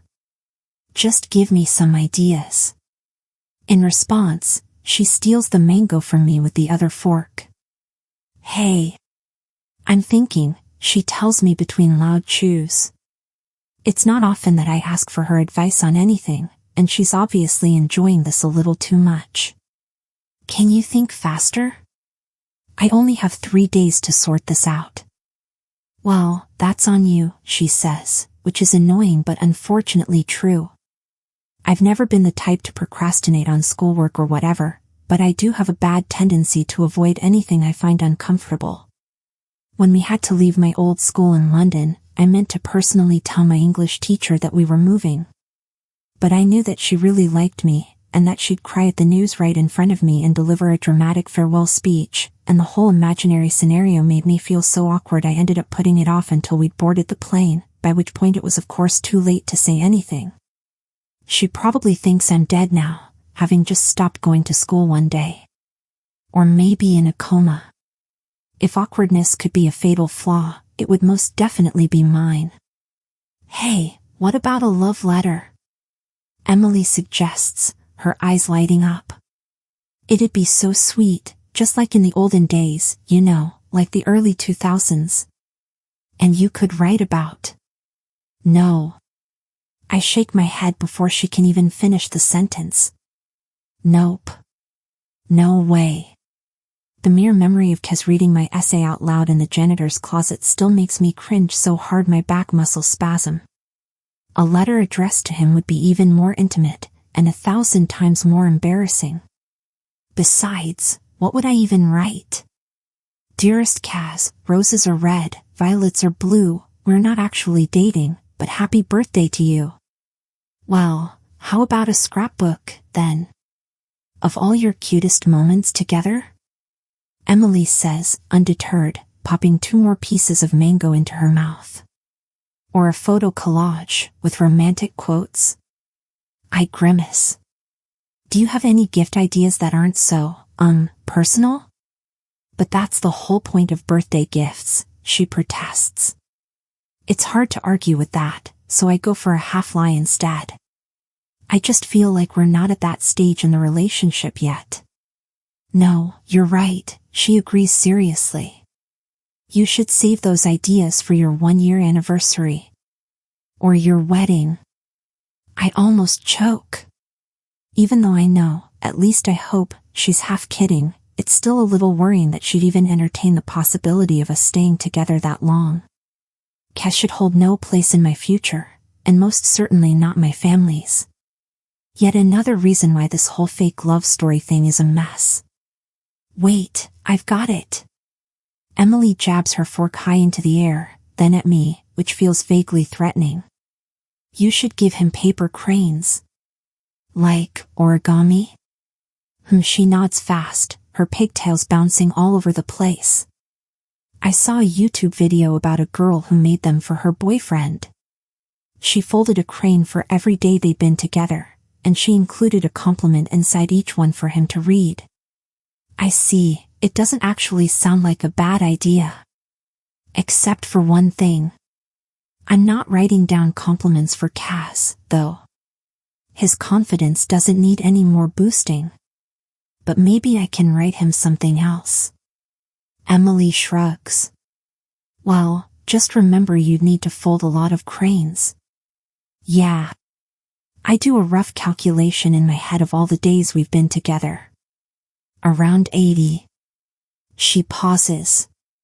Frowns at me. Hang on. Haven't you guys been going out since, like, June?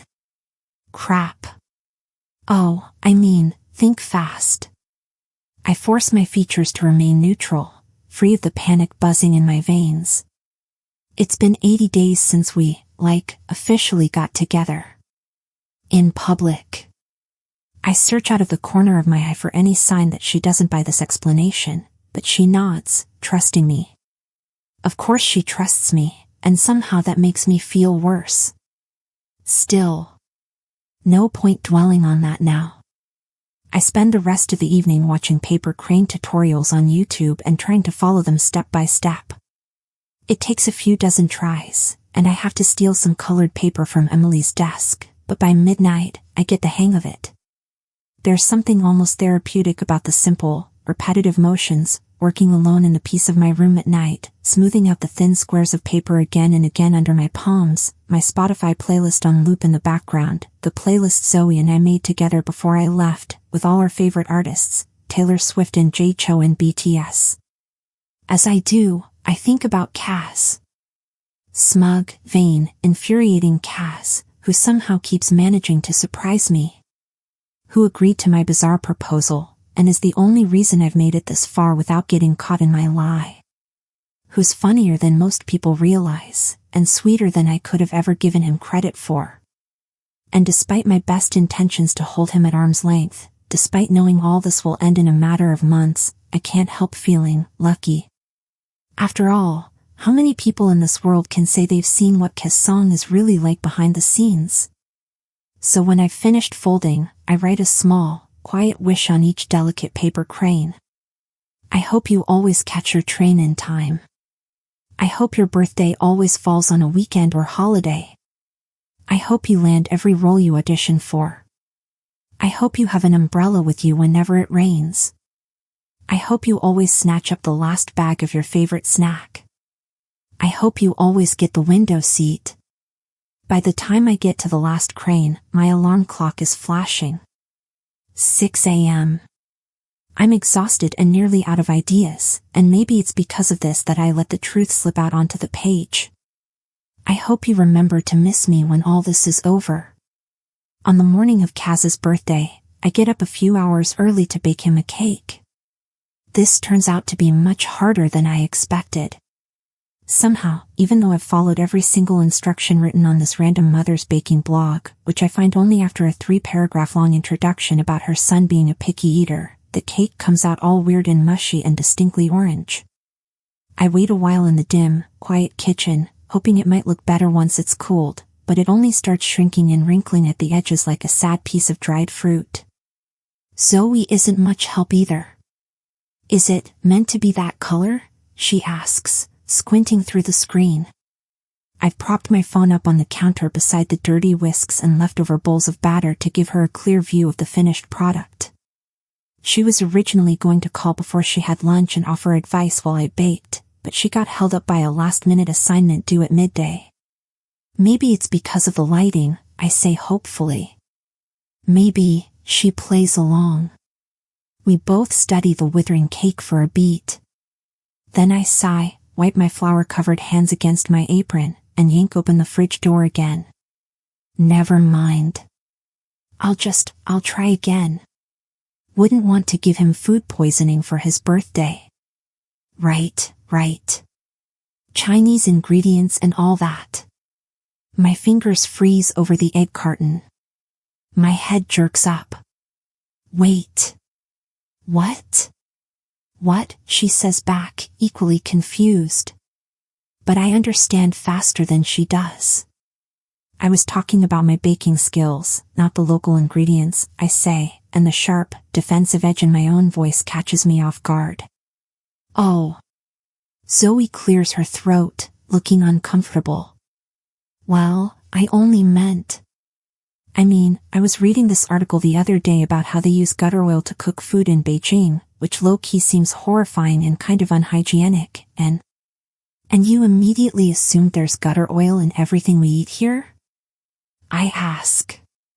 No, I don't. Zoe shakes her head. Stares at me. I'm confused. Why are you getting so upset? I open my mouth, then close it. Because I don't know how to explain to her what I'm mad about, why I feel so territorial. Only the other week, I had asked Ma if the fried dough sticks we bought off the side of the street were safe to eat, and I myself have definitely heard rumors of places using already used oil to cook, even been warned about it by locals. Maybe that makes me a hypocrite. But maybe it's the same irrational logic that applies when someone insults your family. I can complain about Emily stealing my food or hogging the bathroom all I like, for instance, but I'd fight anyone who says a single bad word about her. Maybe listening to Zoe talk about Beijing like that feels painfully personal because it is. Because the city isn't hers to insult. Which, of course, begs the question, when did Beijing become mine to defend? Eliza? Zoe prompts, the uncertainty in her features enlarged on my phone screen. Are you okay? Some of my initial anger loosens. Enough for me to think clearly. It's possible I'm being too harsh on her, and either way, there's no reason to get into a massive fight over this one thing, especially when we haven't had a chance to talk in so long. Right? I release a long breath. Refocus. Touch the frayed friendship bracelet on my wrist. I'm fine, I tell her, and my voice cooperates, steadies itself before things can escalate. Well, if you're sure. I am. I didn't mean to assume, she says, her voice smaller as she draws the phone closer to her face. I'm really sorry. I just realized how shitty that sounded. I genuinely didn't mean for it to come out like that. I crack open another egg, but I apply too much pressure. The shell collapses between my fingers with a soft crunch, little shards of it falling into the bowl. Crap. Don't worry about it, I say, distracted, frustration rising inside me. I need to just do this thing. With a spoon, I try to scoop all the shell bits back out, but the process takes forever, and requires far too much concentration for me to continue the conversation. Can I call you later? I say at last, biting back a grimace. What time? After school, I start to tell her, but then I remember the time difference issue. Like, this time tomorrow? Can't. I have a meeting with Divya and the other student council kids. Thursday? Some shuffling on her end, like she's looking through a planner. No, sorry.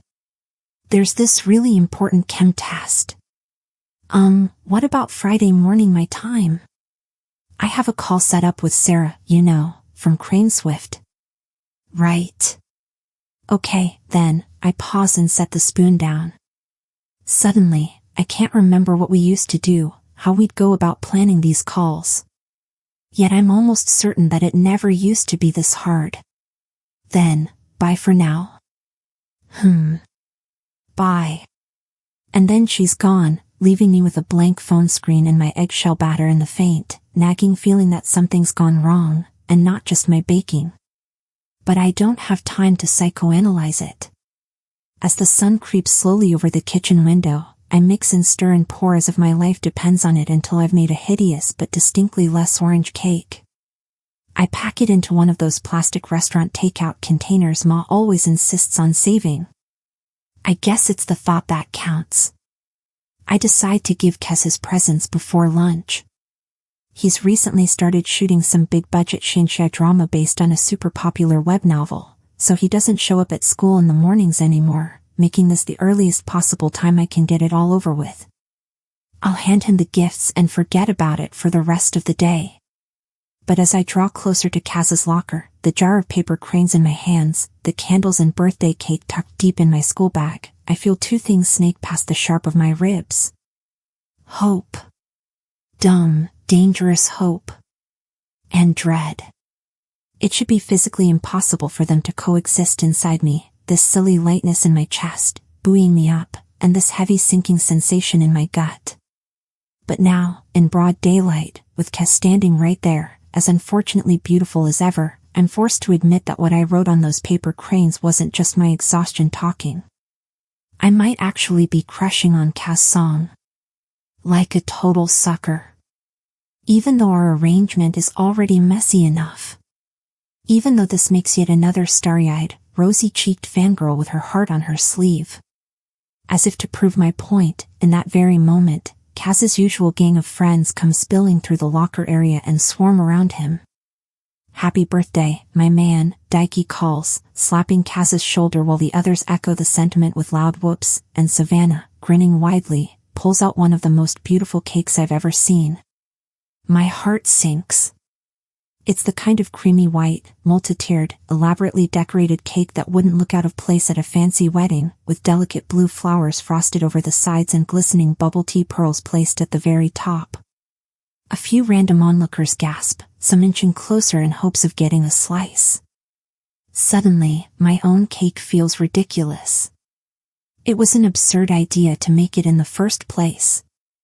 Absurd to hope. I'm already walking away, debating whether or not to just give my cake to Emily for lunch, when I hear someone call my name.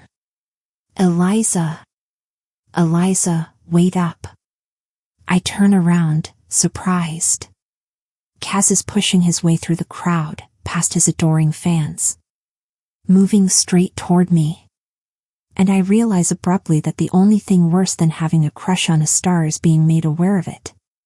My pulse speeds up, and if this were one of Caz's campus dramas, there'd definitely be slow, romantic music playing in the background right now. Oh God. This is everything I was afraid of. Damn, you walk fast. He shakes his head. Behind him, all his friends are nudging one another and watching us the way you'd watch a particularly fascinating episode of a drama, eyes wide and mouths half open. Savannah is still holding the giant cake. Yeah, well, I have, plans already, so I force myself to smile, but all of a sudden I can't remember if I used to smile at him before. Or smile this wide. I'm terrified there's a neon sign projecting my feelings from my forehead. Under no circumstances can Caz Song find out that I like him, the consequences are almost too mortifying to imagine. He gives me a funny look. Are you okay? Yeah. I nod hard. Please, Eliza, get your shit together and act normal. Yeah, perfect. Why? No reason, he says slowly. Then his gaze cuts to the glass jar of folded cranes in my hands. What's that? Nothing. I quickly hide the jar behind me, but I'm still a beat too slow. It looks like a present, he says, stepping forward.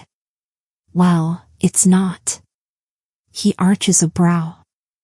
Are you sure? Absolutely. 100%. For the briefest moment, something like uncertainty flashes over his face. Like he might actually be disappointed, like I might have the power to disappoint him. It's a ridiculous idea, delusional really, but I feel myself waver. I mean, okay, it is, but just don't make a big deal out of it, okay? And then I kind of throw the jar at him. He catches it easily with one hand and turns it over, studies it. He doesn't seem to understand what it is at first until he sees the words written on the cranes. I'm too nervous to look at his face as he goes through some of the wishes, afraid to see the possible scorn in his expression, or boredom, or worse, nothing at all. He probably gets gifts like this all the time at fan meetings. It probably doesn't even matter to him. But then he calls my name once, soft, and I lift my head in surprise. He looks so obviously, genuinely moved, all his gratitude just lying wide open in his gaze, that I can't stand it. This intimacy.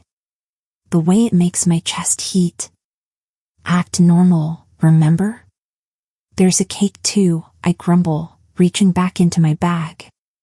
The look vanishes, laughter bursts from his lips. Why do you sound so angry about it?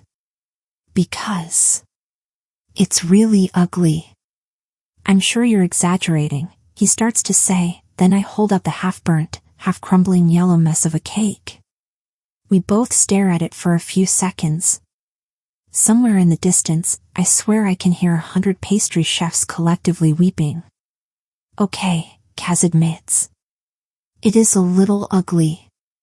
I snort. Thanks for being honest.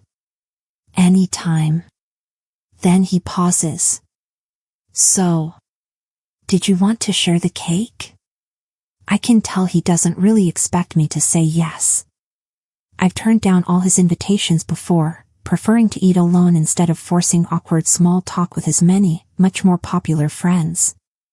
Luckily, if people think it's suspicious that we don't eat lunch together, they've never mentioned it. But while I hesitate, 𝐒𝐚𝐫𝐭 and the others, who have blatantly and unashamedly been listening to our every word, make their way over. We can all share, Savannah says, voice bright, and Nadia and Stephanie nod in fast agreement. Then, to my surprise, Nadia hooks her slender arm around mine as if we've known each other all our lives. Come on. We're all dying to get to know you better.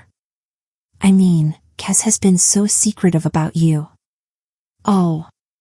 Thanks, I say, then realize how unintelligent that must sound. Flustered, I continue.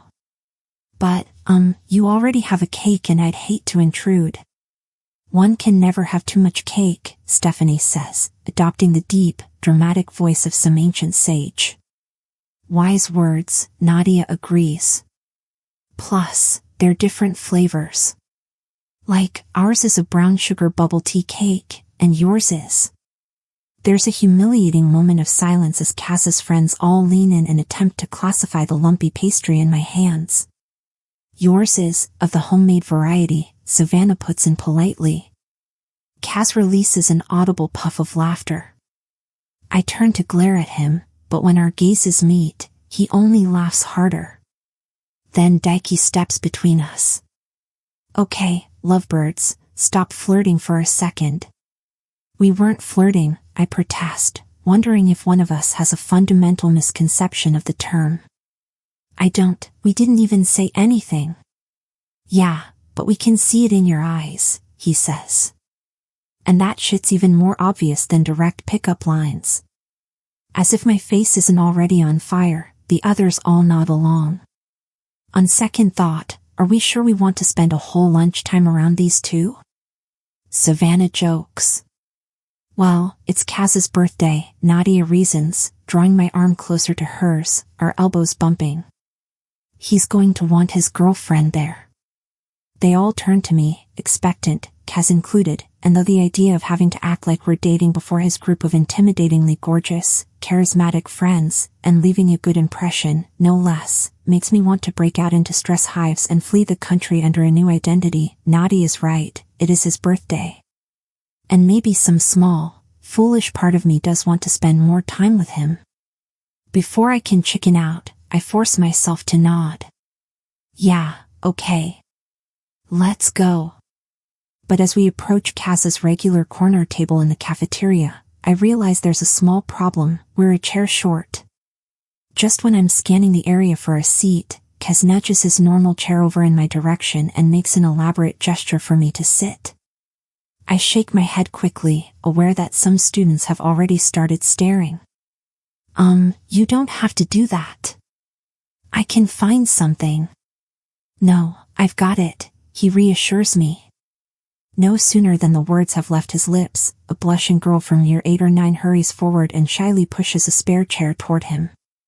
Happy birthday, she squeaks out. He smiles at her politely. Thank you. It's a simple response, but the girl's face turns bright red, and she stumbles twice on her short trip back to her giggling, whispering friends.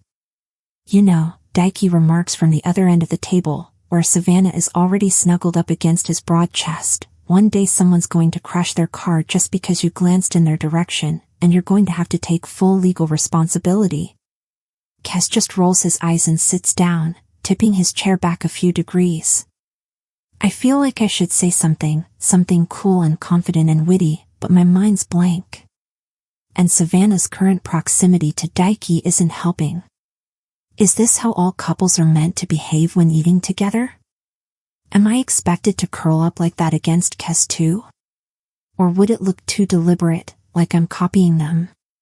Then I'm imagining how it'd feel to be that close to him, to rest my cheek over the place his heart beats, let him wrap one strong arm around me. Hey. Caz nudges my knee under the table, and I jump, my face flushing. He raises an eyebrow while the others stare over at us with obvious curiosity. What were you thinking about? Nothing. Just, I panic and blurt out the first thing that comes to mind. Just, global warming. I'm met with a series of blank stares. Great, I think with rising despair as the silence stretches on. This is exactly why you don't hang out with Caz's friends. Now they're going to wonder why he's dating someone with the social skills of a potted plant or a potential kink for a severe climate crisis. Then 𝐒𝐚𝐫𝐭 nods solemnly. It's a pressing issue, for sure.